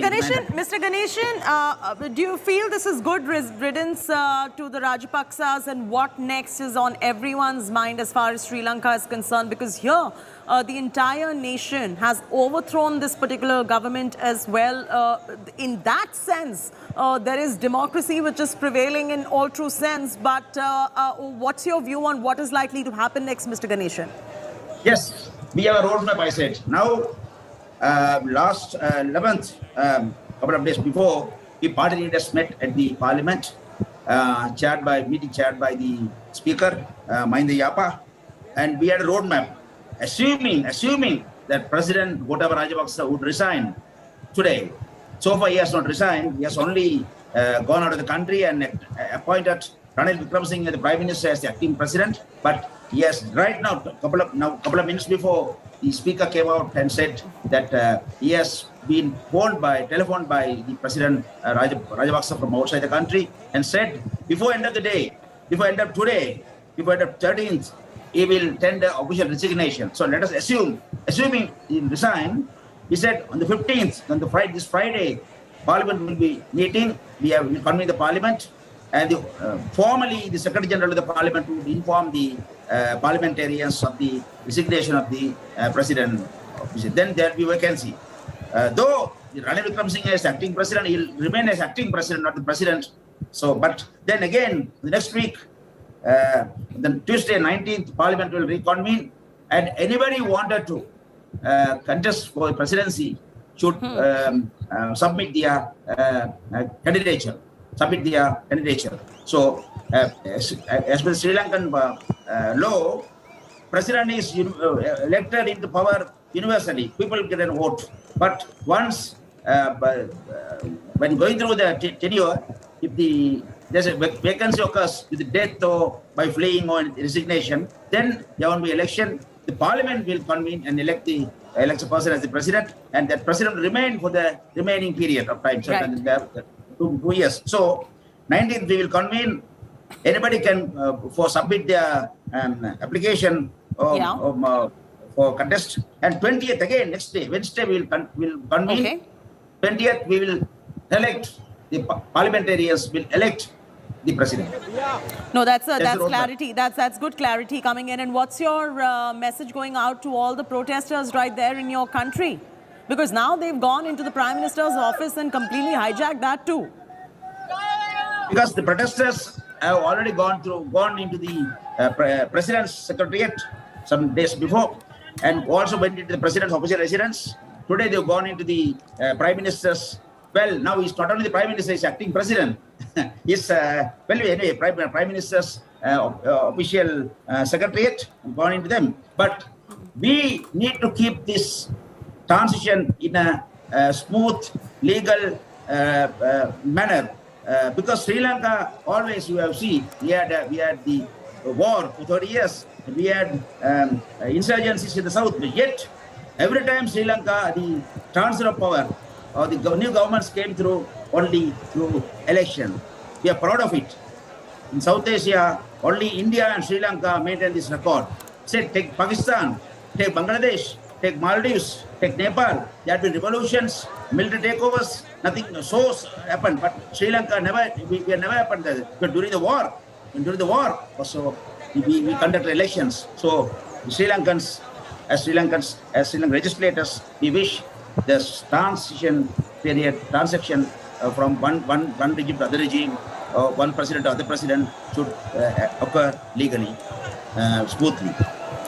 Do you think, Mr. Ganeshan, that this particular dramatic turn that is coming in against the Rajapaksas today in Sri Lanka is serving as perhaps a warning to governments all around the world on the dangers that they are facing as food and fuel prices are soaring?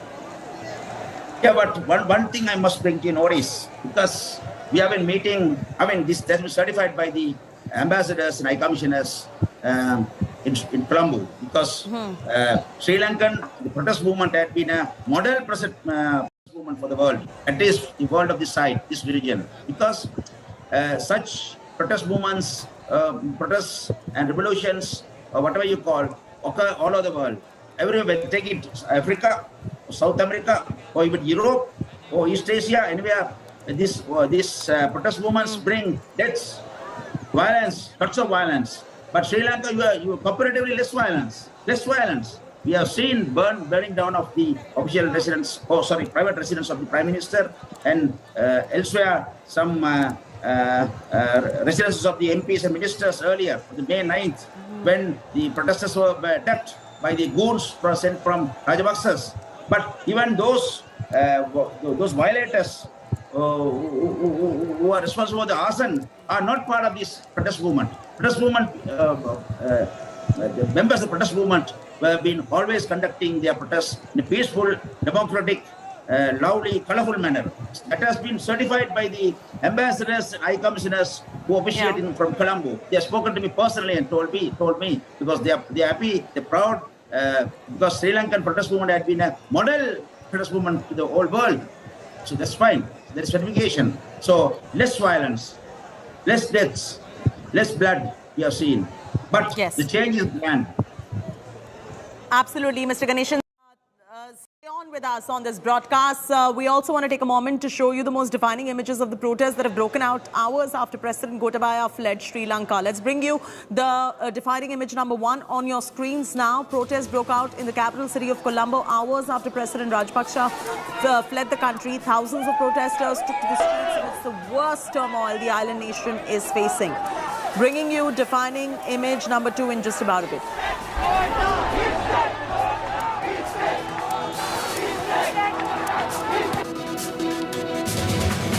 Angry protesters stormed Prime Minister Ranil Wickremesinghe's Colombo office, demanding that he follow President Gotabaya Rajapaksa in resigning. This is coming days after his home was set on fire by the protesters. The protesters and the police at this point. Some public police is using tear gas, and police are also going over there. Now, this place, everybody is running away because of the...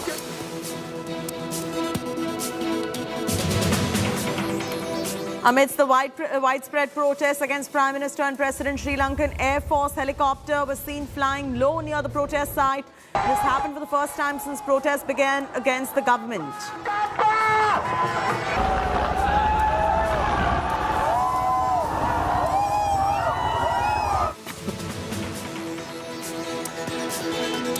Security forces were seen using tear gas shells and water cannons to disperse the crowd when they tried to enter the Prime Minister's office, urging him to resign along with President Rajapaksa.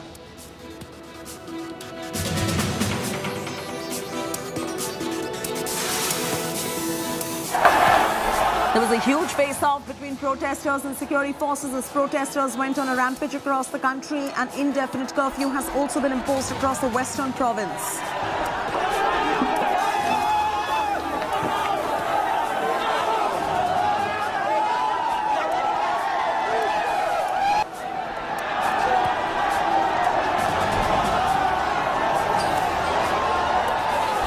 Commandos took to the streets to contain the growing protests as Lankans are wreaking havoc across the country.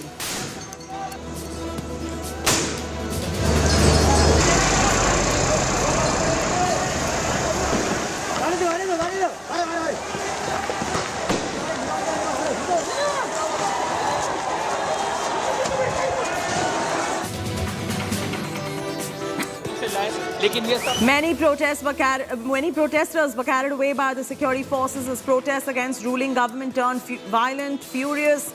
Protesters are adamant on Prime Minister and President's resignation.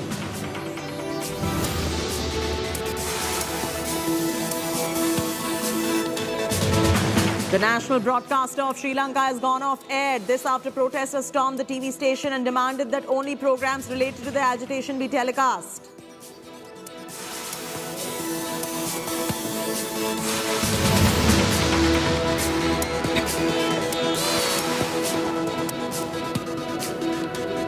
My colleagues Ashutosh Mishra and Pramod Madhav are right there in the eye of the storm where Sri Lanka is seeing this level of crisis, unprecedented one, while at it, and they have filed these reports from ground zero. Here's a look at their ground reports. We're currently outside the Prime Minister's office, and currently what is happening here is that Jasmine Herschel and the public which anti-police are now running away. They are the crowds who are dispersing and running away from the Prime Minister's residence. Earlier they came over here demanding that Ranil Wickremesinghe should not be made the actual next president. Over here you could see as we speak, police is using tear gas and police are also going over there. And currently now this place, everybody is running away because of the chaos over there. The entire place has turned chaos. Police unable to control the crowd. They have used tear gas at this point. And as we speak, these were the protesters who were at Galface earlier, and now they're trying to move away from this place. This is really going to be a long battle. It's all started being hours now, and when we started walking with these protesters, all of a sudden it was spontaneous reaction. There were only few hundred. Suddenly it became few thousand, and now I cannot recall the numbers here. Just more than 700-800 meter this entire stretch, 70-80 feet, the width of this road, and that's totally crowded. And one after one, it is really becoming difficult for the armed forces to control the crowd. Everyone just trying to enter, the protesters trying to enter the Prime Minister's office, the soldiers there, the army there, the Air Force commandos there, the STF there. They're trying to disperse the crowd, and the rounds of tear shells that have been fired here just on one day, perhaps in any country would not have been fired even in the entire month if there is uncertainty or there's some kind of chaos. So that's what is happening here, and most as I see the people, the protesters are even quite trained. They're just taking their clothes away, dipped in water, soaked in water, and are just throwing over the tear shells. Several people injured, at least 50 to 60 people I have seen injured, one after one. They are helping each other. Clearly the uncertainty and this anger is actually boiling right after the speakers. The shots again fired in the air. So rounds after rounds being fired by the armed forces to disperse the crowd. This is how people are injured, because there was chaotic situation when shells fired. The crowd started dispersing, and that led to the scuffle, that led to the entire situation here, and that perhaps, also causing the injuries to these protesters. Several women, children, men have been taken to the nearby hospitals. So clearly this is totally anger boiling after the speaker's announcement that the Prime Minister Wickremesinghe will be the acting president. So everyone is not even bothering about that. There will be constitutional procedure will be followed in few days, and by 20th there will be a new regime. They just did not want to see Ranil Wickremesinghe as the next president. Here is another vehicle. Since the people have been in huge number, the throats are choked, eyes are choked. They are sending water to everyone. This is how to help each other. And this is self-motivated, self-funded. Everyone, every pocket of Colombo, and this is not happening only in Colombo, perhaps why in the western province the curfew orders were imposed. This is happening across the country from Hambantota to all the courses, northern, southern, eastern, western part, all. But largely people have been moving to Colombo being its capital, and they know that if you show your strength here in the capital, the message goes clear to those in the power corridors and also across the globe. So they just want to register the protest. What unique protest? So carrying the national flag and subsequently with these gas masks, and this is to beat the tear shells. Perhaps for last 5-6 months they have seen the situation volatile, often engage into scuffle with the armed forces. Now they all are even prepared with the glasses, with the gas mask to deal with the situation. This is just happening. We don't know yet when it is gonna stop, because clearly the situation not seen the number of protesters that is rising here. That is giving a clue that this is perhaps another long battle. What we are seeing for 96 days at Gulf phase, here this will be another long battle stretched out. Many of them have been totally exhausted. Still here, rigid here, they are not going back home, as they warn until President resigns. They will not withdraw from the places that they vacated, including the Presidential Palace, Prime Minister's official residence. But what next at Prime Minister's house, we don't know yet. There was helicopter, Air Force chopper, therefore hovering all over, monitoring tear shells. Rounds of tear shells were fired, but still there is no sign of withdrawal by these protesters from this place. Let's get you the top 5 developments of the turmoil in Sri Lanka now. Development number 1, fresh eruption in protests in Sri Lanka after Gotabaya Rajapaksa fled to Maldives. Gotabaya was supposed to resign, but he has appointed Ranil Wickremesinghe as the acting president.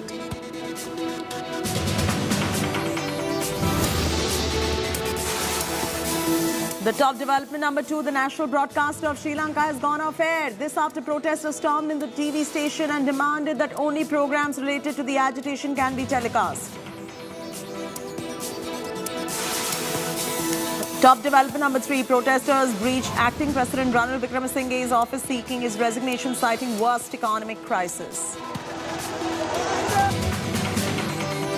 Development number 4, curfew in the Western Province has been imposed amidst massive protests against Prime Minister and President Gotabaya. There's massive street showdown between protesters and forces. And the development number 5 is India dismissing baseless and speculative media reports that said that India has facilitated President Gotabaya Rajapaksa's exit from the country. India reiterated it will continue its support to the island nation.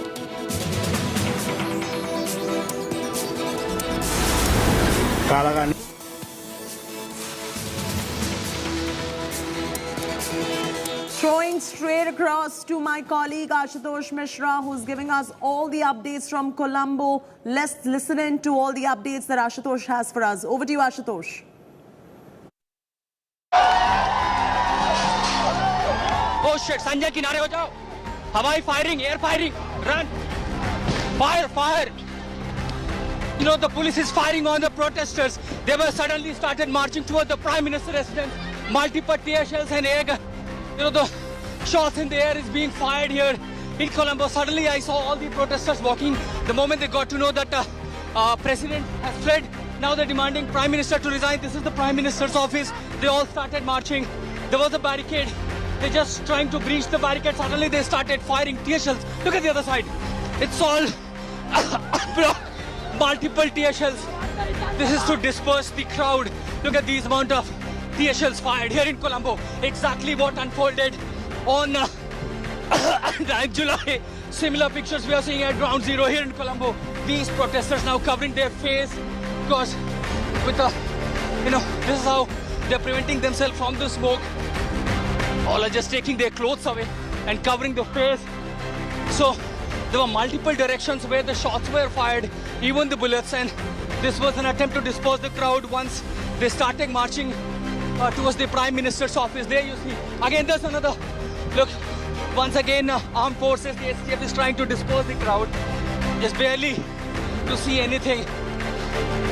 So this is exactly the similar picture, again in Colombo, what unfolded on 9th of July.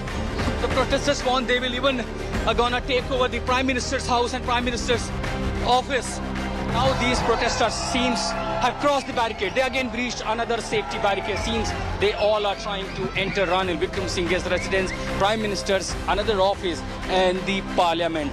This is another showdown by the protesters, by Sri Lankans, the ordinary civilians. Almost the nation is on the verge of... Oh, there's a tear shell fired, another tear shell. This is to disperse the crowd.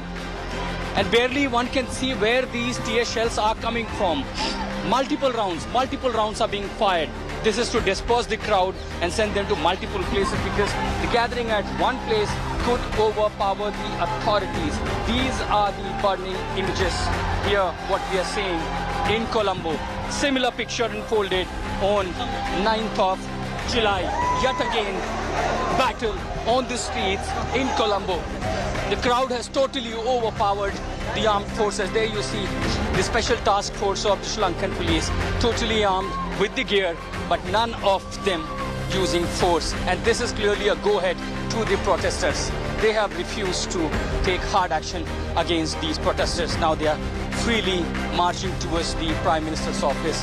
Of course, because multiple rounds of the tear shells were fired, the eyes are burning, throats are totally choked. And there at the side, there was a water cannon, which was to prevent these protesters to move further.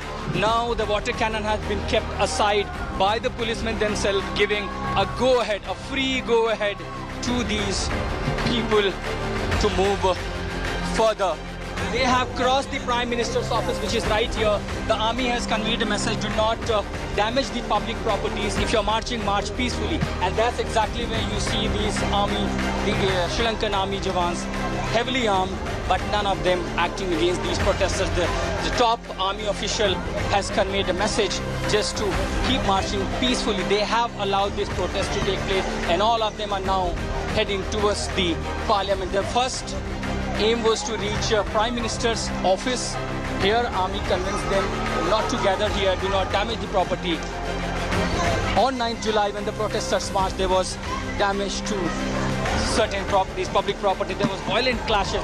Even today, we have seen them again. They're marching further. But since they have crossed the Prime Minister's office, the next is the parliament, barely few steps from here.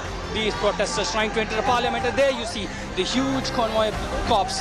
That's the entire fleet of the Colombo Club, the local police station. But again, you see, without arm, without baton, and they are watching these protesters moving. And clearly, this seems to be the silent support to these protests. Remember, there have been anger even amongst these protesters against the government, against this entire administration. End of the day, they have also suffered through this economic crisis. And now the protesters have been given go-ahead. They're marching towards the parliament.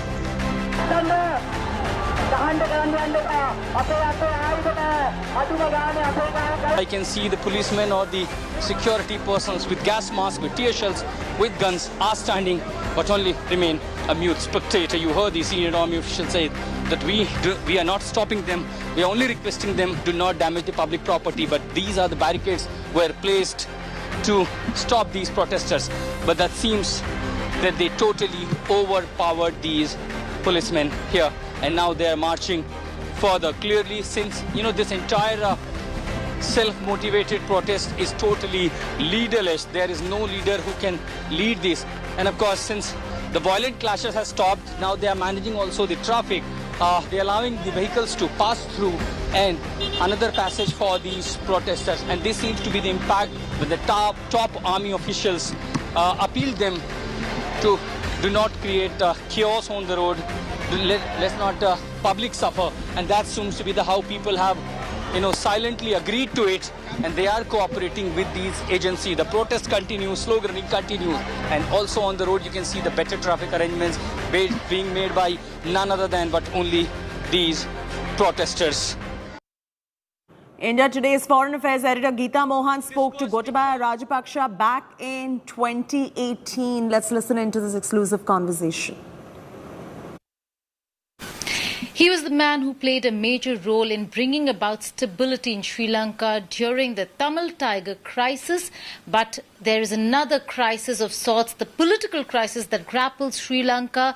Let's see what he has to say about that. I'm being joined by former Defence Secretary and brother of the current Prime Minister Mahinda Rajapaksa, being joined by Gotabaya Rajapaksa. Many thanks for joining us, sir. What do you make of the current political crisis that has grappled this country, again, maybe threatening it to yet another either constitutional deadlock or a political deadlock? My personal opinion is this is a political deadlock. So the only way I think and I feel right is to go back to the people and get the people's verdict. So my proposal is to dissolve this parliament and go for a general election, parliamentary election. So that I think very democratic, because in Sri Lanka sovereignty is with the people. So let the people decide. Do you think so? What about the 19th Amendment? 19th Amendment was to ensure that this power of removal of the president is curtailed. Now, in that, there might be a Sinhala version on dissolution of the parliament, but nowhere does it say that the president has the power to remove. Not on the Sinhala version. It's even in the English version, it is very clear. See, because according to the 19th Amendment, when they brought in the 19th Amendment, there was this popular thing that the cabinet must be small, you know. So that was one of the yes, confine it to election 30 promises given. So they made it according from the Constitution, they made it the number of the cabinet ministers, they restricted to 30. But then again, they created another option, that to form a national government or a coalition government, national government. Now, according to that, it says, notwithstanding anything contained in paragraph 1 of this article, where the recognized political party or the independent group which obtains highest number of seats in parliament forms a national government. The number of ministers in that cabinet of ministers, the number of ministers who are that can be decided by the parliament. That means you can increase the number of because the coalition government. Because of the national or coalition government. So when that's what they did, they the UNP and part of the SLFP formed this national government. Therefore, they were able to increase the number of ministers. I think there were about 70 ministers. But are you saying? When one party of the national government withdraw from that coalition, then automatically you have to dissolve the cabinet. The cabinet of ministers will have to come down to 30. So there is no way that they can continue that automatically. It's not actually president removed the prime minister. It's from the constitution. Automatically he has to vacate that post because there is no cabinet. But the pulling out can would also have meant readjustment and realignment of the parties. If the president wants it. The fact that the president removed the prime minister in a manner in which he did, do you think the better option would have been just go to the people again? That's what I'm suggesting. We go to the people, have election. All right, my colleague Pramod Madhav is getting us a ground report. Let's take a listen into this ground report filed earlier today. Protests in the streets of Colombo still continues, and the people near the are still protesting, and here they are holding a march. Not just a simple march, they are also carrying the shields in front of them to symbolically say that they are here. And not just that, this is the same place where multiple rounds of tear gas were fired upon them to disperse them.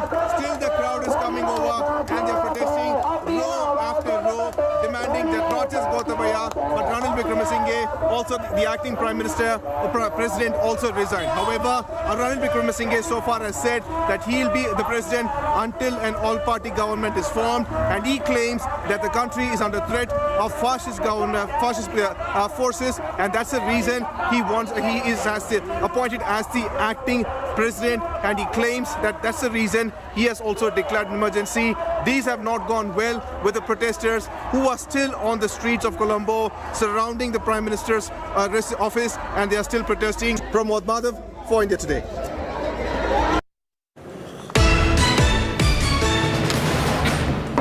Okay, breaking news just coming in. Protesters enter the Sri Lankan Prime Minister's office. Let's get you those exclusive India Today visuals at this point of time. We're getting you visuals of protesters take over the Prime Minister's office, enter Lankan Prime Minister's office. Those are visuals coming in from the Prime Minister's office. It's an India Today exclusive in Gallifase. We're getting you a breaking story on your screens right now. India Today exclusive images accessed of the protesters entering the Prime Minister's office. They've climbed onto the balcony as well. They were waving off the Sri Lankan flag right there. The protesters have entered the Prime Minister's office. That's a big breaking story we're getting you on India Today, and these are visuals exclusive to India Today.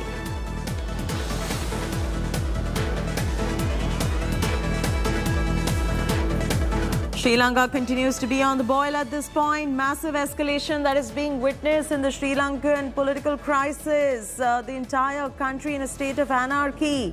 Prime Minister Ranil Wickremesinghe has taken over as interim president as President Gotabaya has fled to Maldives. There is a state of emergency imposed and curfew amidst all these protests that are going on. And the latest is just take a look at those men out there. They were just standing on the balcony edges. Mohammed Nazik is joining us live from Colombo. Mohammed, protesters have entered, hundreds of them, inside Prime Minister's residence, Prime Minister's office as well. They've gone ahead and even started hoisting flags inside at this point of time. What is the latest that you can tell us? Hello? Can you hear me? Mohammed, I can hear you very clearly. Go on. Okay. Right now, actually, as you said, that Sri Lankan protesters have occupied the Prime Minister's office, and right now there is a rally is going on in front of President Secretary. You can see the visuals now. They have read in all three languages in Sri Lanka, Argale Janaliya, Poratatin Makal, and the People's Rally of the Struggle. So right now, the struggle has reached to a peak, Mr. Gotabaya Rajapaksa, the president of the Sri Lanka, has fled to the Maldives with a lot of struggle in fleeing from Sri Lanka, because the people working in airports and people working in port authorities, they were with the protest of the people. So it was very hard for the president to flee from the country. And thereafter, at the end, as per the reports coming from Sri Lankan Air Force, they with a private jet called Antonov A32B, they fetched, or they brought the president to the Malé, and now we are hearing news from the Malé stating that there were a lot of opposition from the people or Sri Lankans working in the Maldives, and also the people of Maldives, because this Gotabaya Rajapaksa and his political camp came to power with the Islamophobic, ethnocentric sentiments. So already the Organization of Islamic Countries also requested during the burning of cremating the corpse of the Muslims died due to the COVID-19. So those were rejected by the government of Gotabaya Rajapaksa at that time. So because of that, we are getting reports stating that people from the Mali and Maldives are opposing the to giving giving opportunity to stay in Maldives. So right now, at the moment in Sri Lanka, in the other way, that Prime Minister has been appointed as the working or acting president. Ranil Wickremesinghe has been appointed as acting president, and that has brought rampage into the country, stating that he also rejected by a person or a politician, rejected by the people, because he got only around 10 to 20,000 votes, and he lost in the last parliament election. So his party, the party, it was there from the independence of the Sri Lanka, the United National Party, didn't want any seats in Sri Lanka, and at the moment, because of the nationalists, they got one seat. Via that one seat, the party president Ranil Wickremesinghe entered into the parliament. So the protesters' demand at this point of time, Mohammed, let me get this right, is for Gotabaya to resign by the end of the day, and also for Ranil Wickremesinghe to step down as the interim president. Is that what the protesters want at this point?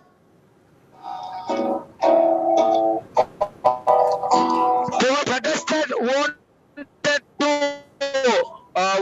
Wickremesinghe to step down. That's what they are saying in this song playing right now. Also, they are stating both Ranil Wickremesinghe and Gotabaya Rajapaksa both has to step down from their relevant positions, and especially from the presidency and acting presidency.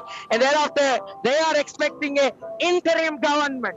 In the action plan, the protesters has quoted, there should be an interim government comprising of all parties in the parliament right now until the election up ahead. And the protesters wants an election in near future, around within 12 months. It is mentioned in their action plan. So according to that, they are working, and now they are protesting. They are singing songs stating that both Gota and Ranil Wickremesinghe, both of them have to step down from their relevant positions. That is their request. So they want both of them to step down with immediate effect. Are they convinced that the president is going to be now elected on 20th of July in the parliament, according to what the Speaker of Sri Lanka has said? With the sound of the music, actually, I can't hear you. I'm saying, are they, of course, they want Gotabaya and Ranil to resign with immediate effect. Even Ranil, as the interim president, they want him to resign with immediate effect. But until 20th, there will be a new election. That's what the Speaker has said. The president will be elected on 20th of July. Are they convinced with that?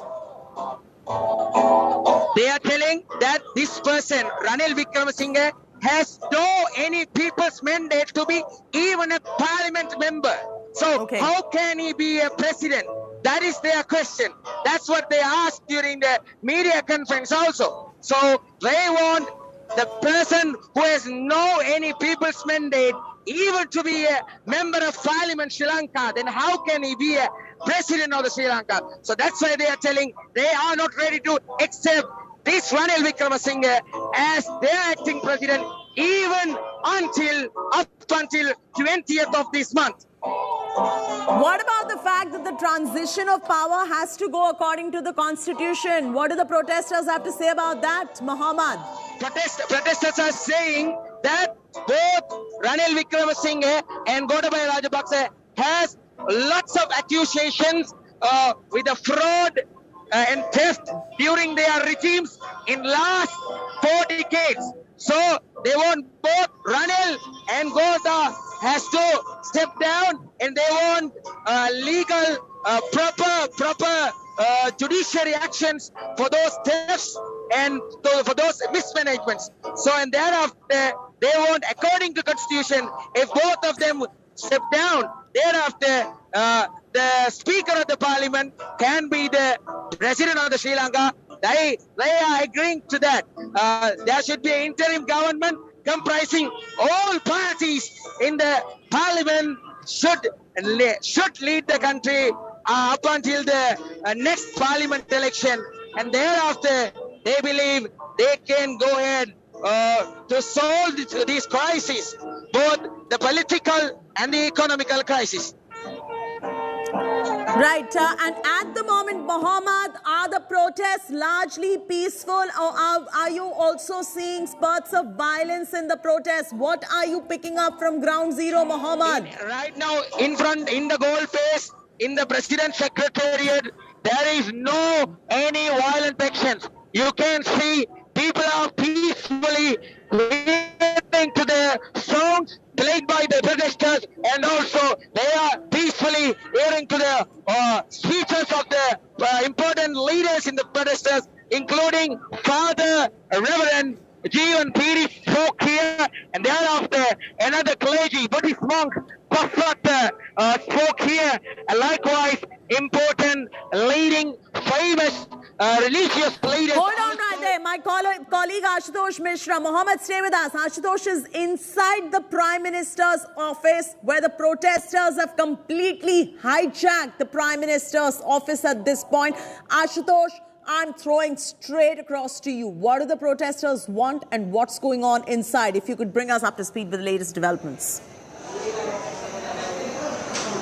Well, Chatty, this is what the protesters wanted after, the taking over the presidential palace, presidential secretariat, prime minister residence, prime minister's office, because this is where the Ranil Wickremesinghe has to work. And right after taking over as an working president of Sri Lanka, this was the anger amongst the people who were agitating that Ranil Wickremesinghe should not be made the president. And that exactly was the hours of the scuffle. And finally, they breached the security perimeter, and there was huge forces. There was special task force, there were policemen, armed policemen, and also the military. And if you see right in that hall, huge number of military persons are still sitting, and that is, we are inside where the Prime Minister holds meeting. This is the meeting area. Now you see, we just walk inside there, you see how the protesters entered. But it is way different than what had happened on 9th July, that protesters are in discipline. Though they breached it, they entered inside, but they are appealing each other not to touch public properties, not to destroy anything. And that is like, there you also see the STF and the police and army also, adjusting with these volunteers, these protesters, they allowing them to come inside, get pictures clicked, but nothing is being touched. No property has been destroyed at the Prime Minister's office. And this is what the Bar Council has been appealing. This is what the even protesters have been appealing. Their target was to take it over. Their target was to send out a message. It was a symbol of protest by these, because they have been almost virtually protesting for 96 days. We'll just walk you outside how it looks like when the protesters reached. It's just been 20 minutes. They were all in a huge number outside, and now we are just taking you outside. Look at the number. Look at the strength of the armed personnel were deployed here. But despite all this power, despite all the strength, looks that the protesters overpowered them, because the numbers were not in 100, not in 1,000, but were in lakhs. The entire Colombo protest, if you remember those images, the drone captured images where lakhs of the protesters were seen at the Gulf face protest. They all started walking, and this was a spontaneous reaction. The moment they heard President has fled and Ranil Wickremesinghe could be the next president, this is what they're these are the armed personnel. They were guarding the front line. There was firing in the air, multiple rounds through AK-47, multiple military grade the tear shells were fired. Nothing worked. Looks like they totally surrendered. But one thing I could really say, that army maintained the restraint. They did not fire upon the protesters. They did not use force on the protesters. The only aim was to disperse them, and hence the fire in the air and the tear shells were used on the protesters. But everything defeated by them. Looking at their huge number, that's the main gate where the national flag is flying. They are just shouting slogans. There's a huge crowd. We have seen the way people have been visiting. Largely, this protest has been absolutely peaceful. Ashutosh, would you say that? It has been peaceful. They were walking on the road. In fact, when there were first round of tear shells were fired, I was along with the crowd. Then we heard the senior army general was talking to the protesters and convinced them, you are going somewhere, you are marching, march it peacefully, do not damage the public property. And people heard them, people loved them, they hugged the army personnel, even the army officials. And then they started marching towards the parliament. But suddenly they turned back to the Prime Minister's office, and at last they managed to reach here. No property has been damaged. There was only rounds of scuffle with the military personnel. This is how the protesters are, managing things, that there's a huge crowd. Everyone wants to go inside, everyone wants to visit inside. They are allowing them one by one inside, military personnel, whatever objects are kept inside, preserved inside, being guarded by the military personnel, as a special task force, and also by these protesters, volunteers. So suddenly the army and the same protesters who were engaged in a conflict, who were engaged almost in a virtual battle, of course not a really deadly violent battle, they all are now working together. It was very interesting to see when the army was pelting tear shells to the protesters, they were throwing it back to the army. When the civilians were injured, they had the eyes burning, the army personnel were giving them water. When they threw it back to the army, when army personnel were burning their eyes, it was the civilians who were helping the army personnel. This is a picture never seen in the democratic history of any country, and perhaps will never be seen. They know the battle is not against the army personnel, these army jawans, because they are their own family member, they are their own brother, sister, son. But it was a battle against a government. They were fighting against a government, and hence perhaps they were restrained, totally restrained, maintained by the army force. Several jawans also received injury, few nose broken, a few also scratches, and that's the kind of injuries they received. Look at this strength. This is the strength, and 10 times more than that, which were placed to guard the Prime Minister's office, but seems they totally protesters overpowered them. Many have received injuries. Now they all are planning to head back, as since there is no damage to the public properties. These protesters have been peaceful and maintaining a decorum, discipline, silently visiting, and all of them living back to the Gulf. Right, Ashutosh, stay on with us. We're getting breaking news coming in at this point of time. Let's go straight across to the breaking news. The breaking news is about Acting President Ranil Wickremesinghe in a special statement going on to say a committee comprising of the Chief of Defence Staff, IGP, and commanders of tri forces has been appointed to restore the law and order situation and to bring the situation to normalcy. That's the latest coming in. Ashutosh still continues to be with us. Ashutosh, the Acting President Ranil Wickremesinghe has said that there has been a committee of the Chief of Defence Staff, IGP, and commanders of tri forces. They've been appointed to restore the law and order situation. But what I think he's failing to understand is that the entire protest right now, with them storming into the Prime Minister's office, is also their objection with Ranil Wickremesinghe being the acting president because he did not have the mandate.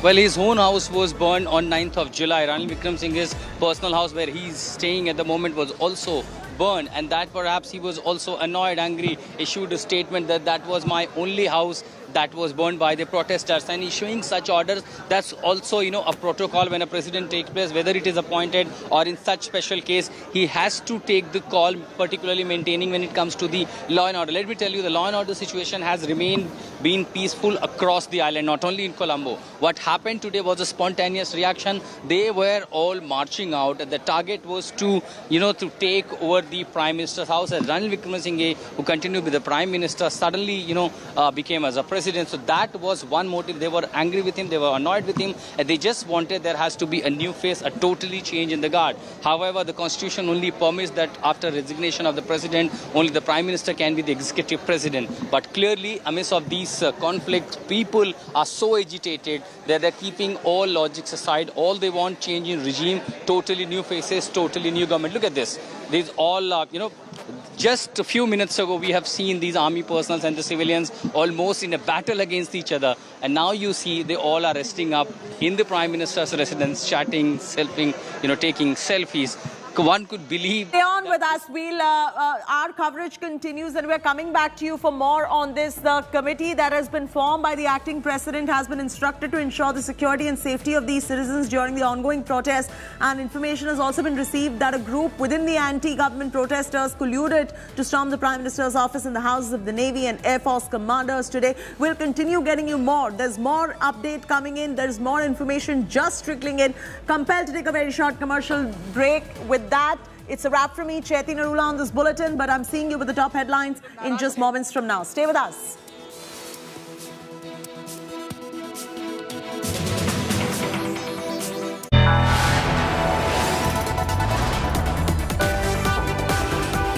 You are watching India Today.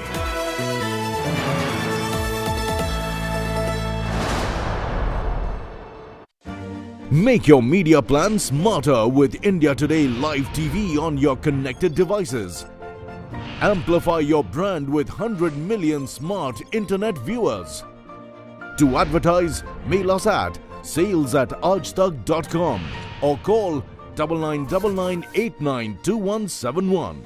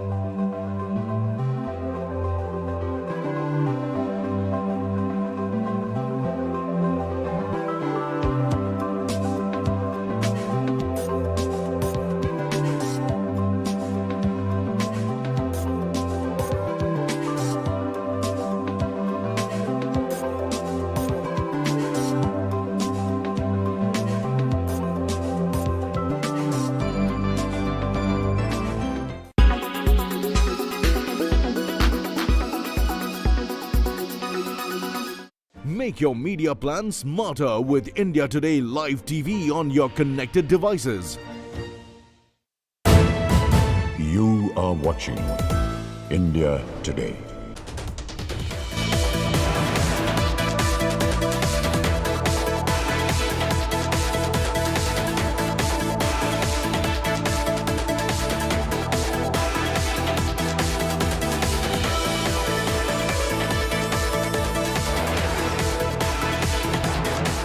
Class on.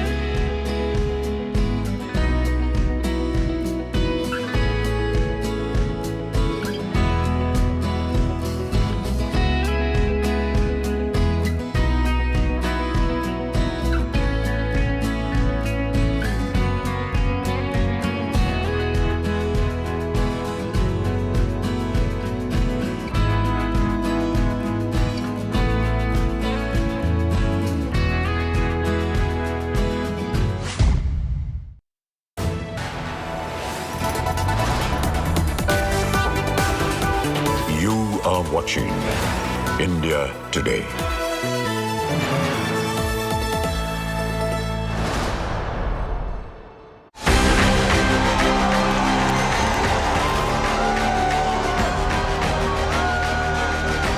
Shots in the air is being fired here in Colombo.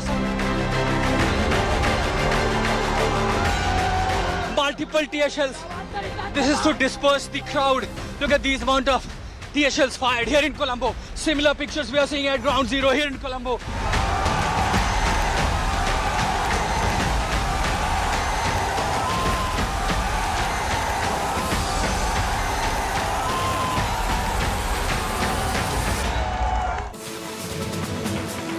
Very good evening and thanks so much for being with us on India Today. We're bringing you all the updates from Sri Lanka, which is in a state of crisis at this point. I'm Chaiti Narula. Let's begin with the headlines.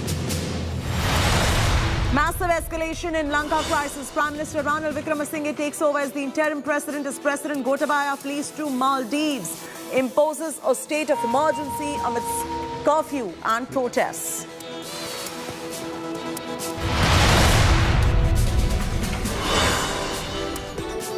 Dramatic standoff on Colombo streets. Massive march of protesters breaches Prime Minister's office. Forces to fire tear gas shells. Army choppers hover over stir site and Prime Minister's office. सारी कोशिशें नाकाफी साबित हो रही हैं। यहाँ कुछ भी देख पाना मुश्किल है। ये एक टीयर शेल ठीक मेरे पास गिरा बिल्कुल यहाँ पे। कुछ भी देख पाना यहाँ पर मुश्किल है। India Today reports live from Lankan crisis zone. Our reporters brave the tear gas shells and crack down to give you unmatched coverage. Over the compound walls. Earlier there was in the Prime Minister's office, and currently what is happening here is that has shells and the public which enter the police are now running away. They are the crowds who are dispersing and running away from the Prime Minister's residence. Earlier they came. And Narcotics Control Bureau damning charge sheet in the Sushant Singh Rajput case. Narcotics Bureau says the late actor's girlfriend, Riya Chakraborty, pushed him into addiction, used Sushant's money to buy and supply narcotics.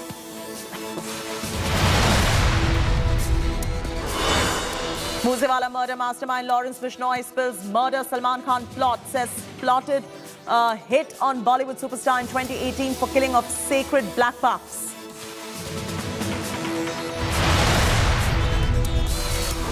Mumbai fights early morning waterlogging after torrential rains. Over 80 dead in Gujarat after fifth day of rain havoc. Flood situation grim in Telangana.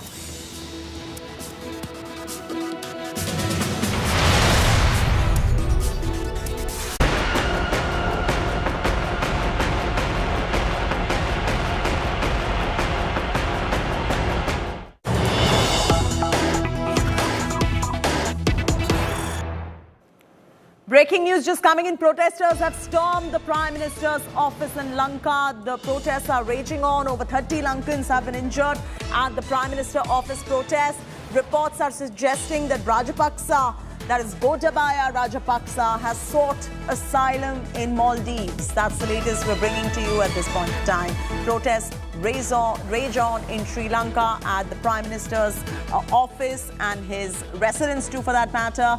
And what we're also picking up from reports is that Gotabaya Rajapaksa has sought asylum in Maldives. In fact, we reported just a while back how acting President Ranil Wickremesinghe put out that statement saying a committee that is comprising of Chief of Defence Staff, IGP and commanders of tri-forces has been appointed to restore the law and order situation and bring the situation to normalcy. But our reporters have been reporting as to how the protesters have a problem. They do not want Ranil Wickremesinghe as the acting president either.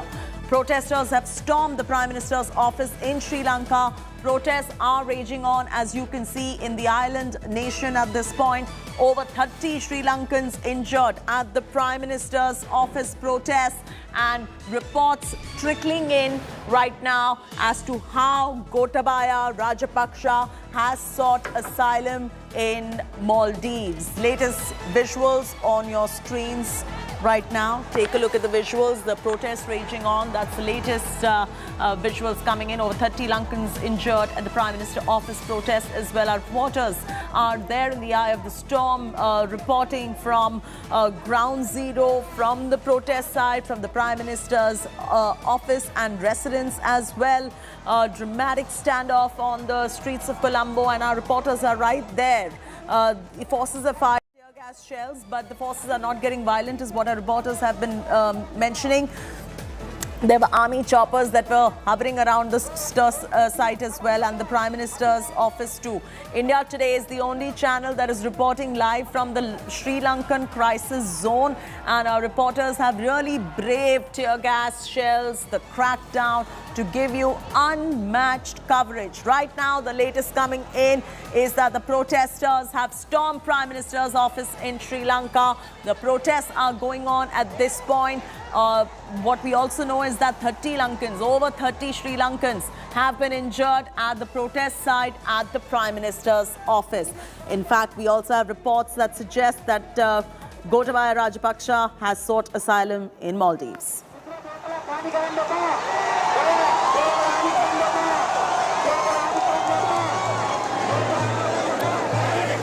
There you see angry Sri Lankans going on to have stormed the Prime Minister's office. Ranil Wickremesinghe has been appointed as the interim president of Sri Lanka. This after Gotabaya Rajapaksa fled in the early hours this morning. Over 30 people, as we've been reporting, reportedly injured and hospitalized during the protests at the Prime Minister's office. Visuals of which on your screens right now. That is the Prime Minister's residence too in Colombo, the white one that you see. We're getting you all those visuals first up here on India Today. In fact, our reporters are bringing you ground reports. Let's take a listen in to what they have for us. First up, Pramod Madhav.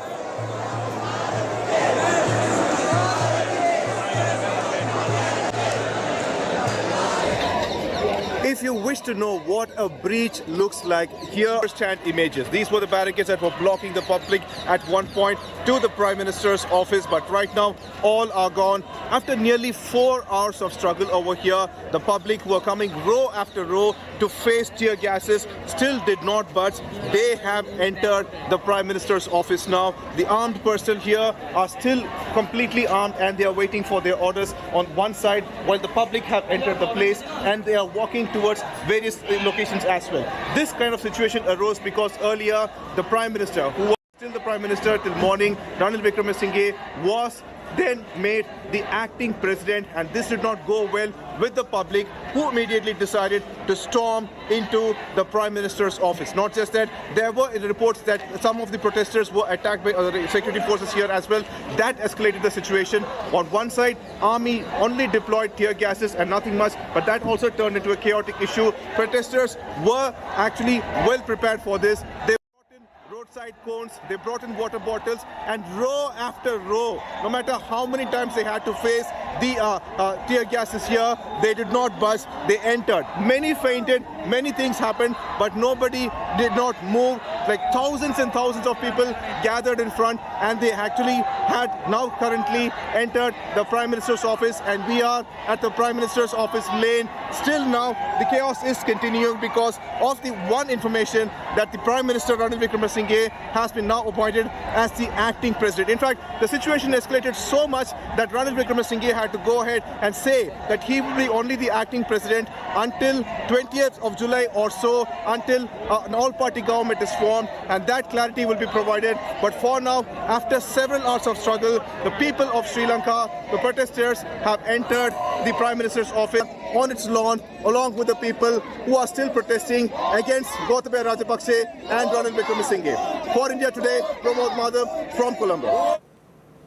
I'd like to bring in my colleague Ashutosh Mishra, who's been really risking himself quite a bit amidst all these tear gas shells and stuff like that, and bringing you the unmatched coverage that you're getting from Sri Lanka at this point. He's now outside the Prime Minister's office, I'm being told. Throwing straight across to you, Ashutosh, what is the mood like right now? Is there any violence reported? What do the protesters further want at this point of time? Throwing straight across to you. So Shati, point number one, there was no violence reported, no violent clash. Point number two, the army personnel, the commandos were deployed here to guard and to protect the Prime Minister's office. And of course, which is their constitutional duty, they did not want to protesters to enter. In fact, this is one of the very senior officer from the army. I remember him, I was speaking to him. He appealed protesters do not engage in violence, do not disrupt public property. And then they were marching suddenly. Look, there's another van which has come here with food and water. A number of protesters those are here. They're distributing food and water to the protesters, to the army personnel, everyone. Imagine, just 30 minutes ago, they were in a battle. There was literally, a fight between the army and the protesters. Now they are distributing food to each other. This is the situation here. Now, other side, if you see, who could even think that 20 minutes ago, these protesters were so escalated, running here and there, saving themselves from tear shells, and the air firing was being done through using AK-47 by the armed forces. And finally, they entered at the Prime Minister's office. This is the Prime Minister's office building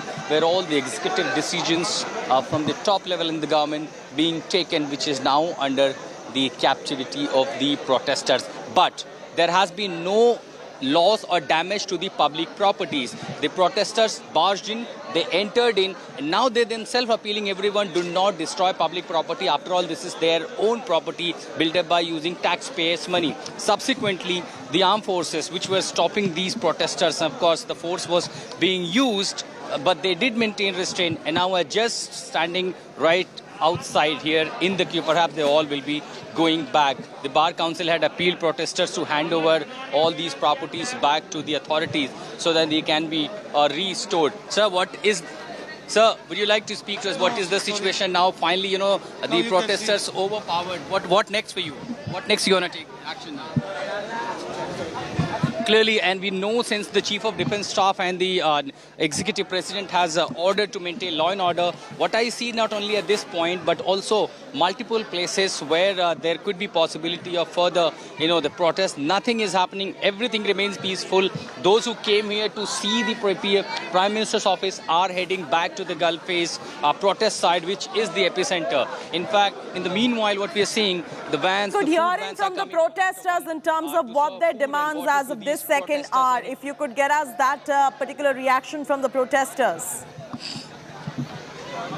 Well, few people indeed joining me here in the broadcast. The Prime Minister is now the President. The President has left the country. What next for Ireland's future? Where do you see Ireland heading to?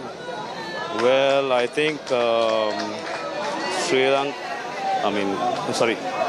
Well, that I totally understand. I understand that. So we'll definitely find a few people. There are some more youngsters standing out here.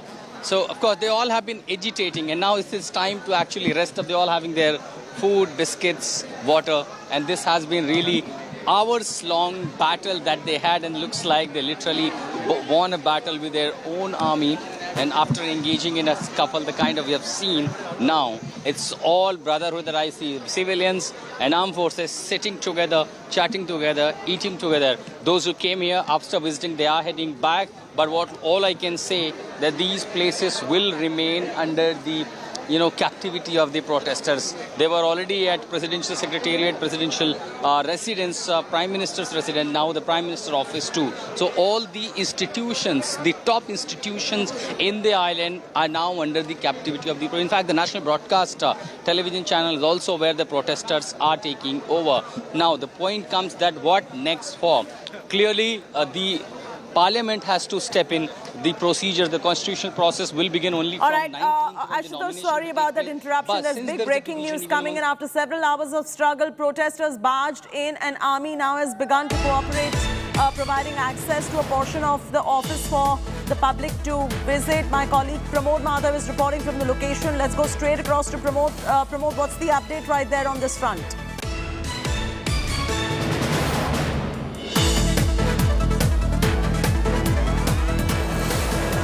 So first it was the President's Secretariat, then the President's Palace, and then the Prime Minister's home, and now finally it is the Prime Minister's office as well. Protesters are occupying the Prime Minister's office. This amidst armed guards, heavily armed guards are also here for protection and to make sure nothing untoward occurs. But this is a lawn of the President's office, which is completely filled with public and protesters from Galface who came here after several rounds, even after several rounds of tear gas were flashed, hit on them. They did not budge. They did keep coming again and again. After nearly 4 hours of struggle, they finally took over the Prime Minister's office as well. On one side, armed personnel are here. They are cooperating and making sure that nothing untoward occurs at this point. These are the armed guards protecting the Prime Minister's office. At the same time, they make sure that the public also cooperate. That's the only thing they ask. Imagine this had happened after 4 hours of struggle, and that started with a news that protesters at the Prime Minister's office were attacked. That news turned volatile, the entire situation into volatile, but later into a different kind of scenario where the army is also supporting the protesters, and they are actually coming one by one. They are being given away. This way is made by the armed force protesters at this point. The staircase is divided. On one side, the public are allowed to walk inside. This is a kind of symbolic method for the public to show that they have taken over, all because Ranil Wickremesinghe was announced as the acting president, and that did not go well with the public. He also stated not just the president but also the Prime Minister should resign. So in this room completely occupied are the army, who are cooperating with the public so far, and no untoward incident has occurred except for tear gassing in the morning. Now everything seems to be quiet, and the Prime Minister, now acting President Ranil Wickremesinghe, has said an all-party government is formed, he will for sure resign. The public are also still waiting for the resignation of Gotabaya Rajapaksa. From Colombo and from the Prime Minister's office, Pramod Madhav for India Today. All right, thanks Pramod for getting us those updates right there. Ashutosh also continues to be with us on this broadcast. Ashutosh, what's the mood like at this point? And if you could also tell us at this very second, what is it exactly that the protesters want? Because we had Mohammed, our reporter who joined us earlier, who said that they even have a problem with the acting President Ranil Wickremesinghe right now.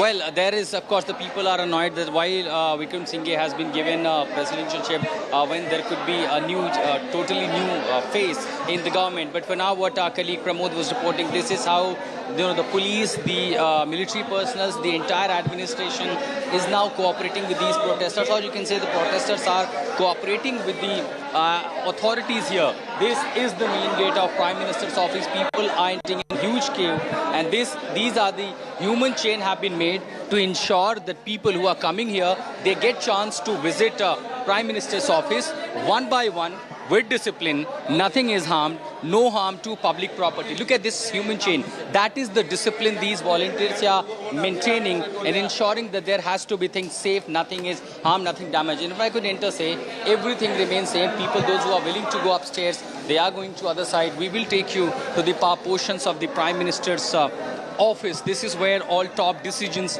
the government have been, being taken so far. But ever since the Prime Minister has become the president, this office, of course, there was anger and protesters took over the Prime Minister's office. We are going to enter on the first floor of Prime Minister's office. Several rounds of cabinet meetings were taking place at this place just, a couple of days ago. But suddenly things have changed, particularly in last few hours.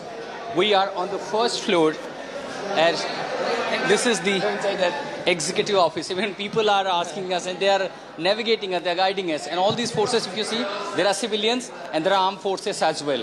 These are the special forces, Jawan, and the civilians.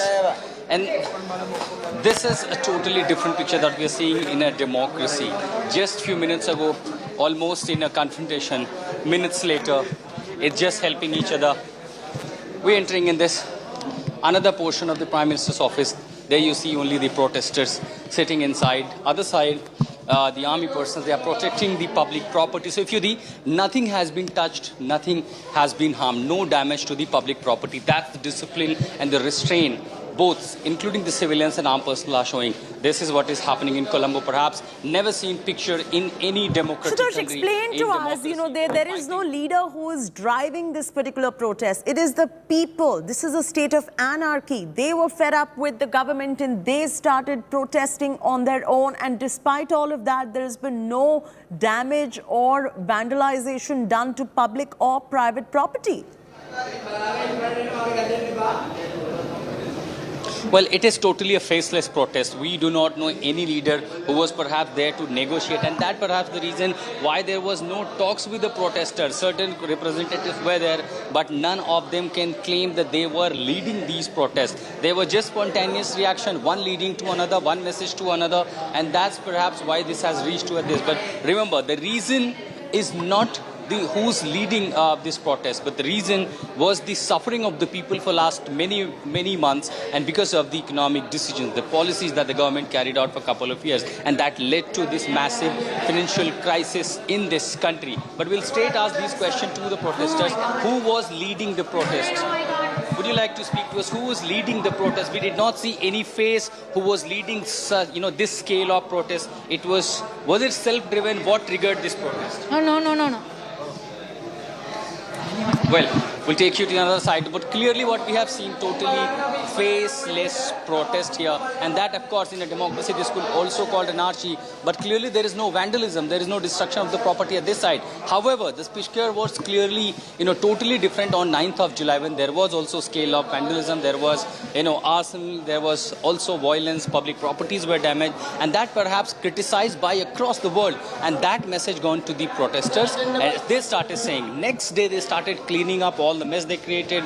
Then there was a message that this is our We're getting some breaking news coming in. It's about reports have emerged that Gotabaya Rajapaksa, who landed in the Maldives yesterday, will now board a flight to Singapore this evening after claiming asylum. Reports are also indicating that he's going to be departing through a Singapore Airlines flight SQ437, which is set to leave in about 8 hours. It has also been reported that currently Gotabaya Rajapaksa is staying inside a resort which costs about $5,903 per night and $8,760 per night. The resort owner is alleged to have a close relationship with the Maldives Foreign Minister Abdullah Shahid. So Rajapaksa will be leaving Maldives to head to Singapore in about 8 hours from now, and the reports coming in is that the resort that he's currently staying in costs $8,760 per night, which is roughly about 7 lakh Indian rupees. And latest coming in right now is that Rajapaksa, after claiming asylum in Maldives, is now going to be headed to Singapore. He landed in Maldives yesterday, will now be boarding a flight to Singapore. This is going to happen this evening in about 8 hours from now, and he will depart through a Singapore Airlines flight SQ437, which is set to leave in 8 hours. It's also been reported that currently Gotabaya Rajapaksa is staying in a resort that costs close to about $5,903 to $8,760 per night, which is close to about 7 lakh Indian rupees per night. The resort owner is alleged to have a close relationship with the Maldives Foreign Minister Abdullah Shahid.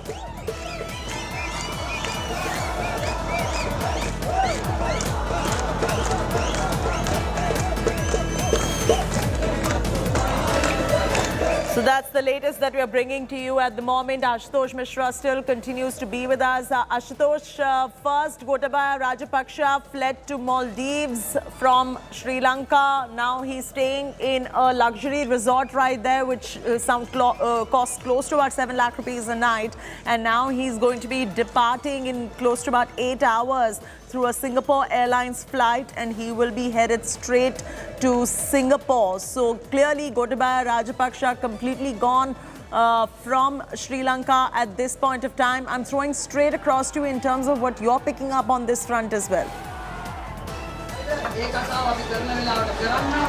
Well, Shaiti, this decision was bound to happen because remember, despite just close proximity of Maldives, there are many, in a huge number Sri Lankans who work there, who are based there in Maldives at different islands. And clearly he was about to face the heat, even being in a different country. The Sri Lankans have been conveying the message to the people there in there in Maldives, and that perhaps before it is too late, he faces the agitation or any untoward incident. This was a decision bound to happen, that he could either take asylum in the Middle East or he could fly to Singapore. And remember, when Nasheed, the former president of Maldives, helped him, being a close affiliate with Rajapaksa, being very close relationship between both of them, they helped him. He got him Maldives. Of course, there was negotiation. It was India Today who broke this story that he was negotiating, seeking a sea passage before resigning. And after when late midnight he landed to Malé, he's seeking asylum with Singapore, and perhaps after only the approval, he will fly with a charter plane from Maldives to Singapore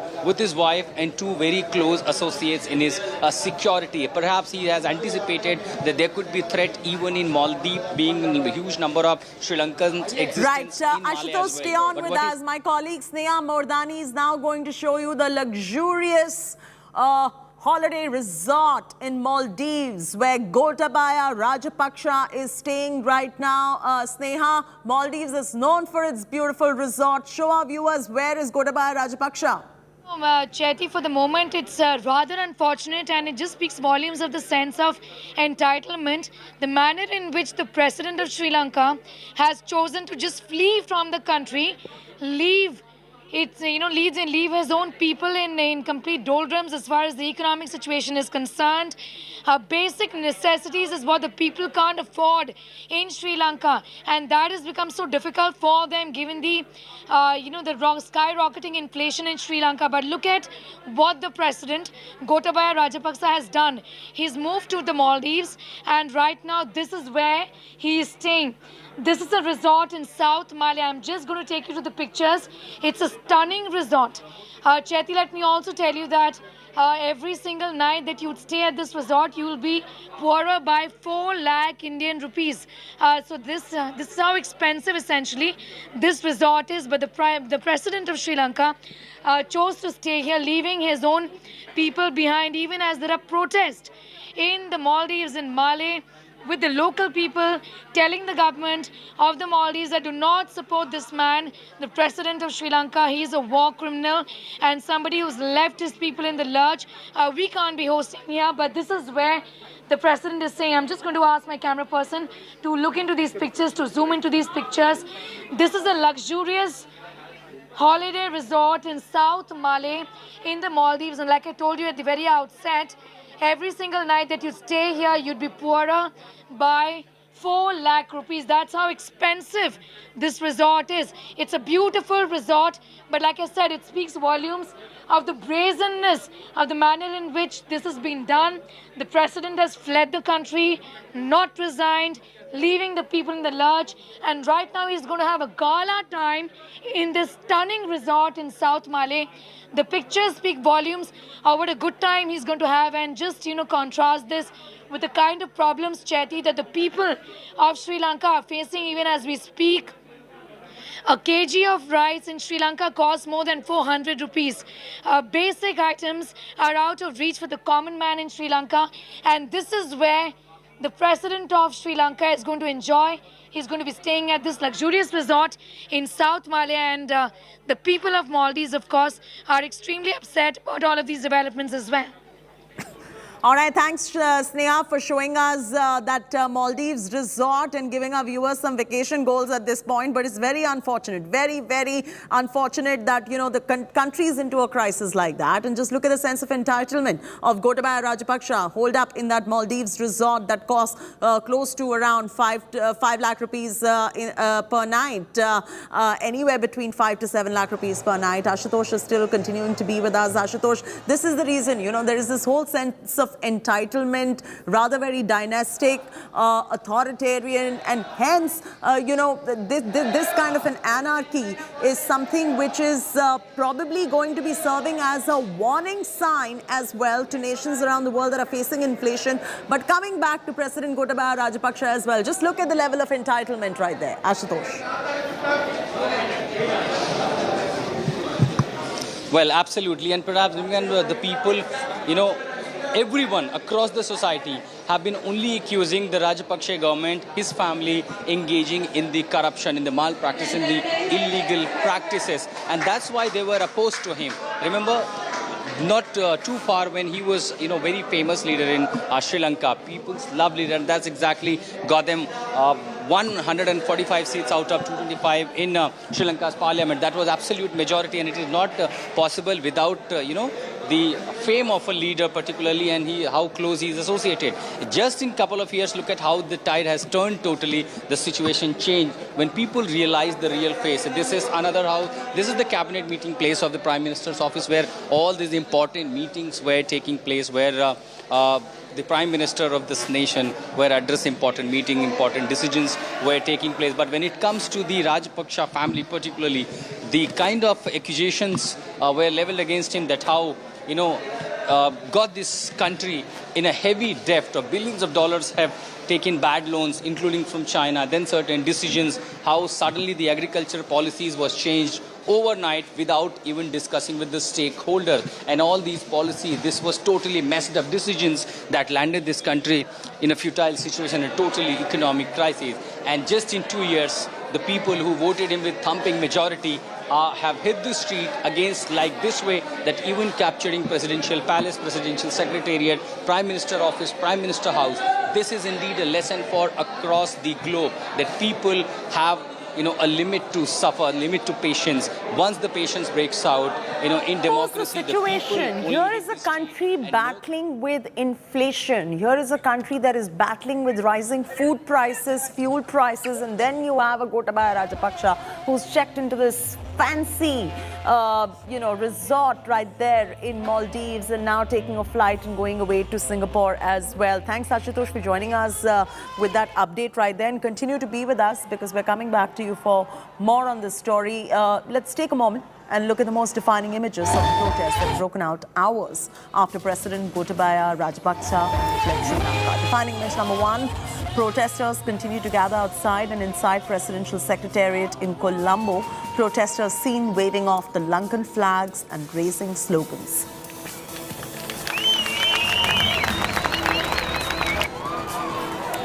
Protests have also broken out in the capital city of Colombo hours after President Rajapaksa fled the country. Thousands of protesters took to the streets amidst the worst turmoil the island nation is facing.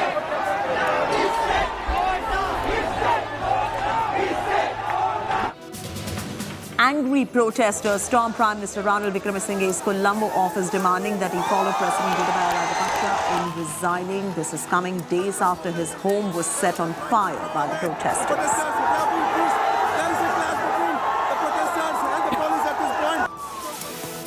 Amidst the widespread protests against Prime Minister and President, Sri Lankan Air Force helicopter was seen flying low near the protest site.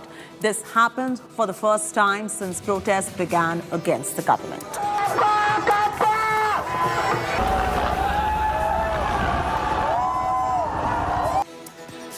Security forces were seen using tear gas shells and water cannons to disperse the crowd when they tried to enter the Prime Minister's office, urging him to resign, along with President Rajapaksa.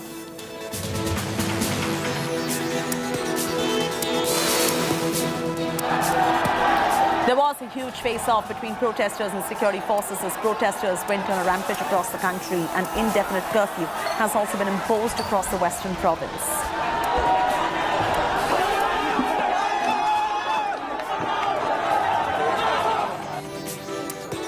Commandos took to the streets to contain the growing protests as Lankans wreaking havoc across the country.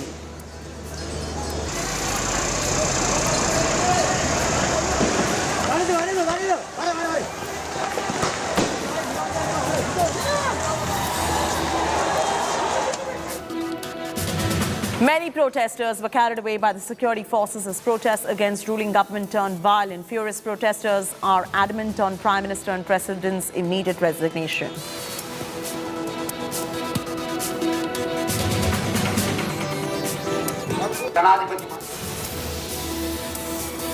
The national broadcaster of Sri Lanka has gone off air. This after the protesters stormed the TV station and demanded only programs related to their agitation be telecast.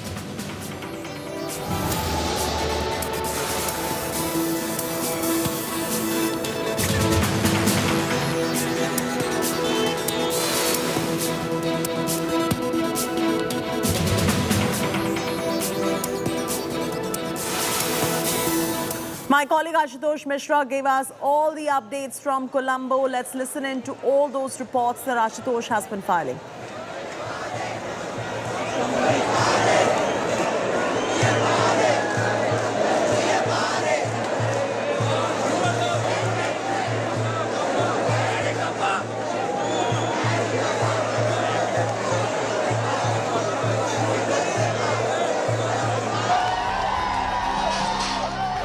Oh shit, Sanjay किनारे हो जाओ.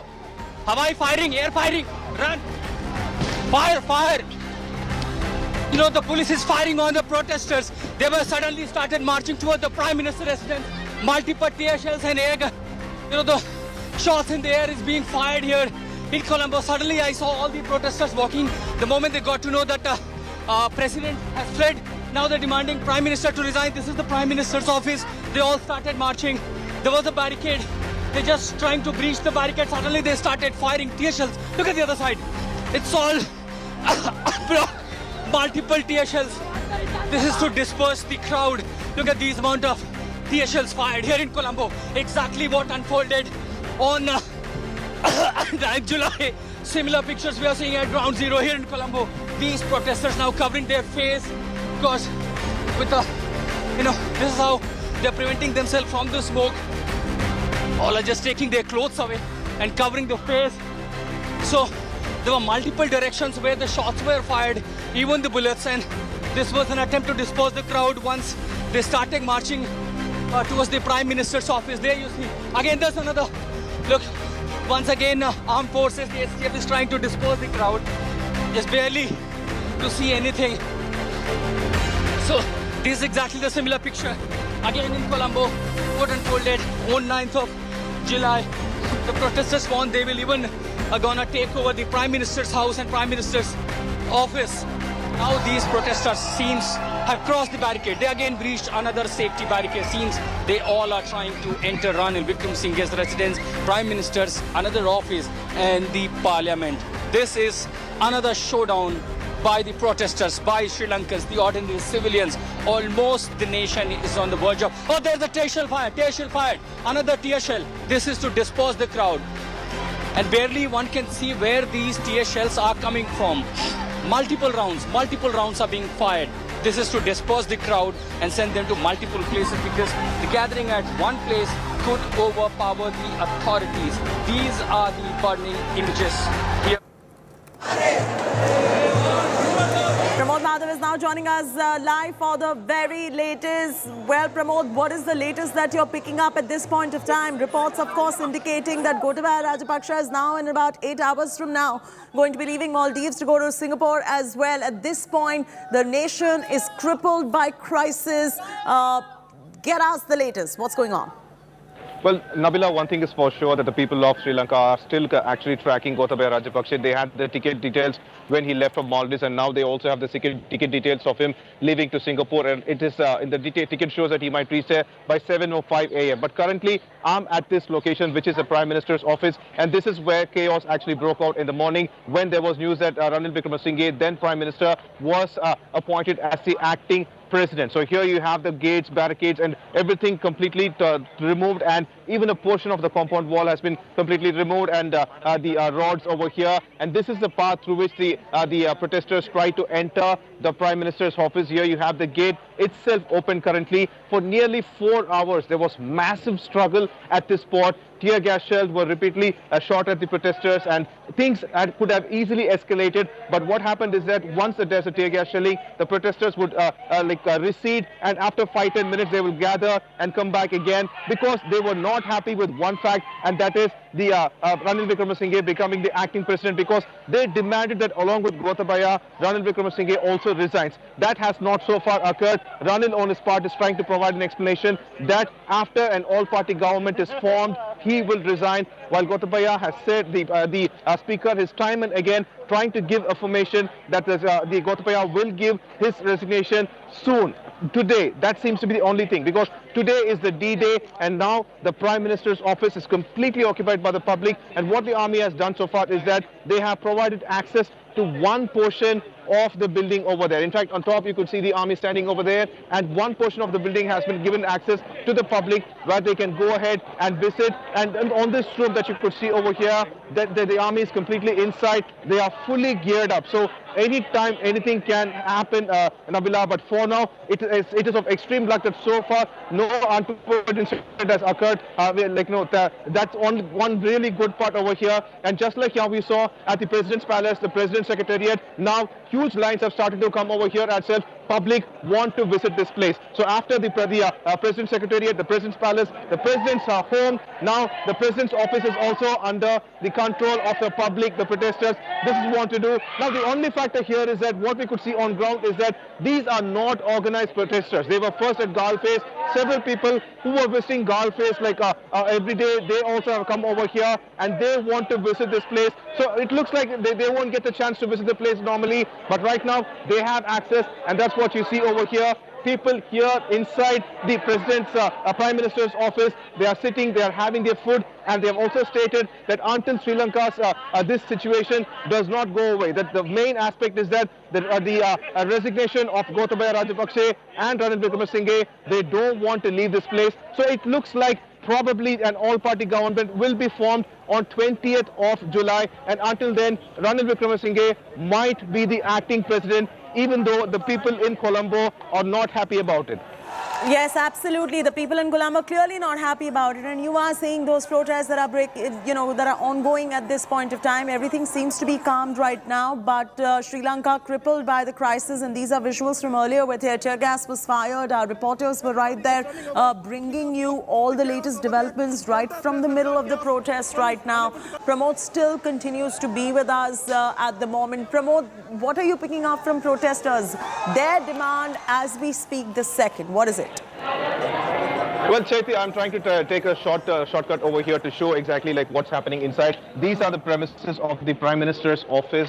At one point, there was no access for the public that easy. Now you see armed guards, STF are everywhere at this place as well. They are still they are maintaining the decorum, and the important aspect here is that only one section of this place has been provided access to the public. In fact, here you could see, just like how we saw in the President's place, here you have a large table where the Prime Minister will have discussion with the essential important leaders, be it the secretaries or be it the other nation leaders. That place has been cordoned by the protesters itself, who have kept neatly chairs over here to make sure nobody crosses over and damages anything. So that way protesters are also definitely cooperating. Armed guards are everywhere. So it was an actual 4-hour struggle at this point before that this kind of arrangement was made. And here what they have done is that the protesters itself are holding hands, and they have made a two-way path, one that leads to the first floor, and the other way they can come outside. Police officials are here. Nobody wants to bother the protesters. Now we saw how the anger and the kind of josh these protesters have at this point here. So it's definitely a volatile situation, but the officials and the protesters are in a way trying to form an amalgam to keep everything under control for now. Right, absolutely. So you're getting us those live visuals from inside at this point. Pramod, a little bit of sense of how the military has been assigned as well to make sure that the situation remains absolutely calm. If you could give us that angle too. Certainly, we saw it was a kind of a scary situation, because there were like a minimum of 300 armed military guards over here, completely with all sort of gears, and they were prepared for a proper fight. But thankfully, no such thing occurred. And so what's happening currently is that one section of those guards have been removed, and they have been taken to another place. Currently, only STF, the Special Task Forces here, they only have bare minimal weapons, and all those army men who actually earlier fired tear gas over here, they are nowhere to be seen. They have been evacuated from this place currently. But on the other side, there is one more section, another building, where they are on standby. So that's something we have to be very careful about. One thing, we also got a report that because of this agitation at this point, and protesters coming over here and being here for a long time, facing tear gas, nearly 30 people were apparently injured, has been taken to the hospital and are under treatment. But after all that also, after all that struggle, Sri Lankans, especially people at Colombo, have entered the spot and they are inside. It is a proper ghetto, and they have this is the fourth governmental institution that has come under the protesters and the public of Sri Lanka at this point, who also claim, in fact, over there you could see that another unit of army men in proper gear are there. They are on standby, and but in a good manner. They are all right. Unprecedented situation in Sri Lanka, and unprecedented visuals coming in right there. You can see the protesters inside the Prime Minister's office. Prime Minister's office has been breached. His residence was breached. There's been widespread protests. Gulface, which is the epicenter of protests. You can see scores of people just on the streets. We're slipping into a break, but updates continue on the other side as well.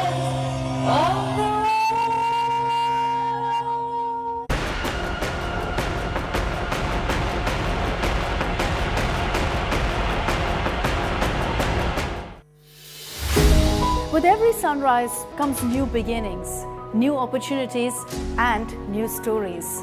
And that's why we're first up.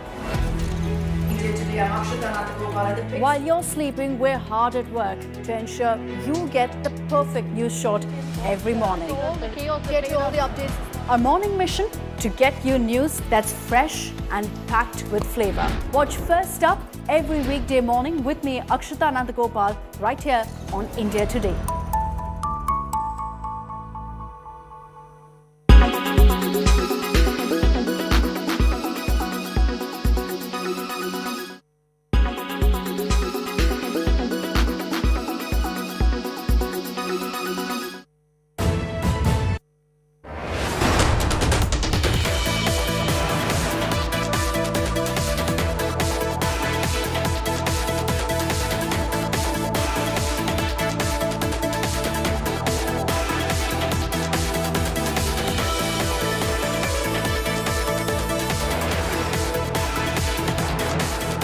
कभी आपने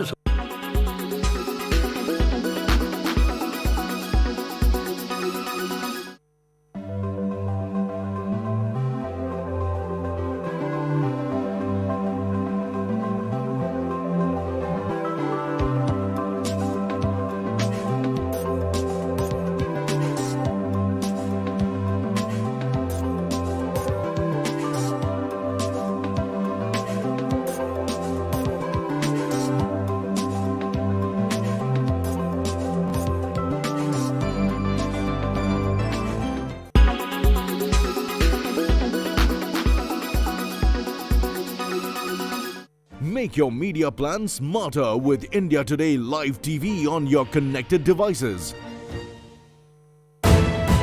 You are watching India Today.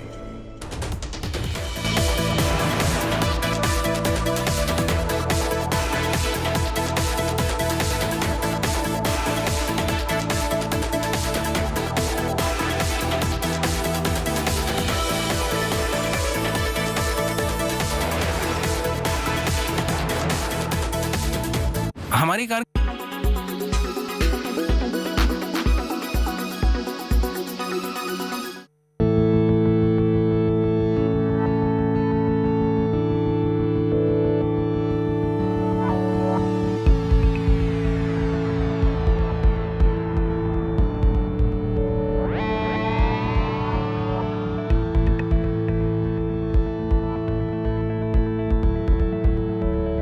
la main des aides-soignants. Pourquoi ? Parce que les aides-soignants aujourd'hui, ils sont globalement sous l'eau. Ils ne peuvent plus faire leur métier qui est de soigner. Et donc nous, Emobots, on leur fournit cette information de l'état émotionnel. Ils vont pouvoir mieux comprendre l'évolution de l'émotion de leurs résidents, de leurs patients. Et derrière, on sera aussi capable d'objectiver. C'est-à-dire qu'aujourd'hui, quand on fait un test pour la dépression, c'est un test normé, ponctuel. On demande à la personne de verbaliser les informations. Et donc ça pose plein de problèmes. Et notamment de difficultés pour les personnes qui ne peuvent pas verbaliser.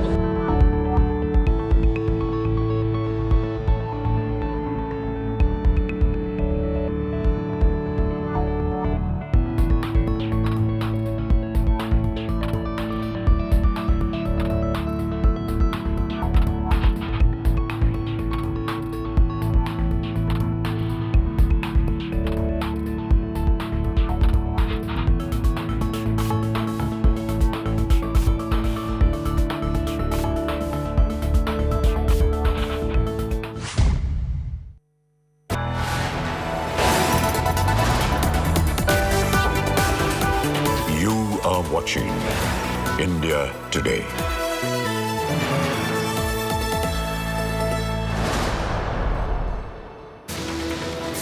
India Today's Foreign Affairs editor Geeta Mohan spoke to Gotabaya Rajapaksa in the year 2018. Let's listen into this exclusive conversation. Well, hi folks, this is a helicopter. He was the man who played a major role in bringing about stability in Sri Lanka during the Tamil Tiger crisis. But there is another crisis of sorts, the political crisis that grapples Sri Lanka. Let's see what he has to say about that. I'm being joined by former Defence Secretary and brother of the current Prime Minister Mahinda Rajapaksa, being joined by Gotabaya Rajapaksa. Many thanks for joining us, sir. What do you make of the current political crisis that has grappled this country, again, maybe threatening it to yet another either constitutional deadlock or a political deadlock? My personal opinion is this is a political deadlock. So the only way I think and I feel right is to go back to the people and get the people's verdict. So my proposal is to dissolve this parliament and go for a general election, parliamentary election. So that I think very democratic, because in Sri Lanka sovereignty is with the people. So let the people decide. Do you think so? What about the 19th Amendment? 19th Amendment was to ensure that this power of removal of the president is curtailed. Now, in that, there might be a Sinhala version on dissolution of the parliament, but nowhere does it say that the president has the power to remove. Not on the Sinhala version. It's even in the English version, it is very clear. See, because according to the 19th Amendment, when they brought in the 19th Amendment, there was this popular thing that the cabinet must be small, you know. So that was one of the yes, confine it to election 30 promises given. So they made it according from the constitution, they made it the number of the cabinet ministers, they restricted to 30. But then again, they created another option, that to form a national government or a coalition government, national government. Now, according to that, it says, notwithstanding anything contained in paragraph 1 of this article, where the recognized political party or the independent group which obtains highest number of seats in parliament forms a national government.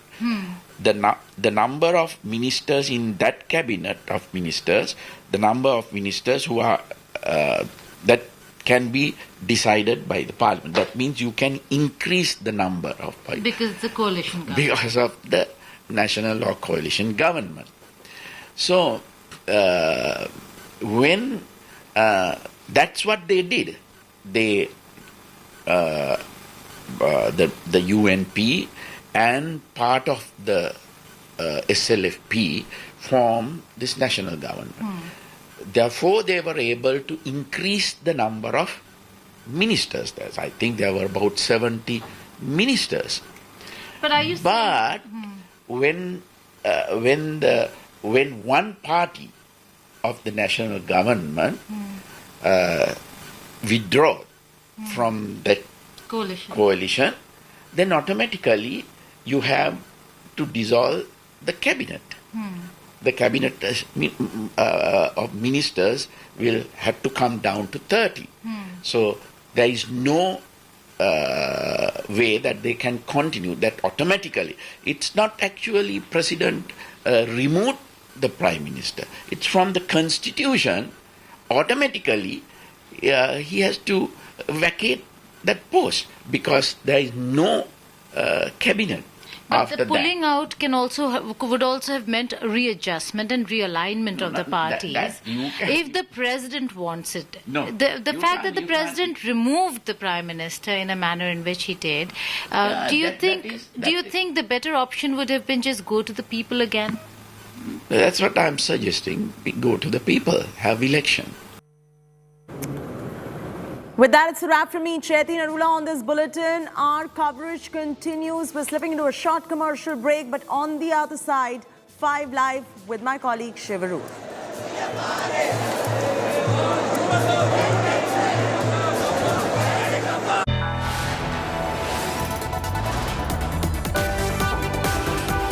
You are watching India Today.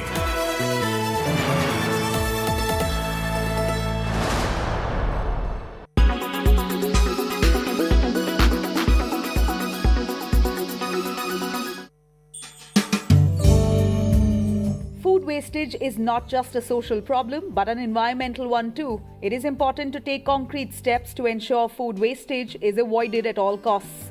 Why we shouldn't waste food? When we waste food, we waste the labor, the effort, investment, and precious resources. It also increases greenhouse gas emissions and contributes to climate change. What you can do? Reduce. Be more mindful of food you buy what you use, and use it all. Improve food storage and reduce wastage at home. Reuse. If you don't eat everything you make, freeze it for later. Use the leftovers as an ingredient in another meal. Recycle.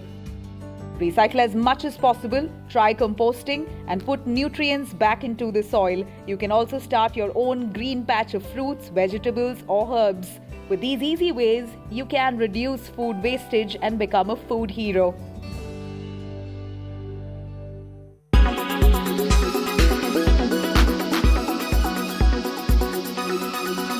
Make your media plan smarter with India Today Live TV on your connected devices. It's the most feared president in Sri Lankan history, a politician known best for the ruthless iron hand with which he crushed the Tamil tigers, took cover of darkness to escape from his burning nation. The unceremonious fleeing of Gotabaya Rajapaksa is a story that has stunned the world, and we're going to show you exactly how it happened on 5 Live at 5 p.m.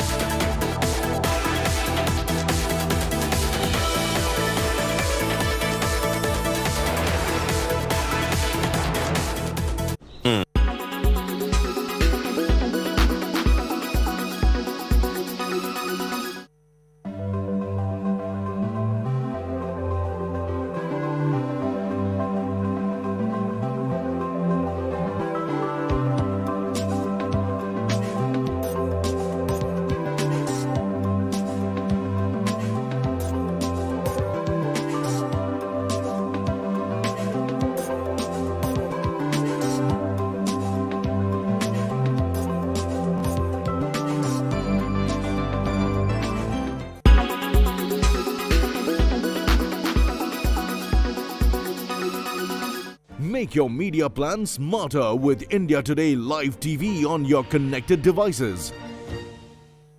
Everyone's busy finding what's trending. You're busy finding out why. India Today, for those who research before reacting. Download the India Today app now. Make your media plan smarter with India Today Live TV on your connected devices.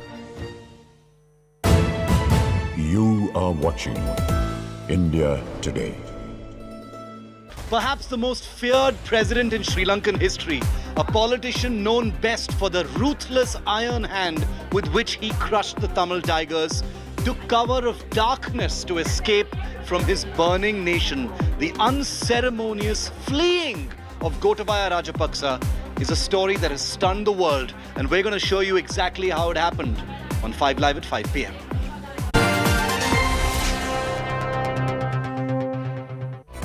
Co-powered by Solar hai Lagana to Luminous ko Bulana.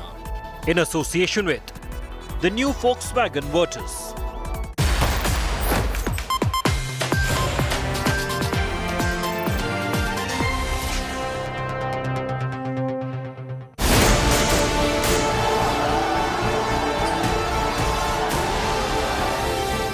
The fall of the Rajapaksa dynasty.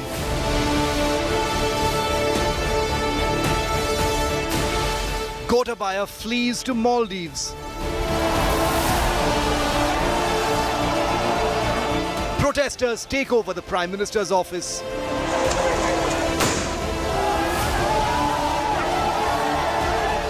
Anger boils over, crisis spirals.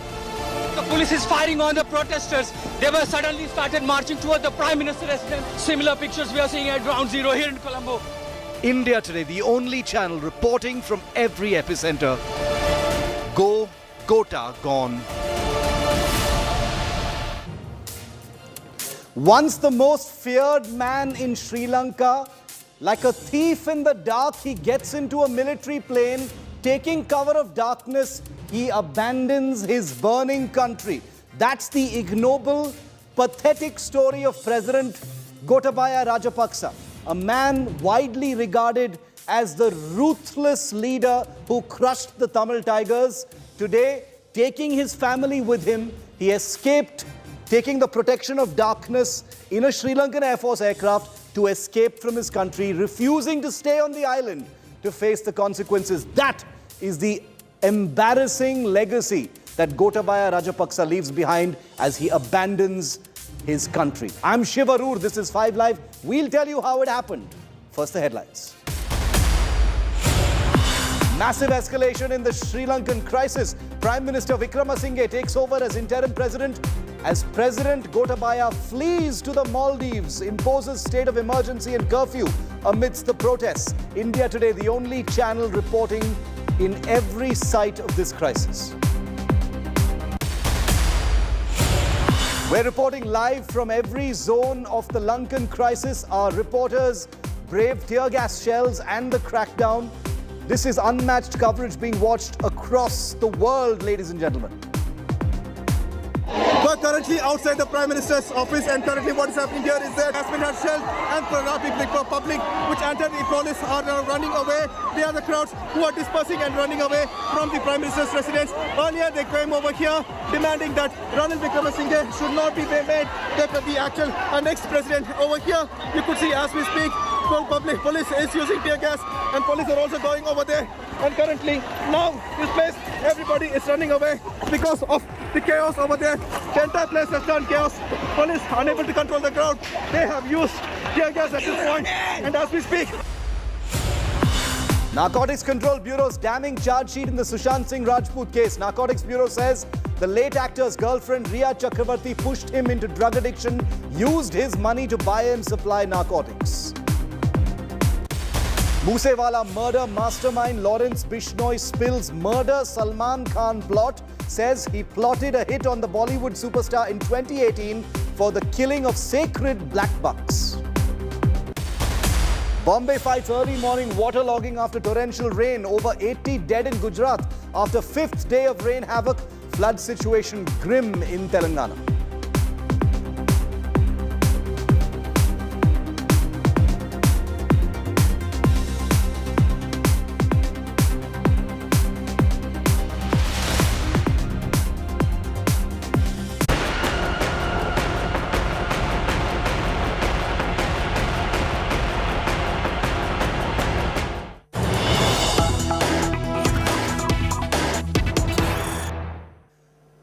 The latest in the unfolding crisis following the exit of President Gotabaya Rajapaksa by night in a military aircraft from Sri Lanka late last night. It now emerges that President Rajapaksa, who landed in Maldives late last night, will now be boarding a flight very shortly to Singapore to claim asylum in that country.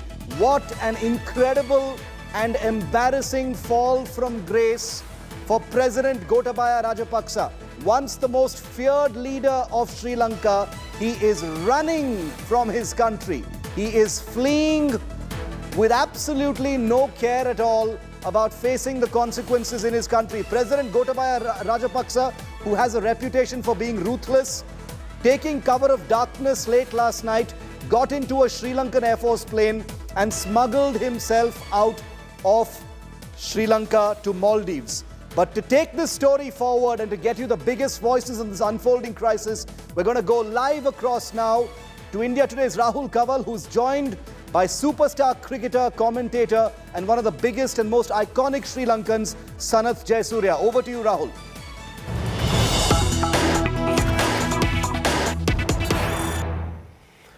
Joining us now, live and exclusive from Colombo, is the man who revolutionized one-day batting. The explosive batting that you see in T20 was started by Sanath Jayasuriya back in the World Cup for one-day internationals, and he now joins us live on India Today, one of the most iconic Sri Lankans alive. Mr. Jayasuriya, welcome to India Today. This is a very troublesome time for you individually and for the people of Sri Lanka, and I think I speak for all Indians when we say we're looking very carefully at what's happening, and the people of Sri Lanka are in our thoughts all the time. So thank you for joining us. I want to start by asking you, Sanath, about the departure of President Rajapaksa in the way that he did. This sudden move to Maldives, from there seeking asylum in Sri Lanka. When you were seeing the build-up, the protests happening out in the streets of Colombo over the last several weeks and months, did you anticipate that this is the way it would end for one of the most powerful political families in Sri Lanka?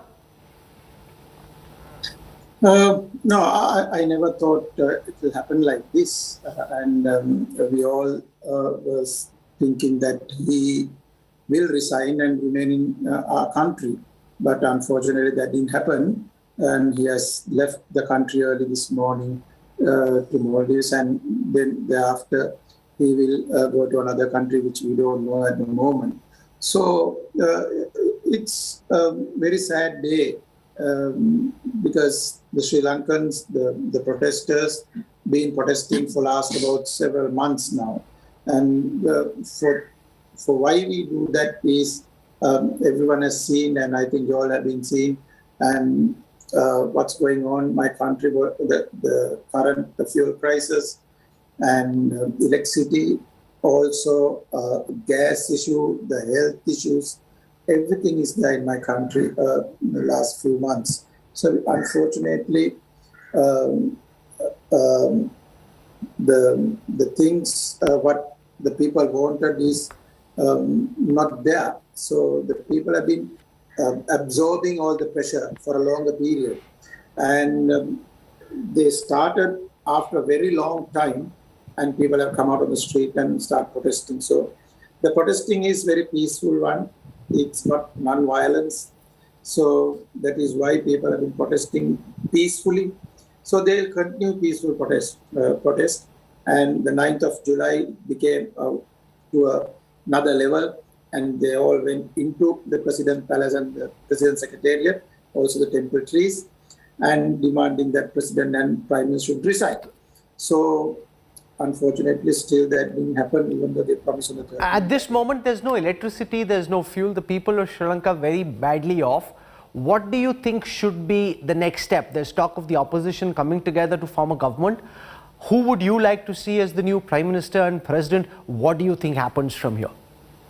The thing is, it's up to the Speaker and the all party leaders to come up and make a stable government for a few months with a cabinet. So then the international community will see that our country is stable. Then only the international community will come and help Sri Lanka, because we need help at the moment. Because only India did it earlier on, and giving us about more than $4 billion to Sri Lanka to come out of this crisis. But still we couldn't. So we need other countries' help also to come out of this crisis. Sure. No, but in terms of the opposition coming together, because the critical question is what Ranil Wickremesinghe was trying to do. is essentially what the new government will also have to try and build on. So what is it that you're expecting? Because a lot of these protesters are saying they don't want anybody who's been in power in the past to be a part of the future. They want a new government of new faces. But how will this be different from what the Wickremesinghe government is trying to do? The thing is, the protesters first, they asked President to resign, and also the protesters want Prime Minister to resign. So at the moment, no one has resigned. Even the President has not given the letter of resignation yet. So this is why the protests start today. So I think the people want to see the resignation first. So it has not happened yet. So this is why the people are waiting. Then even whatever the government, the speaker was talking with the other party leaders, and for that the talking with the other parties, the protesters also can get involved on their views. It's not harm getting them involved and getting their thoughts into our system, because it's not any harm. So I hope the speaker and the party leaders, even other party leaders, the Muslims, Tamil party leaders, we all need to get together in this moment, because we can't divide, fight for individual positions will not help Sri Lanka. This is a team game you need to come out with. You can't play individually. Come out and play their own role and perform it out. So they need to come as a team and perform. When you were batting, you were a thorn in India's flesh quite often, and we didn't particularly like that very much. But in a sense, you're one of the most beloved Sri Lankans in India, and huge recall and popularity. Can you tell our viewers how life has been for you individually and for people around you over the last few days? I think I've been here properly, but what I think what you said was around my. How's life been for you? How's life been for you? Shortages, price rise, and for people around you. Just describe what life's been like for Sanat Jayasuriya. It's been very difficult. Telling you the truth, it's very, very difficult for the Sri Lankans, including myself. It's not very easy. The people are in queues for 4 or 5 days for fuel and for gas. So essential, like the medicines, running out of medicines in mostly the government hospitals. So it's very difficult. That is why I said we need politicians to get together and come up with a plan and give that confidence to the people. The people doesn't have confidence in politicians anymore. So they need to make that confidence. So I hope the speaker and the all party leaders come up with a plan, team plan, and work for the Sri Lankan people. For 22 million people are suffering. Okay, you also spoke about help from other countries. For those watching in India and from our government, Sanat, what is it that you'd like to ask for or suggest on behalf of the Lankan people? What we were discussing all this time, that we know whoever the stable government comes, they should have a plan to go to the international the community. So we know that we don't have fuel, we don't have gas, we don't electricity issues, medicine. So they need to come up with a plan to go to international community and ask from the international community. So not I am asking from international. I can say that we need this, we don't have fuel. So I'm not in the government, but we are putting pressure to the government, come up with a plan and tell the people and what we are doing, this is what we are doing. So then the international community will come and help Sri Lanka. Is there a sense of betrayal that you feel from China? The fact that all these vanity projects in terms of ports, airports were built with no clear return on investment, no economic utility, leading to a debt spiral for which Sri Lanka is paying for with these very grave consequences.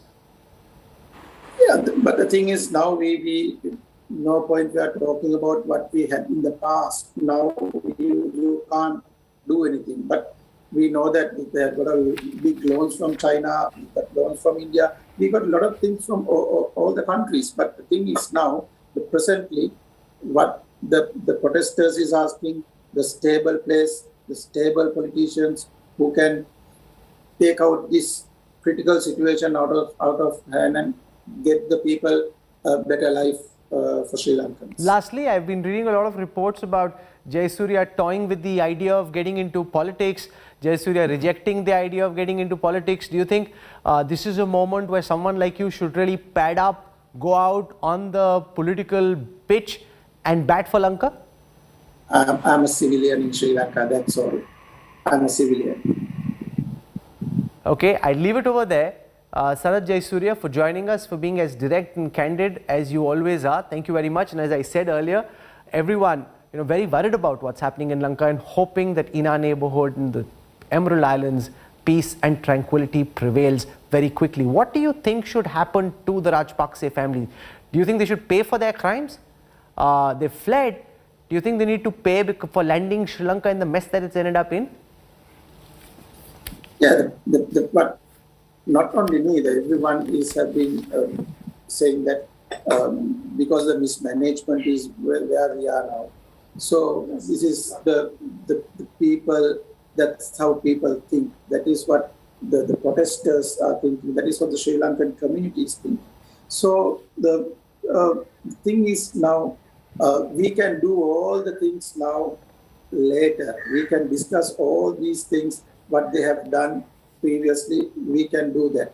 But my thing is, as a Sri Lankan, as a civilian of my country, for us to come out of this situation, we need to come up with a plan, the politician presently. So we need a quick, short-term plan and to save our people in this country. Sanath Jayasuriya, for joining us in India Today. Thank you very much. We wish you and your people all the very best. Thank you, sir. I want to now take you back to my colleague Shivaru. Shiv, take it away.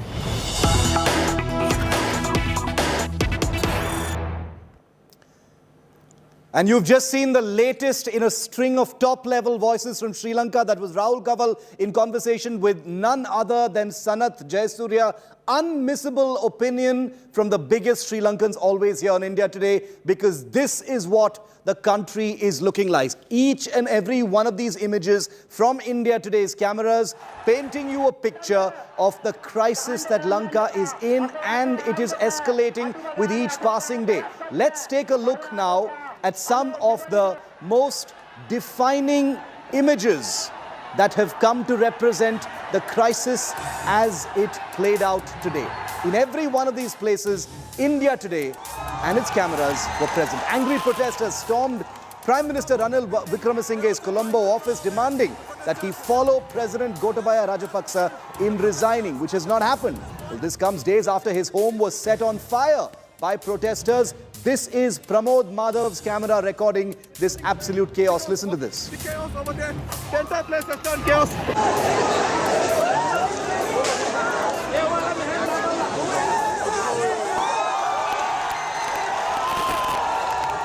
On top of that building. Well, amidst the widespread protests against the Prime Minister and President, the Sri Lankan Air Force helicopters were seen flying low near the protest site. This happened for the first time since the protests began against the government, is being seen as an intimidatory gesture and has gone viral online. These pictures captured by India Today.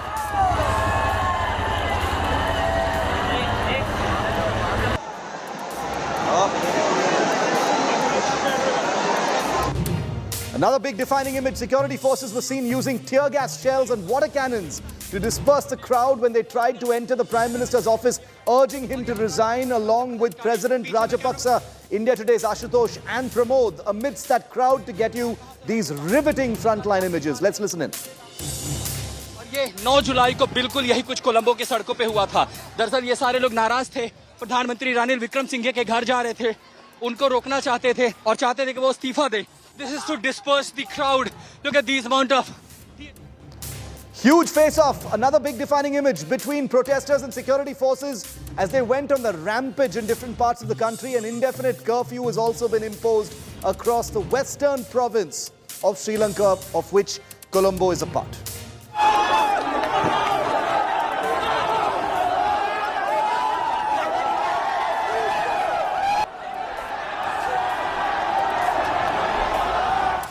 Big defining image number 5. Commandos took to the streets to contain growing protests as Lankans have hit the streets in even larger numbers.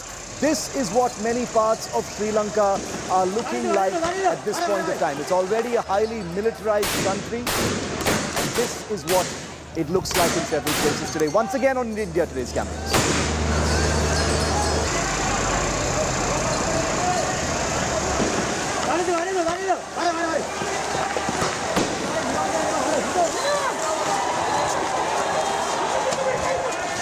Defining image number 6. Many protesters were carried away by the security forces as the protests against the existing government turned violent. Furious protesters are adamant on Prime Minister and President's resignation. It has not come so far. Big agitation escalation. कह रहे हैं कि मौत ना करे, हिंसा ना करे। जो सेना है वो यहाँ पहुँच गई है हथियारों से लैस, लेकिन ये सब लाइन में खड़े हो रहे। देखिए सेना को लेकर अधिकारियों के लिए ताली बजाई जा रही है क्योंकि उन्होंने इनको रोकने से मना कर दिया। वो इन्हीं प्रदर्शनकारियों के गले मिल रहे हैं। वो कह रहे हैं कि हम हाथ नहीं उठाएंगे और इसका सीधा सा मतलब है कि उन्होंने उन्हें आगे जाने। जो सेना है वो यहाँ पहुँच गई है। Meanwhile, defining image number 7 today, and this one is a riveting one. The national broadcaster of Sri Lanka, Rupa Vahini, has gone off air. This after protesters stormed the TV station studios and demanded that only programs related to their agitation be telecast. You even saw that little clip of one of the protesters turning news anchor.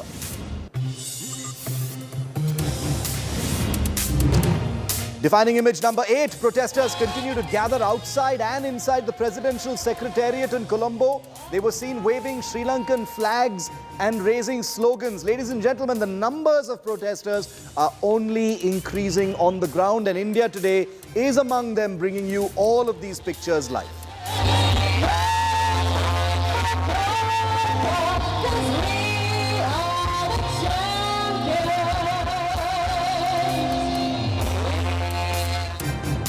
It's no exaggeration when I say that India is watching India Today's coverage because of the riveting nature of the ground reports that India Today's Pramod Madhav and Ashutosh Mishra have been bringing to you from the ground. It's a country that is burning. The political turmoil is only escalating. India Today is at the heart of this agitation, reporting like nobody else is. Not from the sidelines, but right in the epicenter. Don't miss this ground report by Pramod. So first it was the President's Secretariat, then the President's Palace, and then the Prime Minister's home, and now finally it is the Prime Minister's office as well. Protesters are occupying the Prime Minister's office.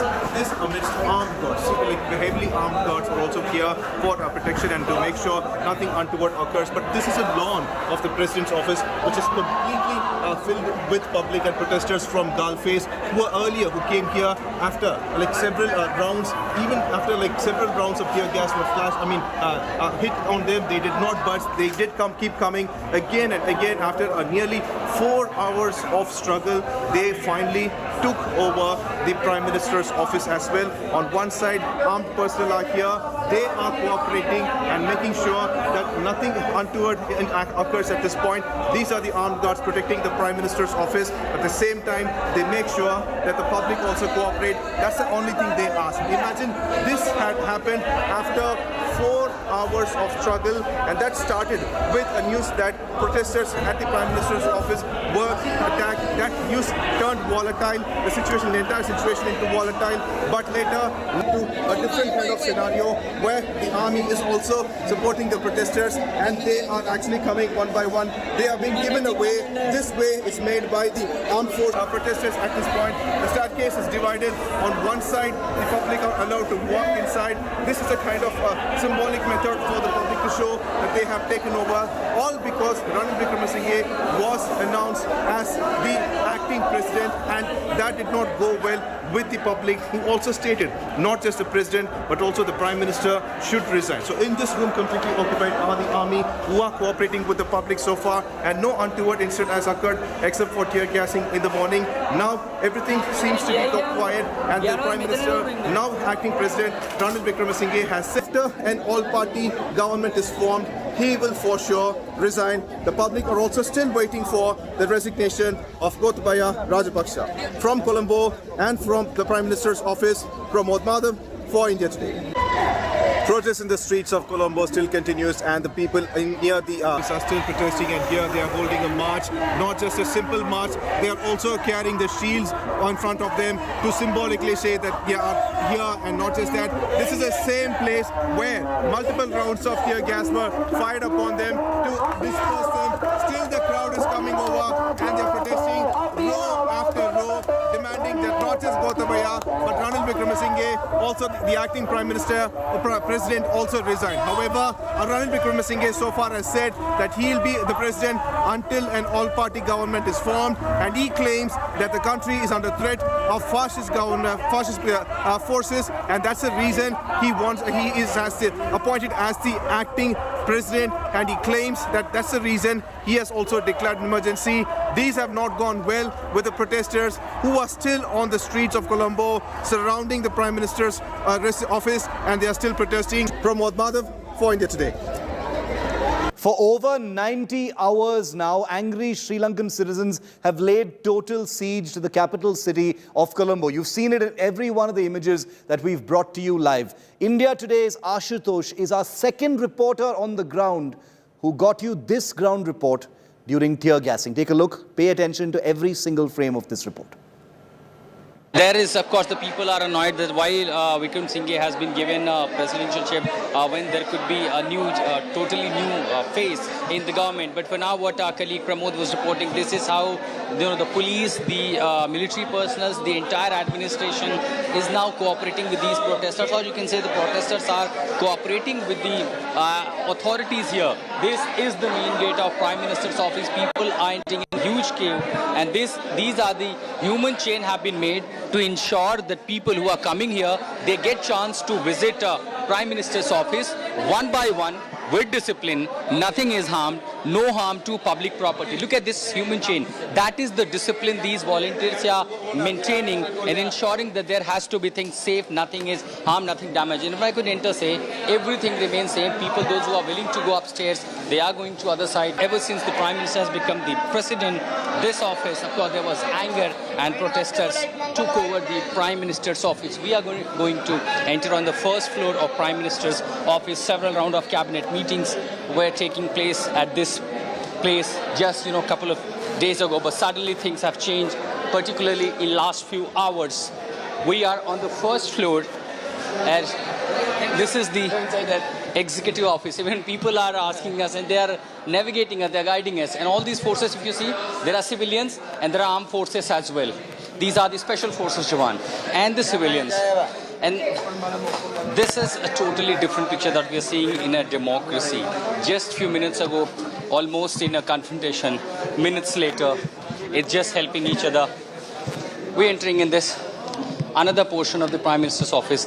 There you see only the protesters sitting inside. Other side, the army personnel, they are protecting the public property. So if you see, nothing has been touched, nothing has been harmed, no damage to the public property. That's the discipline and the restraint, both, including the civilians and armed personnel, are showing. This is what is happening in Colombo. Perhaps never seen picture in any democratic country, in democracy. They were fighting against the government. This is really going to be a long battle. It's all started being hours now, and when we started walking with these protesters, all of a sudden it was spontaneous reaction. There were only few hundred. Suddenly it became few thousand, and now I cannot recall the numbers here. Just more than 700-800 meter this entire stretch, 70-80 feet, the width of this road, and that's totally crowded. That's one after one. It is really becoming difficult for the armed forces to control the crowd. Everyone just trying to enter. The protesters trying to enter the Prime Minister's office. The soldiers there, the army there, the Air Force commandos there, the STF there. They're trying to disperse the crowd. And the rounds of tear shells that have been fired here just on one day, perhaps in any country would not have been fired even, in the entire month if there is uncertainty or there is some kind of chaos. So that's what is happening here. And most as I see, the people, the protesters are even quite trained. They're just taking their clothes away, dipped in a water, soaked in a water, and are just throwing over the tear shells. Several people injured, at least 50 to 60 people I have seen injured one after one. They're helping each other. Clearly, the uncertainty and this anger is actually boiling right after the speakers. The shots again fired in the air. So rounds after rounds being fired by the armed forces to disperse the crowd. This is how people are injured, because there was chaotic situation when shells fired. the crowd started dispersing, and that led to the scuffle, that led to the entire situation here, and that perhaps, also causing the injuries to these protesters. Several women, children, men have been taken to the nearby hospitals. So clearly this is totally anger boiling after the speaker's announcement that the Prime Minister Vikram Singhe will be the acting president. I can see the policemen or the security persons with gas masks, with tear shells, with guns are standing, but only remain a mute spectator. You heard the senior army official say that we are not stopping them. We are only requesting them do not damage the public property. But these are the barricades were placed to stop these protesters. But that seems that they totally overpowered these policemen here. And now they are marching further. Clearly, since, this entire self-motivated protest is totally leaderless. There is no leader who can lead this. And of course, since the violent clashes have stopped, now they are managing also the traffic. They are allowing the vehicles to pass through and another passage for these protesters. And this seems to be the impact when the top army officials appealed them to do not create chaos on the road. Let's not public suffer. And that seems to be how people have silently agreed to it, and they are cooperating with these agencies. The protest continues, sloganing continues, and also on the road you can see the better traffic arrangements being made by none other than but only these protesters. Oh shit, Sanjay kinare ho jao.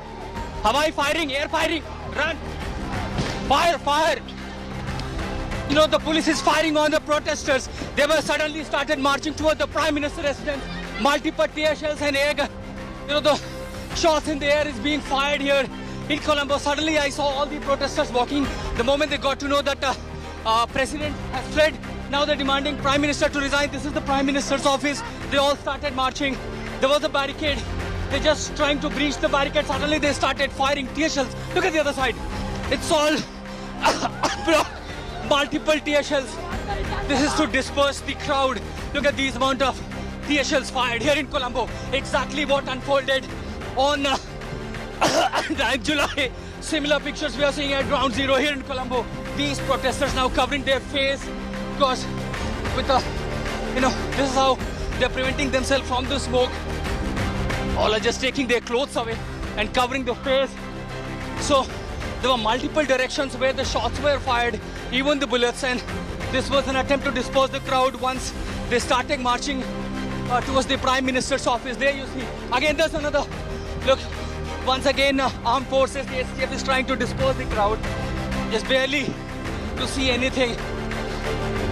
So, this is exactly the similar picture. Again in Colombo, what unfolded on 9th of July. The protesters warned they will even gonna take over the Prime Minister's house and Prime Minister's office. Now these protesters have crossed the barricade. They again breached another safety barricade. Seems they all are trying to enter Ranil Vikram Singhe's residence, Prime Minister's another office, and the Parliament. This is another showdown by the protesters, by Sri Lankans, the ordinary civilians. Almost the nation is on the verge of. Oh, there's a tear shell fired. Another tear shell. This is to disperse the crowd. And barely one can see where these tear shells are coming from. Multiple rounds are being fired. This is to disperse the crowd and send them to multiple places because the gathering at one place could overpower the authorities. These are the burning images here, what we are seeing in Colombo. Similar picture unfolded on 9th of July. Yet again, battle on the streets in Colombo. The crowd has totally overpowered the armed forces. There you see the special task force of the Sri Lankan police, totally armed with the gear, but none of them using force. And this is clearly a go-ahead to the protesters. They have refused to take hard action against these protesters. Now they are freely marching towards the Prime Minister's office. Of course, because multiple rounds of the tear shells were fired, the eyes are burning, throats are totally choked. And there at the side, there was a water cannon, which was to prevent these protesters to move further. Now the water cannon has been kept aside by the policemen themselves, giving a go-ahead, a free go-ahead to these people to move further. They have crossed the Prime Minister's office, which is right here. The army has conveyed a message, do not damage the public properties. If you're marching, march peacefully. And that's exactly where you see these army, the Sri Lankan army Jawans, heavily armed, but none of them acting against these protesters. The top army official has conveyed a message just to keep marching peacefully. They have allowed this protest to take place, and all of them are now heading towards the parliament. Their first aim was to reach Prime Minister's office. Here, army convinced them not to gather here, do not damage the property. On 9th July, when the protesters marched, there was damage to certain properties, public property. There was violent clashes. Even today, we have seen them again. They're marching further. But since they have crossed the Prime Minister's office, the next is the parliament, barely few steps from here. These protesters trying to enter the parliament, and there you see the huge convoy of cops. That's the entire fleet of the Colombo Club, the local police station. But again, you see, without arm, without baton, and they are watching these protesters moving. And clearly, this seems to be the silent support to these protests. Remember, there have been anger even amongst these protesters against the government, against this entire administration. End of the day, they have also suffered through this economic crisis. And now the protesters have been given go-ahead. They're marching towards the parliament.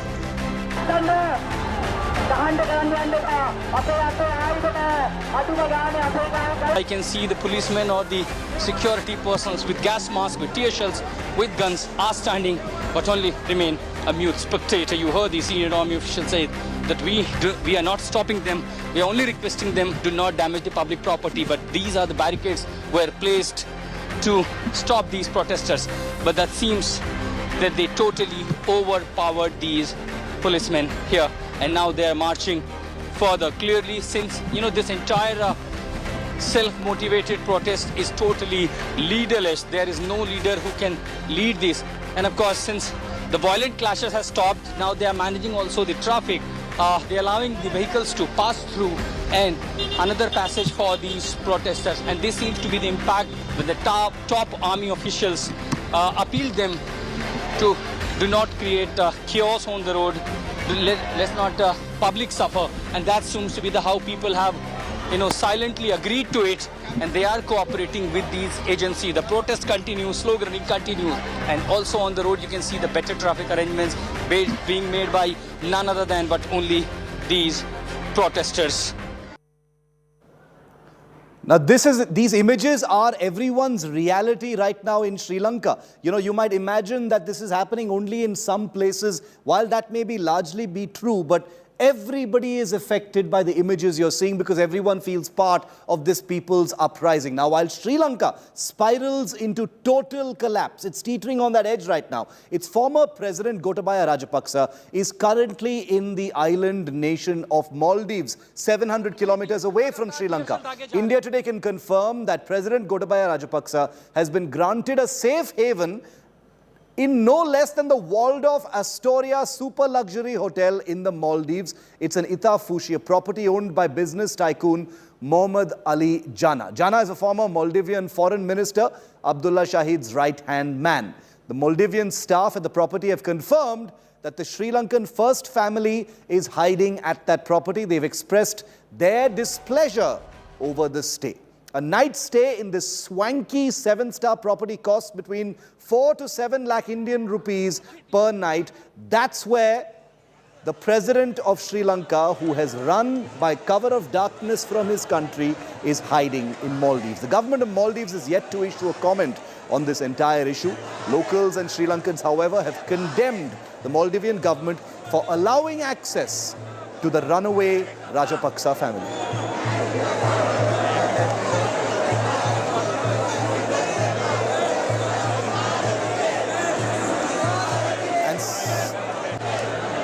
Sneha is with me live and she's got more information about this hotel. Incredible. His country is burning on the verge of collapse. He's the man in the spotlight of blame, being blamed for this entire crisis. And he has just spent a night in a super luxury hotel, Sneha, in Maldives.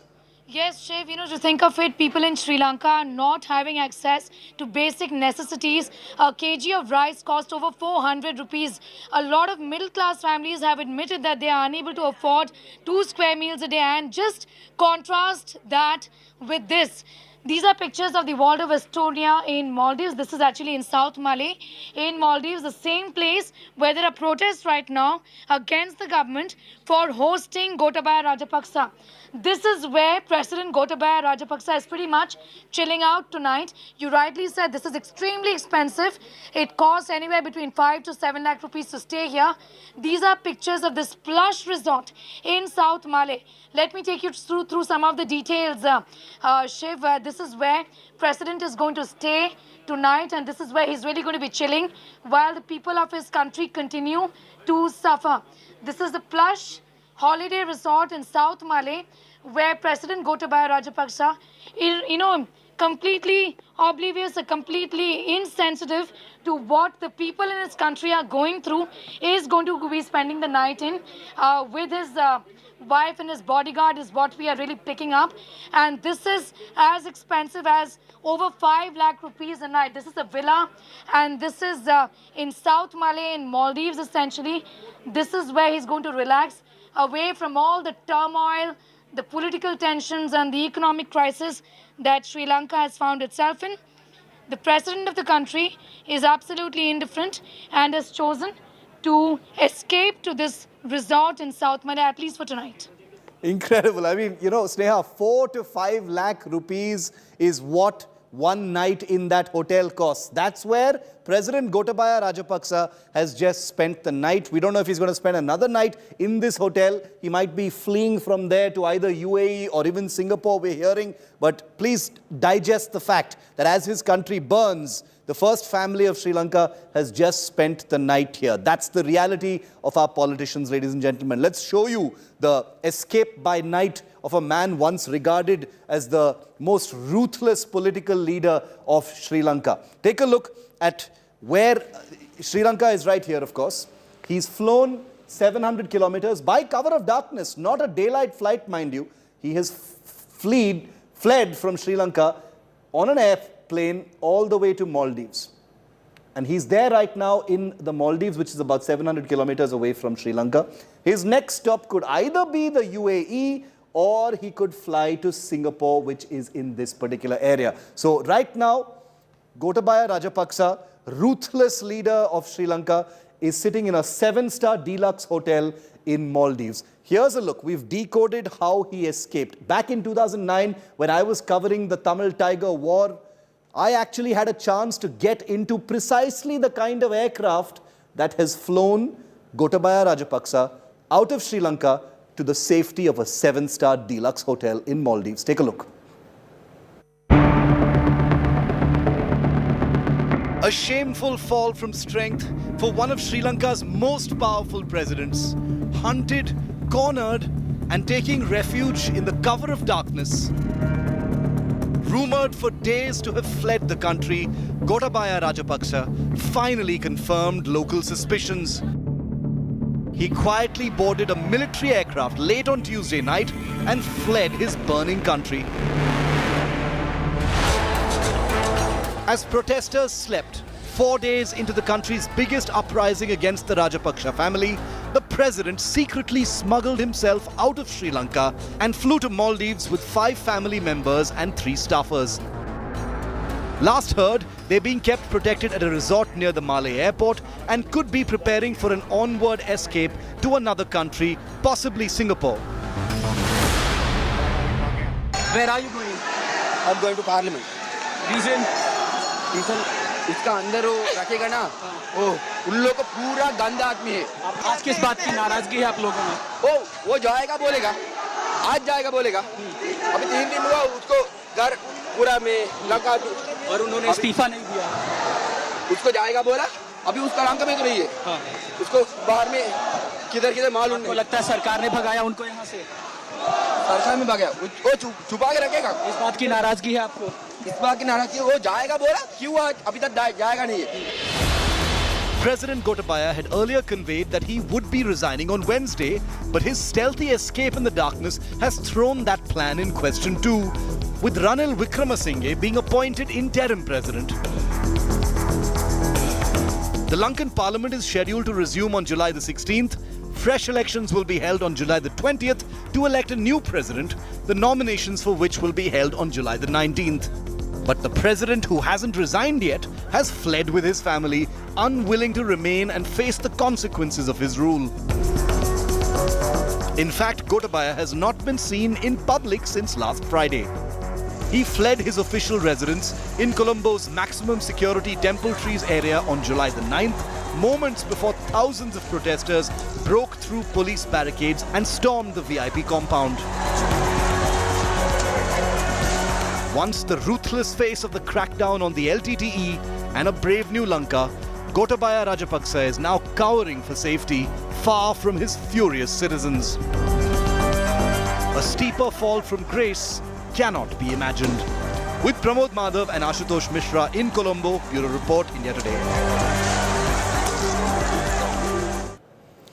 Now, you're going to be hearing a lot about the Rajapaksas over the next few days and weeks as we continue to escalate our coverage of the Sri Lankan crisis. So let me, acquaint you a little better with the Rajapaksa clan, the most powerful first family of Sri Lanka. Of course, the man in the middle of all of it right now is Gotabaya Rajapaksa. He's still the president. He hasn't resigned just yet. He, of course, is chilling out in a 7-star luxury hotel in Maldives. His elder brother is Mahinda Rajapaksa, really the patriarch of the Rajapaksa clan. He's been president, he was prime minister, he's resigned, he is still in Sri Lanka. Chamal Rajapaksa is the third brother. He was the irrigation minister between 2020 and 2022. Many of those decisions were taken under him. He has also, of course, resigned. Basil Rajapaksa, who is being blamed for a large part of the economic crisis in which Sri Lanka is in currently, has resigned. He was the finance minister for the last year. The second generation of the Rajapaksas are also, of course, under the spotlight. Mahinda's two sons are Yoshita, he's the Prime Minister's Chief of Staff, and Namal, who has resigned as the Sports Minister. Flamboyant lifestyles, fast cars, etc. You get the drift. All political first families have that. Then you've got Shashindra, who's the son of Chamal Rajapaksa. He was an advanced agriculture minister, also has resigned at this point of time. But to understand what really happened in Sri Lanka is to not just look at the political decisions that were taken by the Rajapaksas, but the other circumstances that compounded a series of terrible decisions, bad luck, and the absolute folly of kowtowing with China. Take a look. So what really led to the downward spiral of what was once known as the island paradise? The country is marred by its worst economic crisis since 1948. Experts blame the Rajapaksa government for mismanaging the government finances and ill-timing tax cuts. The current crisis was accelerated by deep tax cuts promised by Rajapaksa during a 2019 election campaign. Now, these tax cuts were enacted months before the COVID-19 pandemic, which literally wiped out parts of Sri Lanka's tourism-dependent economy. The war in Ukraine hurt supply chains, putting more pressure on an already pressurized economy. Huge piles of foreign debt, series of lockdowns, soaring inflation, shortage in fuel supply, fall in foreign currency reserves, and devaluation of currency has adversely impacted the country's economy. The Rajapaksa government is now unable to pay for essential imports, including fuel, leading to debilitating power cuts. Ordinary Sri Lankans are also dealing with shortages and soaring inflation of medicine, of food, of fuel, and of pretty much literally every daily necessity. The country's foreign debt rose from a meager $0.4 billion in 1970 to a whopping $56.3 billion in 2020. The trouble was that the country's external debt rose quicker than its GDP. The external debt to GDP ratio rose from 31.6% in 2010 to 32.4% in 2015 and further to 40.4% in 2020. The foreign reserves in Sri Lanka in 2018 were near $10 billion and this nosedived to under $2 billion in 2021. On the other side, the Sri Lankan rupee has depreciated more than 50% against the US dollar in this 1 year alone. The Sri Lankan rupee has now depreciated against the Indian rupee by 32%, against the euro by 31%. The pound sterling by 31%, the Japanese yen by 29%, all between January 1st and March 31st. This comes as statistics according to the Central Bank of Sri Lanka. So what next now for Sri Lanka? It seems like the country is seeking financial support from the IMF and turning to regional powers that may be able to help. Sri Lanka has requested help from China as well as with India. New Delhi has already issued a credit line of $1 billion in March. Uncertainty still prevails on what comes next. We've got more news breaks coming up from the unfolding drama on the island of Sri Lanka. India Today's Ashutosh and Pramod are standing by to bring you the very latest. Right after this very short break, 2 fresh news breaks on what's happening next.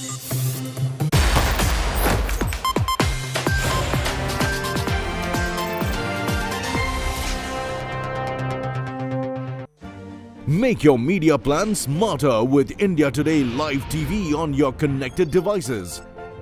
Amplify your brand with 100 million smart internet viewers. To advertise, mail us at sales@aajtak.com or call 9999892171.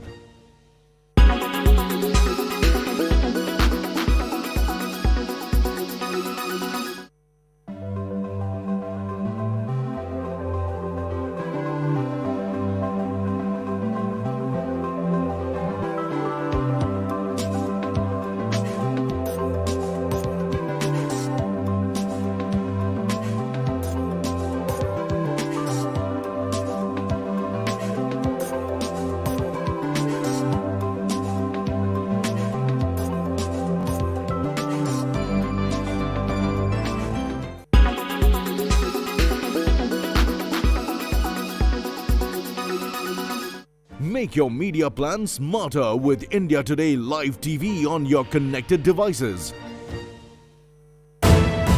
You are watching India Today. You are...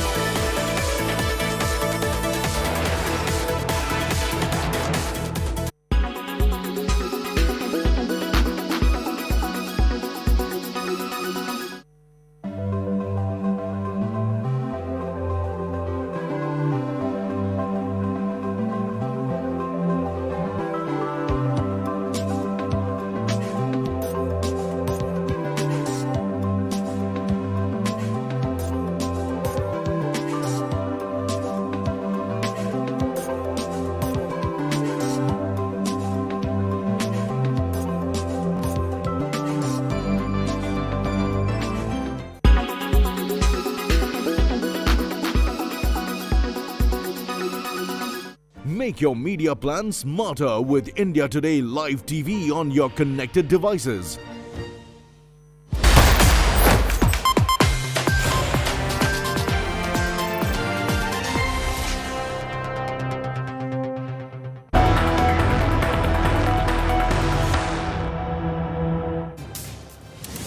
It's a $44 billion soap opera that's playing out, and Twitter has just taken a punch at the world's richest man, Elon Musk, for deciding not to complete his purchase of the social media giant. Twitter has sued Elon Musk, and he has replied with a series of, you guessed it, tweets. Take a look.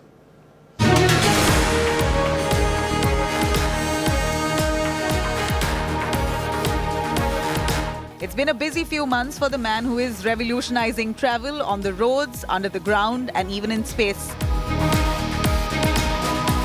Elon Musk first promised to buy Twitter for $44 billion. Initially, the management was lukewarm to the offer, but then accepted as the $44 billion valuation was too good to be ignored.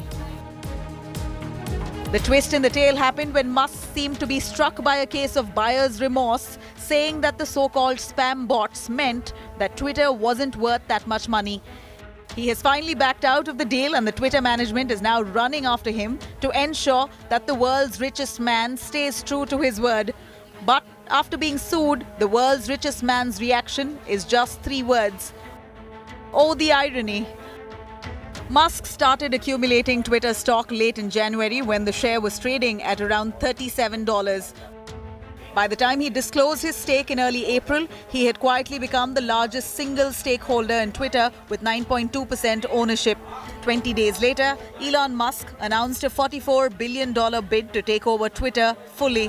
But it has been a journey full of twists and turns. Musk first put the deal on hold, asking the Twitter board for data on the number of fake and spam accounts.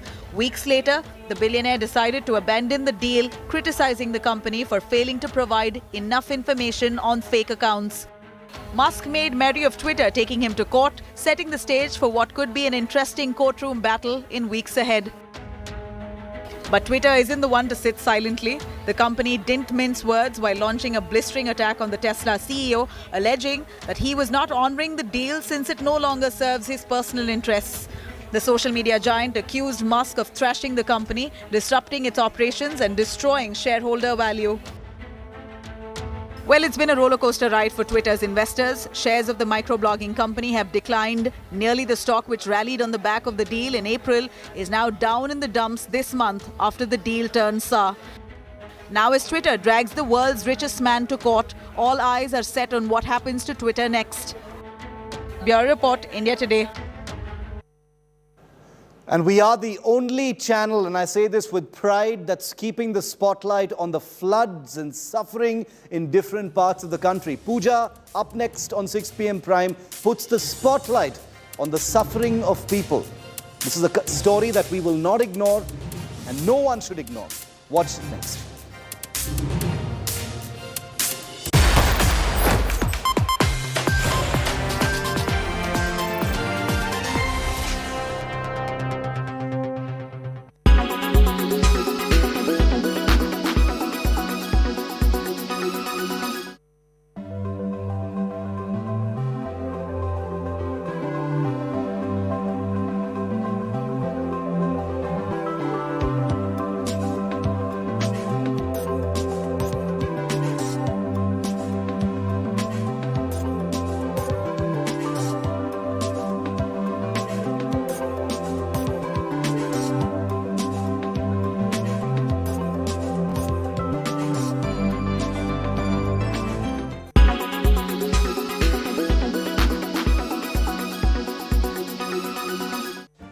Make your media plan smarter with India Today Live TV on your connected devices.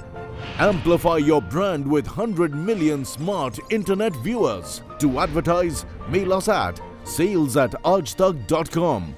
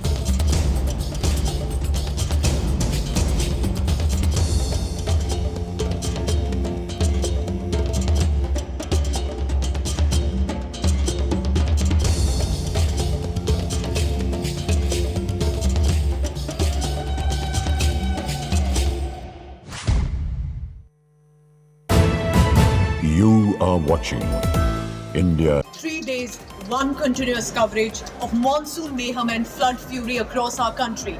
In the past 2 days, we have focused from Assam to Gujarat, from Uttarakhand to Telangana and Kerala about the incessant rainfall. We have asked questions about who is responsible and accountable for our urban reality of waterlogged cities just after one downpour.